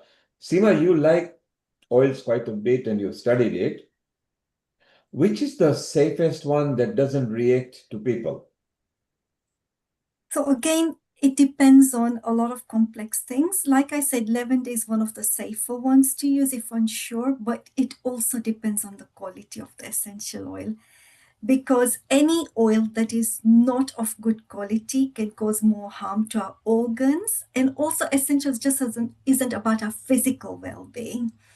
It's linked to our emotions, it's linked to our mindset, and even our spiritual things. So that's why, like you were mentioning, sandalwood is used in a lot of spiritual practices, as is frankincense, cedarwood in some, Palo Santo in South America. So different countries have got different aspects of the spiritual aspects of essential oils as well. Main thing is knowing they're potent, using good quality, ideally sourced well, so fair trade, things that are avoiding harm to our planet, so avoiding deforestation and other issues as well, and knowing how it impacts us, because it's not just going to impact our physical well-being, it's going to have multidimensional impact to us. So safe, lavender is known as one of the safer ones, but for each person, and I totally agree what was said, I go through the seasons of needing, wanting, and resonating with different essential oils depending on what I need. Sometimes I need to have the uplifting ones. Sometimes I need the relaxing ones. What I tune into winter can be the heavier wooden oils. In the summer, it's more the joyous citrus oils. So it really depends on what I need for the purpose for that moment in time. So go seasonal, go safe, and Seema, it's a correct time now to go to our spiritual fragrance, a wonderful soul who emits so much personality and fragrance. Amrita, let's welcome our one and only Sister Jayanti. Namaste and Om Shanti, Sister Jayanti. Global namaste to each and everyone. And yes, it's lovely to be with you again. Thank you for being there. For all our viewers, Sister Jayanti, let's welcome her. She has been with us ever since the inception of Healing Our Earth. She is a spiritual teacher, much sought after international public speaker, author, and a visionary leader guided by spiritual values and principles. She's also an additional administrative head of Brahmakumaris, embodies a unique blend of Eastern wisdom and Western education and culture, imparting the deepest spiritual truths with utmost clarity. A very warm welcome to you, and I'm looking forward to hear from you about self-care and self-love. Om Shanti. Thank you. It's perhaps the most important subject for all of us at the moment, because generally speaking, we're good at caring for others, but not so very good at caring for ourselves. And sometimes we see it a little bit as being selfish, but no, it's not selfishness. It's rather just being sensible. If I'm sensible, then I know that if I care for myself, I'm also going to be able to care for others around me. I'll give you an example. If you ask people generally, what is it that's most important? Then they'll probably say, my work. And at work, probably the most important thing we would feel is the output, whatever it is I'm doing. What is the output? What are the tangible results of that? What is it that's measurable? We want the metrics. But the other thing that people might say is, well, my family. But I don't often hear anyone say, well, myself. And if you think about it further, you'll see how if I'm caring for myself, and I don't mean spending my time just in a luxury parlor or in a spa or anything like that. Each thing has its own place, and if that's what I want, that's fine. But that's not the priority. And caring for the self actually means caring for the inner being, which means the soul. Now, how do I care for the inner being? If I give myself a little bit of space, a little bit of time, then what am I doing in that time? What I'm doing is going on an inner journey. And when I go on that inner journey, I'm connecting with the rich treasures that I carry within myself. Most times we've been looking for those treasures outside. I want to go there because I want to have peace. I want to have a relationship with this one because I want love.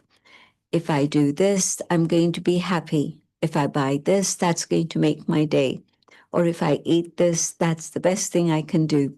But all of those things are very, very temporary. I eat something and maybe it's okay for now, but maybe later it's going to give me a stomach pain. But I might buy something and it's okay now, but maybe I drop it and it falls apart, it falls to pieces. If it's a new car I buy and somebody just slightly scratches it, well, bang goes its value. So everything that I want, if it's just through my physical senses, those are not the things that are going to really help me care for myself.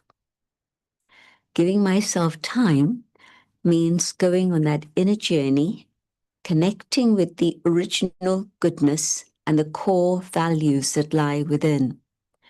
And not just going on the journey myself, but connecting with the divine. The light, the love of the divine works like the sunshine on the qualities that I carry that I've forgotten about. You know, when somebody says, what can I do to make myself happy? You don't often hear the answer, well, go inside and you find the happiness within. But that is the truth. A few moments in silence, and I connect with the soul, and I connect with the divine, and all the treasures that I'm carrying that are eternal treasures that I'll be able to have with myself forever are expressed. And so this is the way to be able to really care. Because if I do this for myself every single day, I'm a much, much better person. And within my own family, I then have the capacity to be able to give and give and give. How much tolerance do you have with your children? This much? This much? This much? Well, maybe it depends on your mood and it depends on the time of day. But can I take so much love from the divine, so much compassion from the divine, that my heart opens up and I'm able to give compassion to all the people around me, not just my children, but my neighbors' children too, everyone around me, and not just children, adults also. And in that way, create relationships that are long-lasting, that are durable. Because today, so many relationships break up because of a lack of tolerance or because of too many demands and expectations. If I'm caring for myself, I keep myself full and content. So I don't need to go chasing here and there, wanting something from others. Most relationships end up breaking because both sides want. This one wants, the other one wants, and the thread breaks apart. But if one of those two can carry a reservoir of love, of happiness, of joy, then they can give and give and they can take from above and allow it to move through them and reach others. And in that sense, there is really no limit whatsoever. I have a connection with the divine, and so I become a channel. And there's an endless source from which I'm drawing on. And so it's not just 10 times that I'm tolerant, but the 11th time, the 12th time, I don't count, but I'm able just simply to give. And I don't have expectations of others to give to me. I don't need it. I'm connected with the source. And so relationships becoming sweeter means that there's a much, much wonderful way of cooperating and working together and collaborating together. If I'm content inside and full within, then relationships at work also are much sweeter. It isn't competition, but collaboration. Your talents and my talents come together, and there's something else special that comes out of it. Not just 2 plus 2, but 2 multiplied by 2, and something new is able to emerge. And so you can see how there's this link, but the foundation of it is caring for myself. Then I'm able to care for my family. I'm able to care for my colleagues at work. And lo and behold, collaboration at work means that there's a lot more success and a lot more cooperation that makes things move much, much faster. And so it's a reality. Go within and you find the treasures, and that helps you on all levels within your own life. And what about love? Again, there's a statement that comes in the Bible that says, when you love yourself, you're able to love others. And it's the first commandment. How come we're not able to love others? We've forgotten that first part. Learn to love yourself.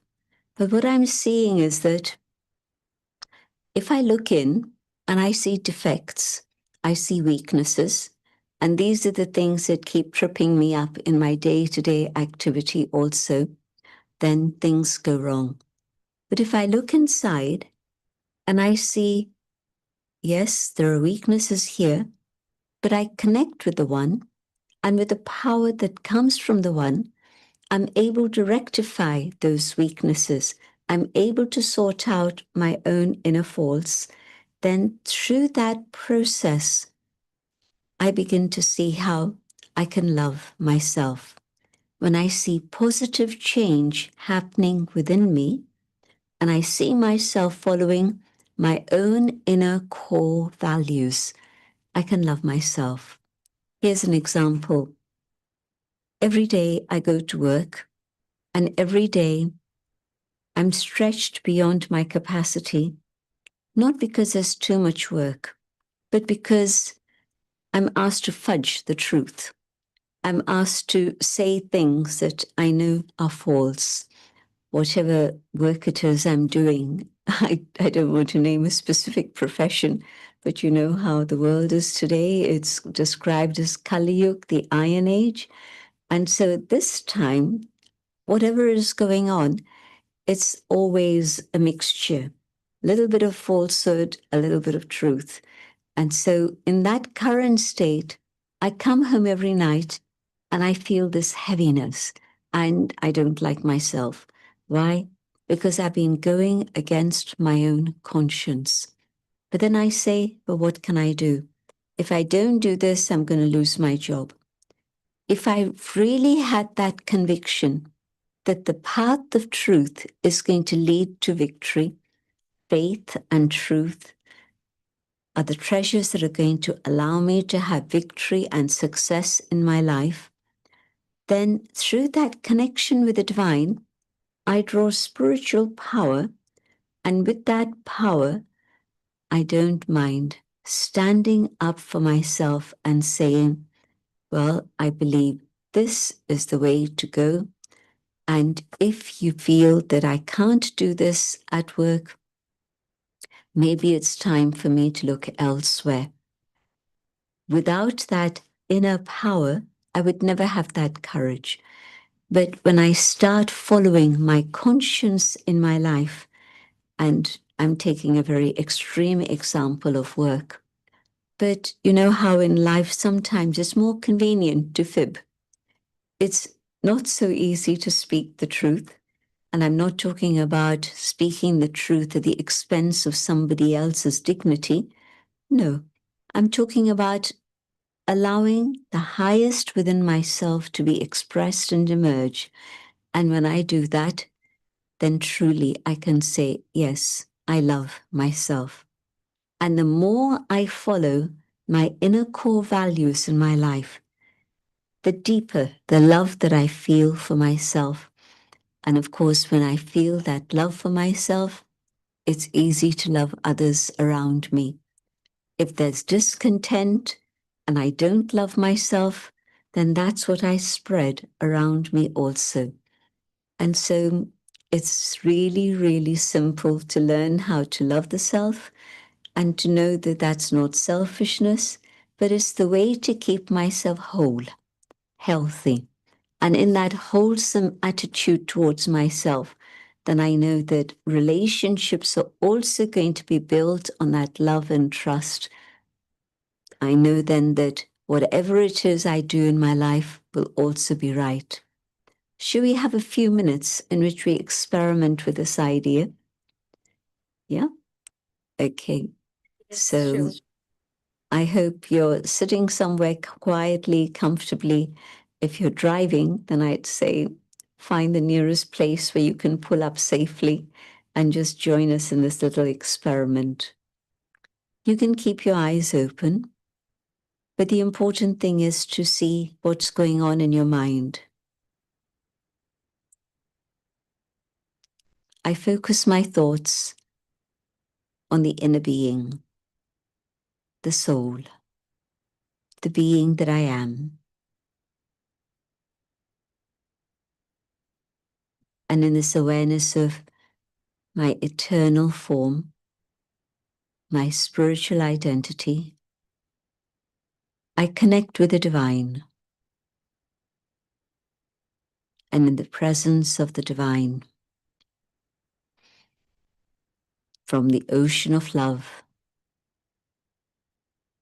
I fill myself with that love.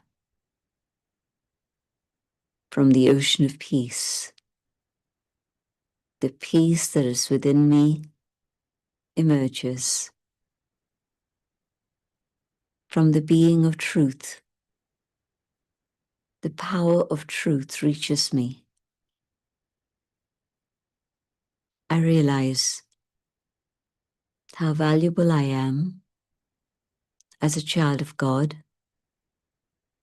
I realize how beautiful the soul truly is, and the goodness within shines and reveals what is going on within me. Each moment with my parent is filling me, recharging me. And these qualities also reach outside, so that the rays of peace, of love, of truth reach others around me.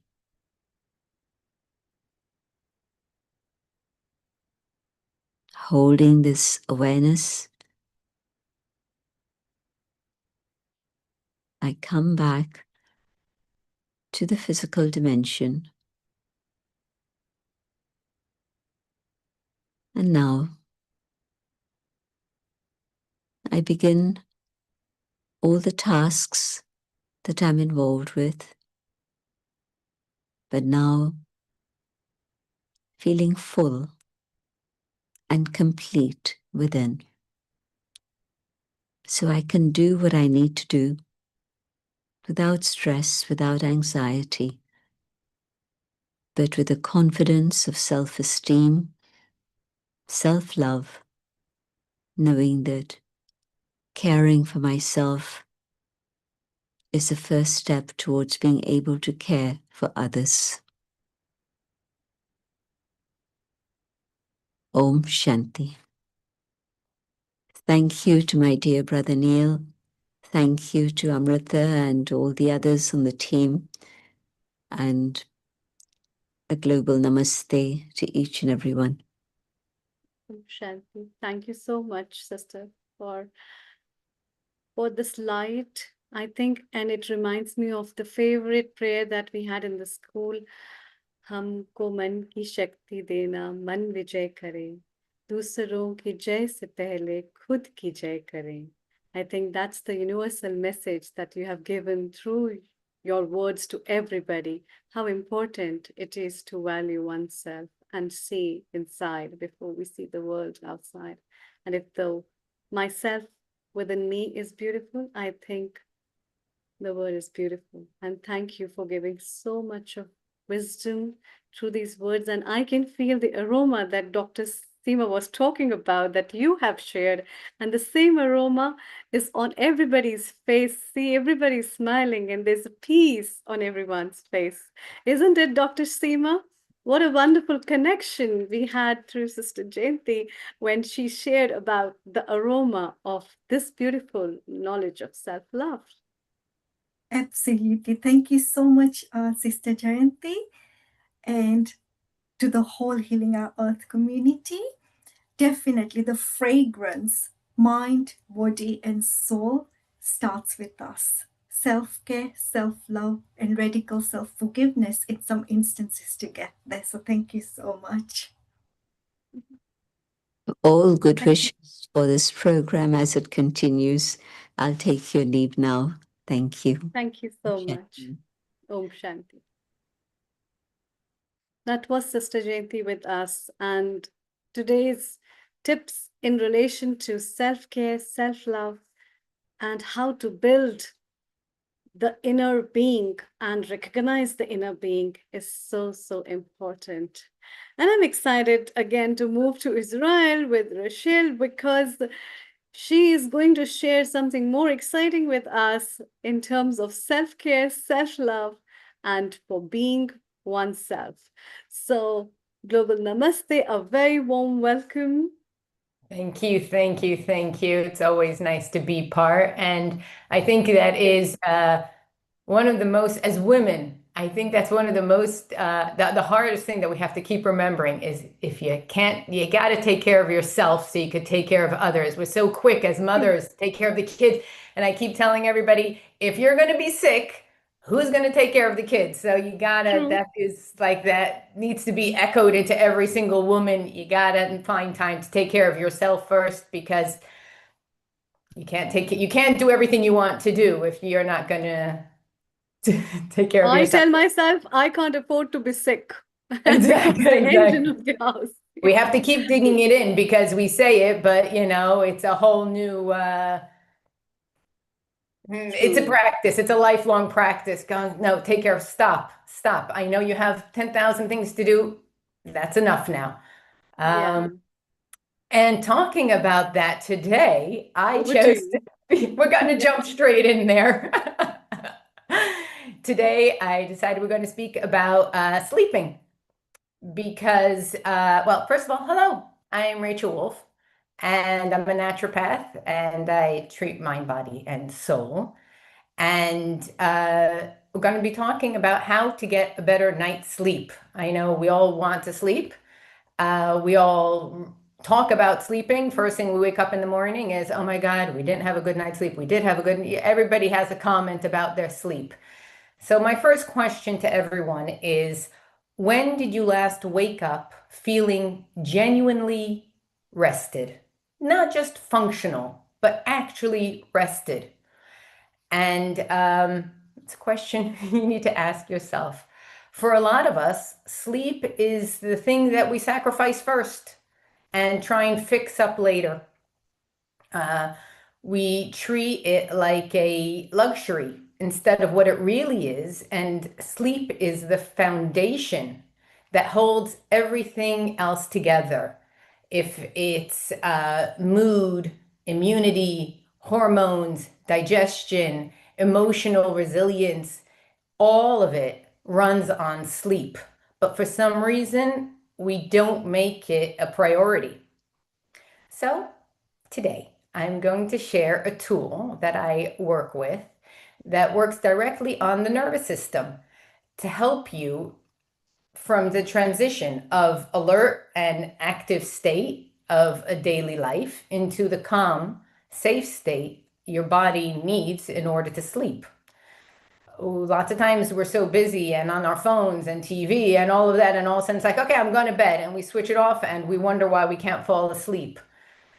So yes, a lot with blue light and modern technology, but it's also calming the nervous system. So I work using EFT, which is emotional freedom technique, or tapping, if anybody knows it by that.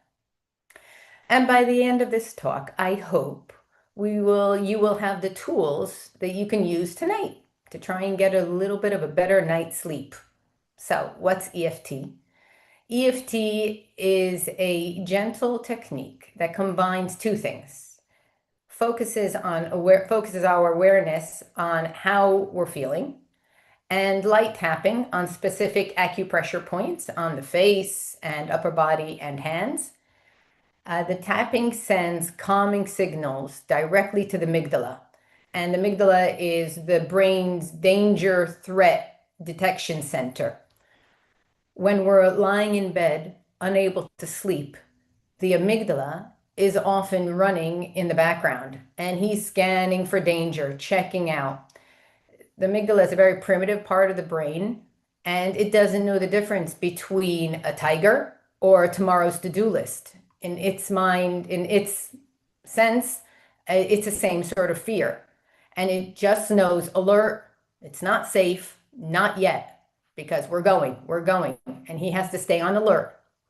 And the tapping tells it, it says, it's okay, we're safe, we can rest now.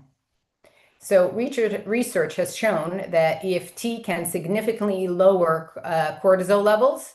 That's the main stress hormone. And it activates the parasympathetic nervous system, the rest and digest. So it takes us out of fight and flight and puts us down to sleepy, which is really fun. And that's exactly what the sleep requires. So you don't need to believe in it for it to work. You just actually need to do it. When we tap, the words we use are important. We don't want to sugarcoat it. We want to tell it how it is, with no judgment. We're not pretending everything is fine, because that's what we like to say. Everything's fine. We're all fine. Well, not in EFT. We say it how it is. We're naming what's the real meaning and meeting it with kindness. And that's what lowers the charge. So let's start tapping right now. If this is your first time tapping, or if you are a master tapper, it's all okay. Everyone's welcome. Just follow me and say what I say, repeat what I say, and feel free to change the words to ones that resonate with you. So if I say something and you're like, yeah, that's not it, just change the words in your mind or say them out loud in your own words that resonate with you. So I hope everybody's sitting. If you're standing, that's fine, but try and sit down, sit comfortably, allow yourself to settle down. Check your jaw is not clenched and locked. Check your shoulders, bring them down from your ears. It's been a long day. Take a nice easy breath in. Whew. I just realized I had a really long day. And we're going to start tapping. So we're going to start on the karate chop. Now, it doesn't make a difference if you use your left hand, your right hand, you could change off. We're just going to start on the fleshy part of our hand, and we just start tapping, light taps. We don't have to cause any damage, just nice and gentle. And you repeat after me. Even though my mind won't stop, I deeply and completely accept myself. Even though I'm worried I won't sleep tonight, I deeply and completely accept myself. Even though my body is tired, but my brain is wide awake, I deeply and completely accept myself. I'm just going to keep using my left hand. We start at the eyebrow point. That's just at the beginning of the eyebrow, not the third eye, just at the beginning of the eyebrow. And you keep repeating after me. This busy mind, side of the eye, all these thoughts, under the eye, not ready to switch off yet, under the nose, all the things I'm still holding from today, on our chin. I don't know how to let it go, on your collarbone. And that's okay. I don't have to figure it out right now. Underarm, or like I call it, the bra strap area. It's late. My body knows how to sleep.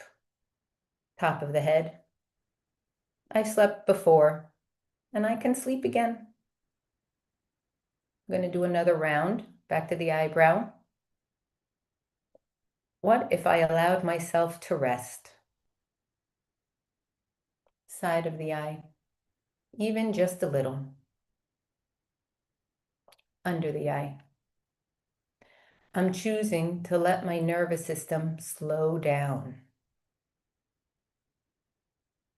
Under the nose. My body is safe right now. On the chin. Nothing needs to be solved tonight. Collarbone. The thoughts can wait until morning. Under the arm. I'm giving myself permission to sleep.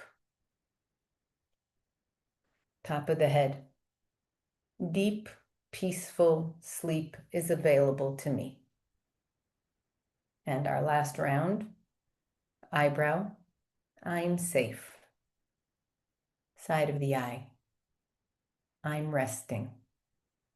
Under the eye, my breath is slowing.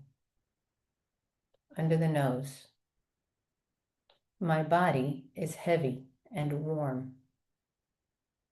Chin, I'm letting go.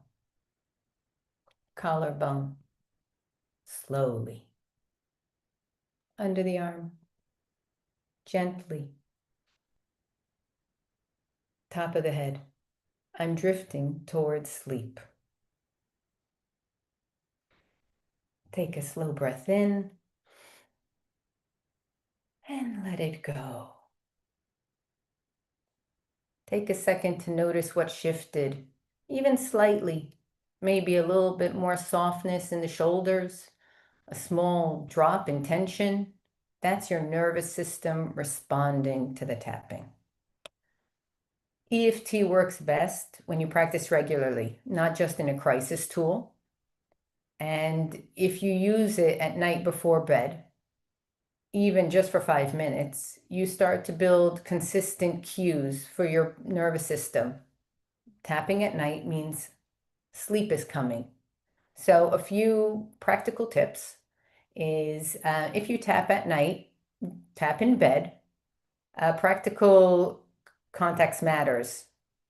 The physical context matters. So you want to link the practice to the location when it comes to sleep. Keep the phrases honest. When you noticed when we tapped at the beginning and I said I completely accept myself. If I deeply and completely accept myself feels like a stretch and there's that little voice going, don't buy it, don't say it. So you could say instead, I'm open to accepting myself. And if that's even hard, which that's okay, just you could say, I acknowledge how I'm feeling. The honesty matters more than the words itself. And customize it.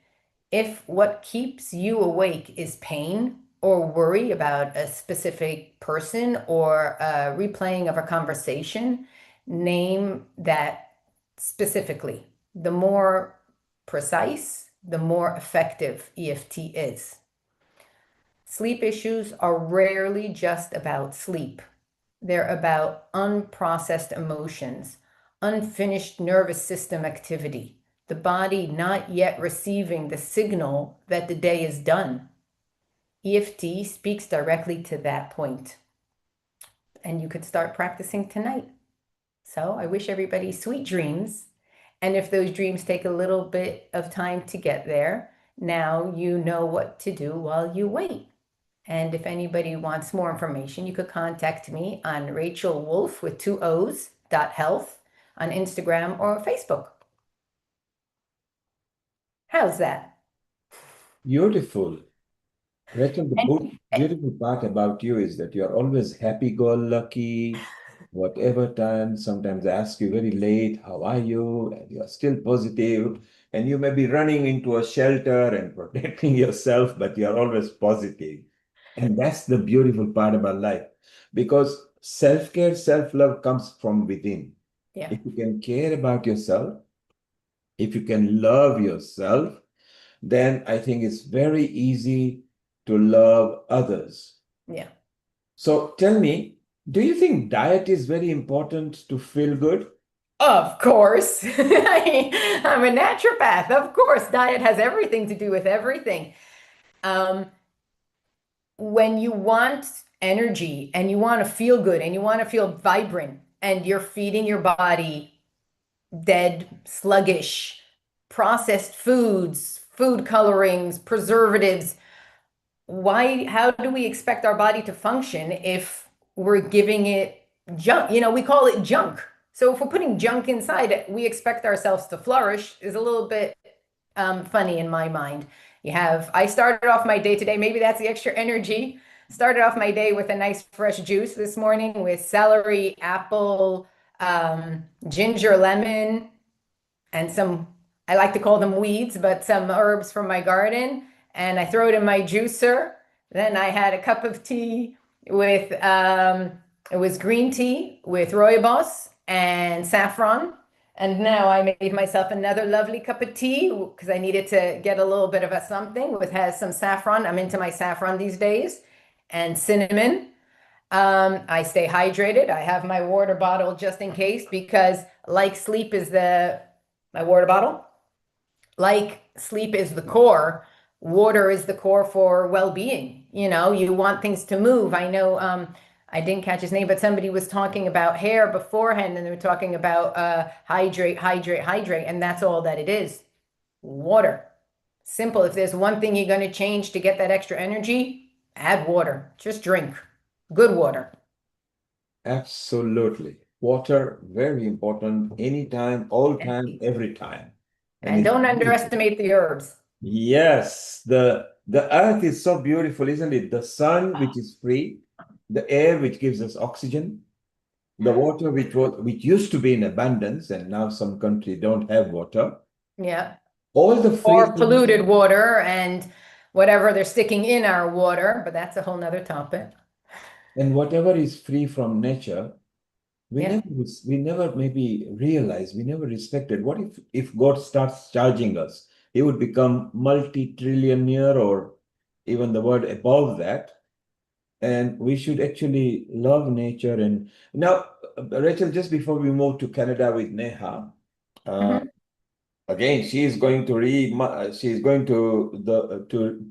rewire your mind because that's her specialty. And shortly we'll be going to Neha. As a woman, and you are here, and maybe Neha will start with that. I am. Lots of hormonal changes and everything. How do you take control of that and still keep positive? What tips can you give to those who are going to reach perimenopause, or they don't know they're about to reach perimenopause, and then I'm there. You are there. Hey, that's it. Yay. Amrita is laughing because she's enjoying the journey as well. And Neha is laughing. I'm 48 years old. I'm there. I'm free. You're there, you're free, yes. I think because people are asking on social media, what tips can you give to people who are either embarking on it or about to go and get into menopause? What tips can you and Amrita give? And then we move to Neha in Canada. You know what I love when you said is, get control. And, I guide my clients through nutrition and hormone balance. And one of the things I could say after a while is just stop trying to control everything. Your body is changing, and it's such a natural occurrence. And in tribes, when a woman stops her period, she becomes the wise elder woman of the tribe, and she's put up a notch, and she is feared. And in our day, when a woman stops getting her period, we're like, well, your job's done. See ya, done with you. And we feel like we have to be that 20-year-old, and we have to be as fast as them and as good as them. And, got the phone going, my kids still laugh at me. And sometimes you just have to say, I'm giving myself a promotion, and just to tell all the women, premenopause starts before you have any, you'll get the symptoms way earlier before your period or the bleeding stops. So don't say, oh, everything's fine, I'm just a little bit moody or bloated or whatever it is, but it's not. It's all premenopause. But hey, we got a title, so we could use that. But my best thing is just stop trying to control. You will have to modify your nutrition to what your body needs right now. You don't need to eat like you were 20, and you don't need to eat when you were 30. You are now 40 or 50, sometimes even 60, and your body has different requirements. So it's not getting control, it's going with the flow of your body and learning to listen to your body and say, what's right for me right now? Nutrition, and there's some wonderful herbs that we could use for hot flashes, sleeplessness, EFT for sleeping. We have a whole earth full of things we could use before we jump to chemical HRT or anything we want to slap on for a quick fix, because it might be a quick fix now, but I'm convinced you pay for it later on. So I don't want to wait to find out. And I opt for, it is what it is. I have bags, I have wrinkles, and I have a turkey neck. And you know what? That's me. I have 3 kids, proud of every mark that they left and proud of every night I stayed up with them, because I'm a mama. And a mama's not supposed to look like that. I'd be a little bit scared if I looked like I did when I was 20, but I'm a lot more outspoken than I am. So that comes with age as well. Embrace yourself and stop trying to compete. I could talk a lot. Yeah. As you are, you're still very pretty. So keep looking the way you are, be the way you are. And yes, next Sunday, don't forget, next Sunday is a Mother's Day. And you can tell us about how it feels to be a mother and what our mothers have done. And talking about our mothers and the generation well before us, the history shows they didn't talk too much about perimenopause. They never even maybe knew about it. So I wonder whether their diet and their mental state helped them faster to ease into it. It's not a subject we're going to discuss today, but Heather, keep on smiling and be safe there in Israel. Thank you so much for having me on. Thank you. Be around, and we'll Thank you. chat with Thank you you. I later. really enjoyed your talk, and I look forward to see you the Mama's Day. Thank you. Keep cheering in the same way. Thank you. It's amazing. Neha, have you got any comment for Rachel before we come to you in a moment? You can unmute yourself, please. Unmute. I'm missing the good parts. Neha, we can't hear you. We can't hear you. So if you could join, maybe if you are using a Bluetooth or something. Neha, can you hear us? Neha, put your thumbs up if you can hear us. Can you hear me now? Oh, yes, Yes. we can hear you now. Yes. We No, have. Rachel, I think Rachel summarized it all very well. I just would like to add that women and a lot of people I work with, even men, we're very unaccepting of our bodies. And something that has changed in my journey and my understanding is our body is doing so much every single second to keep us alive. And we're always in the zone of, oh, I want to fix this, how I look, my energy, the weight, etc., etc. But what shifted for me is just this thought and idea of my body is doing so much to keep me alive. How can I support it? And What Neha, can in I the do quest, to support it? Neha, in the quest of searching how I want to do and what I want to do, time flies, and then we find we don't have time left. So do things now. Don't think that you will shape up and you will take that suit out and you will wear that clothes. Get into it now and feel good. Neha, just before we introduce you, and Rachel, before you leave, Amrita, tell us what's happening in the next few episodes and why they are exciting. And let's commence with next Sunday. Yeah, I'm excited to host the International Mother's Day, which will be broadcasted on 10th of May 2026. And the Mama's Day, I look forward to have everyone to talk about with their moms. Pat on the back. We all get pats on the back. Yes, definitely. Thank you. Exactly, because we want to treat our mothers, but we want to also treat the mothers who have become mothers. Because when you give a birth, that's the time when a mother borns as well. Because when you give a child, when you born a child, then that's when you become a mother. So there's two births going on. So it's beautiful. And the heart of home, I think, is mother, who are our eternal beacon.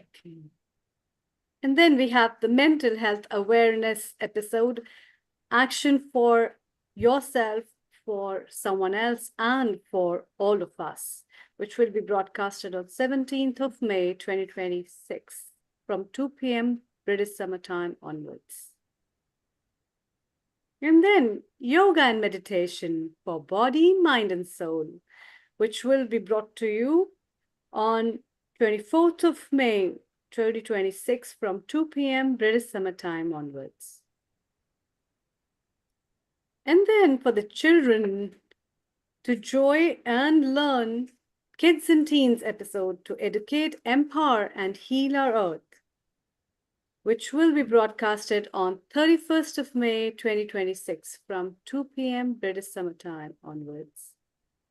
And we want to bring the talented kids, including teenagers. And if you are a parent, how you can parent kids better, and more episodes are there. If you want to know more further, just go to visit our website, healingourheart.com, future sessions. And Rachel, keep on smiling, and let's go from Israel, India, UK, and now to Canada, where Neha Arora is waiting for us. She plans to rewire our brain. So Amrita, please introduce her. Thank you. Thank you, Rachel. It was lovely to have you. Neha Arora is the founder of the Mind Rewired and a trauma-informed practitioner specializing in rapid transformational therapy, somatic work, and biology of trauma. She works at level of subconscious mind and nervous system to help individuals break from the deep-rooted patterns, creating space for lasting healing and transformations. And therefore, her work is grounded both as a professional expertise and personal experience, with a clear mission to help people move from the survival mode into the life rooted in safety, authenticity, and inner freedom. Most welcome, Neha. Thank you, Amrita. Hello, everyone. And it's such a pleasure to be here. So thank you for having me. And Amrita, thank you so much for that wonderful introduction. Thank you. I'm Neha, and I work with the mind and body, helping people who seem to be all fine on the outside, but inside they're holding on to a lot and struggling. And honestly, I've been there too.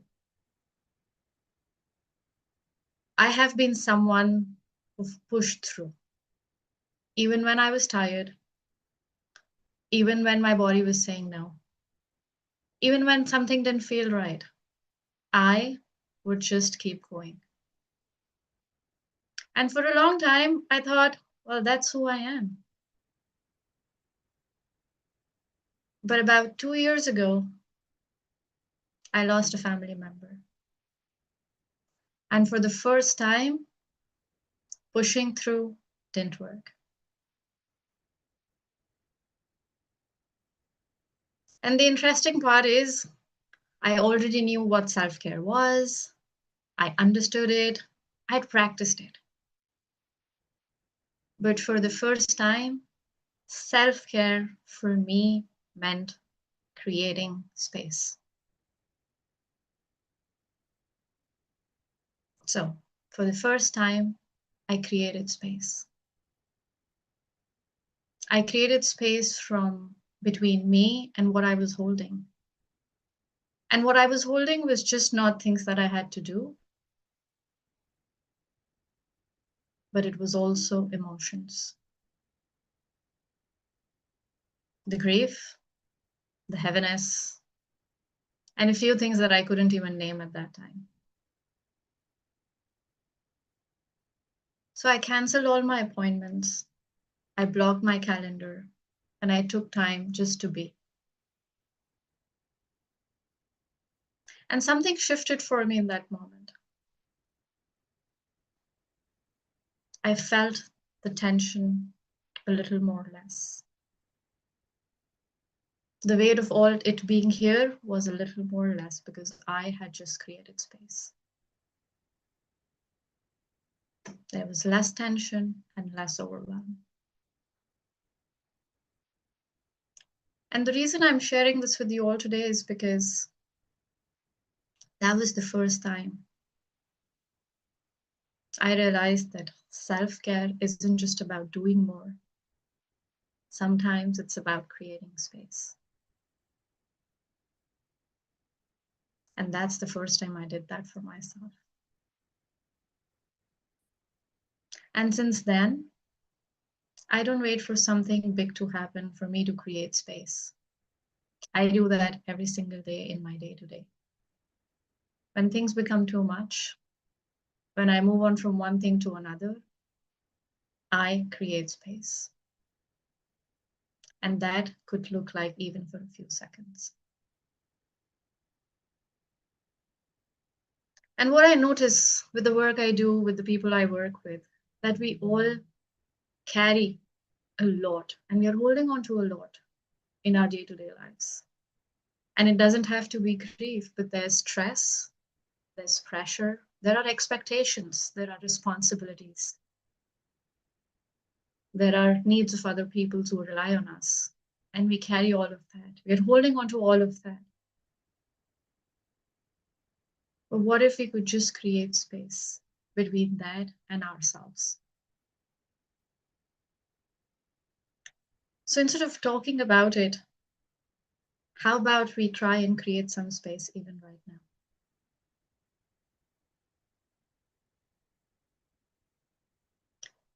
So I'd like to invite you to notice any tension, any stress, any discomfort in your body, and give it a number. From 0 to 10, 0 being the lowest and 10 being the highest. And that number doesn't have to make sense to anybody. It's just a number. Just notice and give it a number. You could write it down. You could make a mental note, whatever works for you.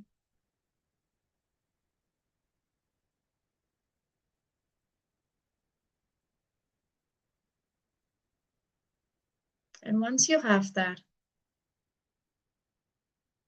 I invite you to bring your arms as close to the shoulder as you can. Think of a boulder in front of you, a rock. And it could be small or big, depending on whatever feels right for you. I want you to engage your muscles, and we're going to push that rock away. Very slowly, very gently. Whenever you're ready, take a breath in. And very gently push that away.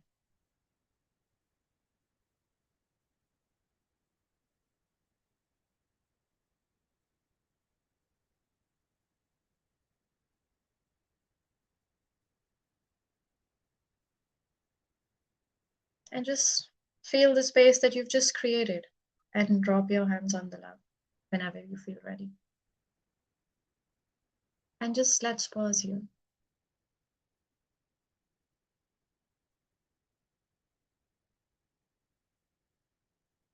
And notice. Did anything shift for you? I see Rachel smile.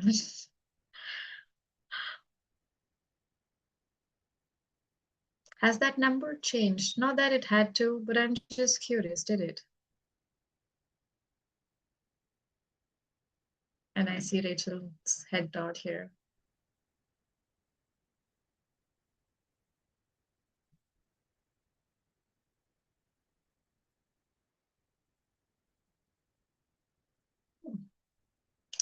And this is what we did. We just created a little space here between you and whatever that was. So I'm inviting you one more time to create a little more space. And if this feels right, we'll do this one more time. You bring your arms as close to the shoulder as you can. Get ready, engage your muscles. And we're going to push that boulder away. And now this is just an invitation. If you'd like to say the words, give me space, or I need space, you could shout it out loud. You're on mute if nobody's hearing. And if it doesn't feel right, that's okay too. So listen to yourself. If it feels right, shout it out loud, say it softly. And these are my words, so you could change it, whatever feels right for you. So hands as close to the shoulder as possible. Take a breath in. And gently, very slowly, push that boulder away. And once you have, I want you to look at the space that you've just created.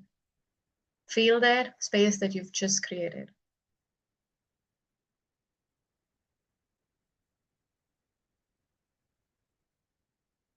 And then let your arms drop and just notice.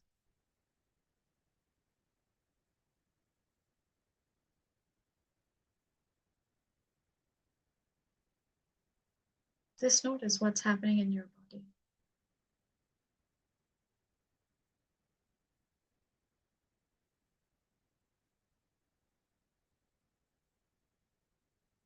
And where is that number? How are we doing with that? Has that changed? And as I said, not that it has to, maybe it hasn't, and that's okay too. Just taking a pause and noticing.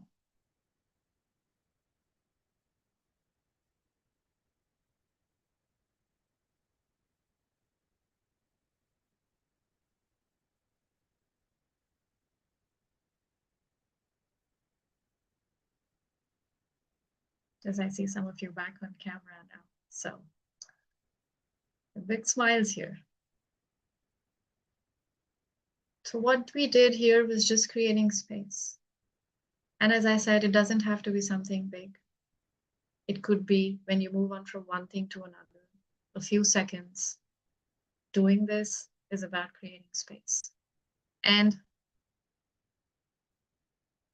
what I really want you to take away from this is when life feels too much, you don't have to wait for the perfect time to change everything. And self-care isn't just about adding one thing after another after another. Sometimes it's about creating space between you and what you're holding. And that is also a form of self-care and self-love. So today, maybe it's not about doing anything. Today, maybe it's about noticing, where do I need a little more space? And giving yourself the permission to take that. Thank you. And with this, I hand it over back to Amrita.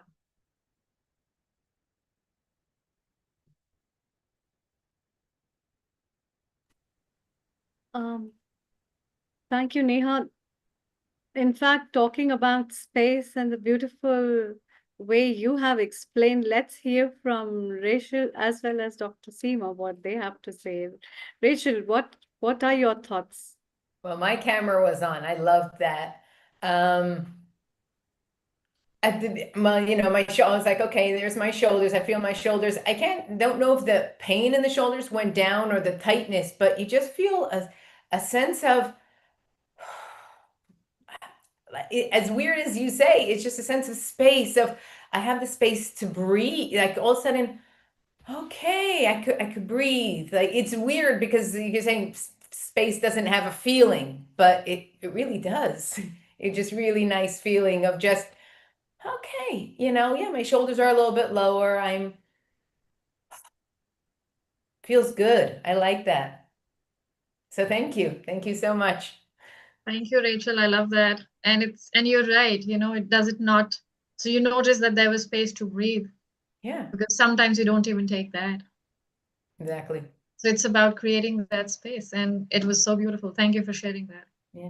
When you say take a second, but take a second, a meaningful second, not like just be there. And it doesn't take long, but it's just like pausing with intention. Maybe that's what it is. Pause with intention. Wow, thank you. Thank you, Rachel. Dr. Seema, what are your thoughts? Right. Thank you so much, Neha. For me, the key word that came through is boundaries. For self-care, self-love is all about boundaries, and letting go and saying no is just important as what we let into our lives. And no is also a complete sentence. No justification, nothing needed. That space that we sometimes need for our own nourishment to maintain our energy, profound. So thank you so much for that reminder.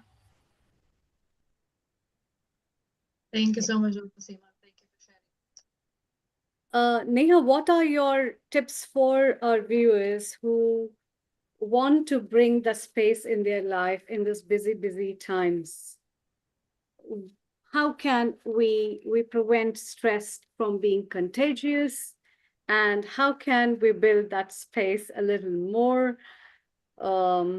despite of not being able to avoid the situations where we want to avoid them?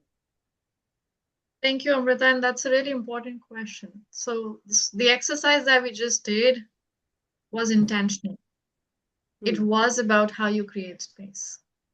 And that's a somatic exercise. So Rachel just said she felt that her shoulders were not as tight. She felt the sense of light, feeling light, and that she had more space to breathe. Because stress, for example, somatically impacts our body, right? Stress is a lot in our body. So when we are stressed, we're not breathing deeply, for instance, or we have tight jaws and shoulders, and there's so much bracing in the body. So there's so much tension. So just doing this exercise that we just did, and it took about a few seconds or minutes. It was not even, oh, you need to close your eyes and meditate. So my invitation to everybody who's watching this is to incorporate in your day-to-day. You can do it while you're at work on your desk. Sometimes people do it in the shower, right? I mean, you're taking shower, you have water running over your head, you could just do this exercise. You can do it while you're in your commute. So just incorporating it in your day when life feels too much. And that people say I'm carrying a lot on my shoulder, and that's literal because there's so much tension that gets carried away. And so stress is exactly like that. There's so much bracing that happens in the body when we're stressed. So this gives our bodies a message that it's okay for me to relax and take that space. And it reduces stress, even though we're not consciously working about stress and working on that. So the idea is to just create more space in your life. And as Dr. Seema said, and that space could look different from setting a boundary, saying a no. And it might not be easy for some people because I am a trauma-informed specialist and I work. So I can say, oh, say no, but saying no could not be very easy for a lot of people. It wasn't for me when I was for a lot of years. So this is the easiest that people can incorporate in their day. And you could do it in bed. You could do it at any time of the day. You could do 1 or you could do 5. And notice how you feel and see how your system relaxes, how your nervous system becomes very relaxed just after you do it.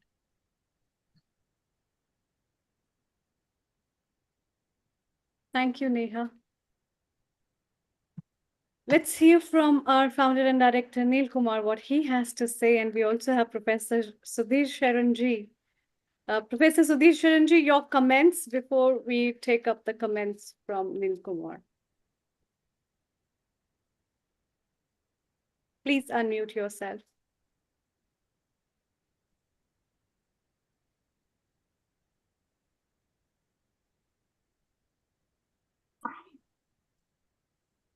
Life has many surprises, and not all of them are pleasant. Yet, we have to respect life, respect forces beyond us. At the same time, rebuild from where we have been pushed. Neha has outlined it beautifully, gives us a strength when things are not as we would have wished them. Thanks for sharing, Neha. Now, you see, we were talking about stress, and science says not all of it is psychological. A lot of it is physiological. And last time on 19th, I was talking, a big role is played by the farming system and integrity of the farmer. In India, I can tell you, farmers grow by a different methods for their own and family's consumption. They will not touch any synthetic chemical, either fertilizer or plant protection. They will only use farmyard manure and other forms of compost. But when it comes to growing for the market, then there is a different standard altogether.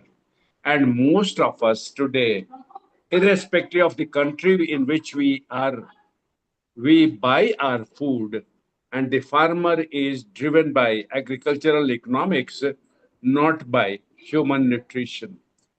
I am one of the guilty parties. I am trained to be a farmer. Now, as I mentioned in the 19th April program, I am trying to remedy the situation. And I'm happy to tell you that we have been able to find solution for micronutrients, the enzyme forming chemicals, the minerals, the vitamins which work as cofactors for rest of the metabolism to function. And I can assure you that as my community expands of responsible farmers who grow for nutrition,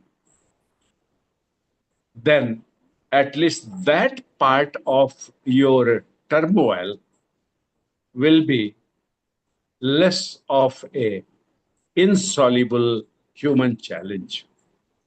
And when the nutrition is proper, our cognition is on a different function. And when cognition is on different level, so then as Rachel was telling, amygdala also responds in our favor. The center for emotion does. Because that's how Mother Earth made us. And this is what is there. So thank you, Amrita, for letting me comment. Listening to Rachel was absolute joy. Listening to Neha was making me serious. For some time, I did switch off my camera because I didn't want my emotions to be visible to everybody. Some emotions are best expressed in private. Thank you, Emma. You have a friend. Thank you, Rachel. You have a comrade. Thank you, Neil, for bringing this a special day. And thank you, Amrita ji, for unmuting me so I could speak. Thank you, everybody. Thank you, Sudhir. Wonderful contribution. So I can see women empowerment here. Isn't it going to be wonderful that next Sunday we are going to appreciate women, mother, I can just say that between the male and the female species, I always tell women you are slightly better than men because you create men. You don't have to fight for equality. In fact, you need to be compassionate to men and say, come to our level and learn from us how to nurture and create better and harmonious community. So it's going to be so beautiful next Sunday. Do pop in, all of you. If you are a mother, we love for what you do to humanity and your offsprings. And if you are not a mother, you remember your mother, because everybody has had a mother before they come here, then let's appreciate the mothers who do wonderful job. You know, they say even in the animal kingdom, the mother may attack the offspring, but will never allow others to attack the offspring. Just like human mothers, they may tell their sons and daughters off, but if anybody else does, they are in trouble. So, International Mother's Day next Sunday. Wonderful contributors to this, right? From the starting to Ravi, to Sushma, to Rotarian Lal Goyal, Seema, Rachel, Neha, Sister Jenti, and many others, including Sarah. So wonderful. Amrita, is all yours. A nice, gentle Gayatri mantra to close off this wonderful session, and love you all. Thank you. Thank you so much. Thank you to all the contributors for this beautiful self-love and self-care episode. We will be bringing to you the Mother's Day special episode, so don't forget to bring your moms.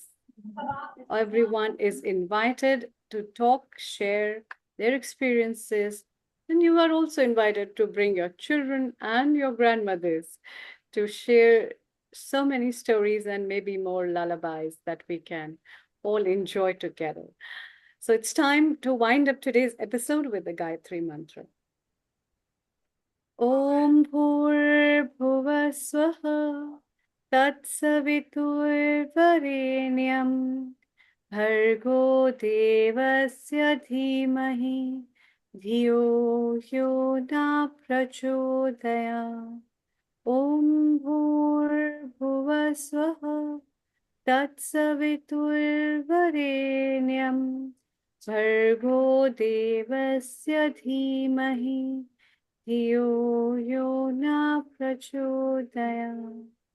Om Bhurbhuva Swaha Tatsaviturvarenyam Bhargo Devasya Dhimahi Dhiyo Yo Na Prachodaya. Om Shanti Shanti Shanti. Shanti, indeed, Amrita. We are stopped. You can sing and dance and do what you like. We are not beaming live on any social media. Well, Rachel is already dancing over there, which is beautiful. It's so wonderful. Amrita, I think in your country, you are coming to nearly midnight in half an hour, maybe. So wonderful. And thank you for staying around. Same to Sudhir, Israel there. Rachel, be safe, be sound, keep on smiling. And remember, you have been there today in the social media when we started the subject of perimenopause and menopause. They want to know about diet and everything. Yes, we will bring a special episode again. We do bring women episode every now and then. We have a diet chart and a recommendation with us. If anybody wants, to Alicia and Shanti, I've sent you the information. To all the others, we love you and good morning, good afternoon, good evening, wherever you're from. This is Healing Our Earth, beaming live in different countries just to bring better communities. Thank you all. Good night. Good morning. Thank you so Thank much. you. Thank you. Thank Thank you. you so much.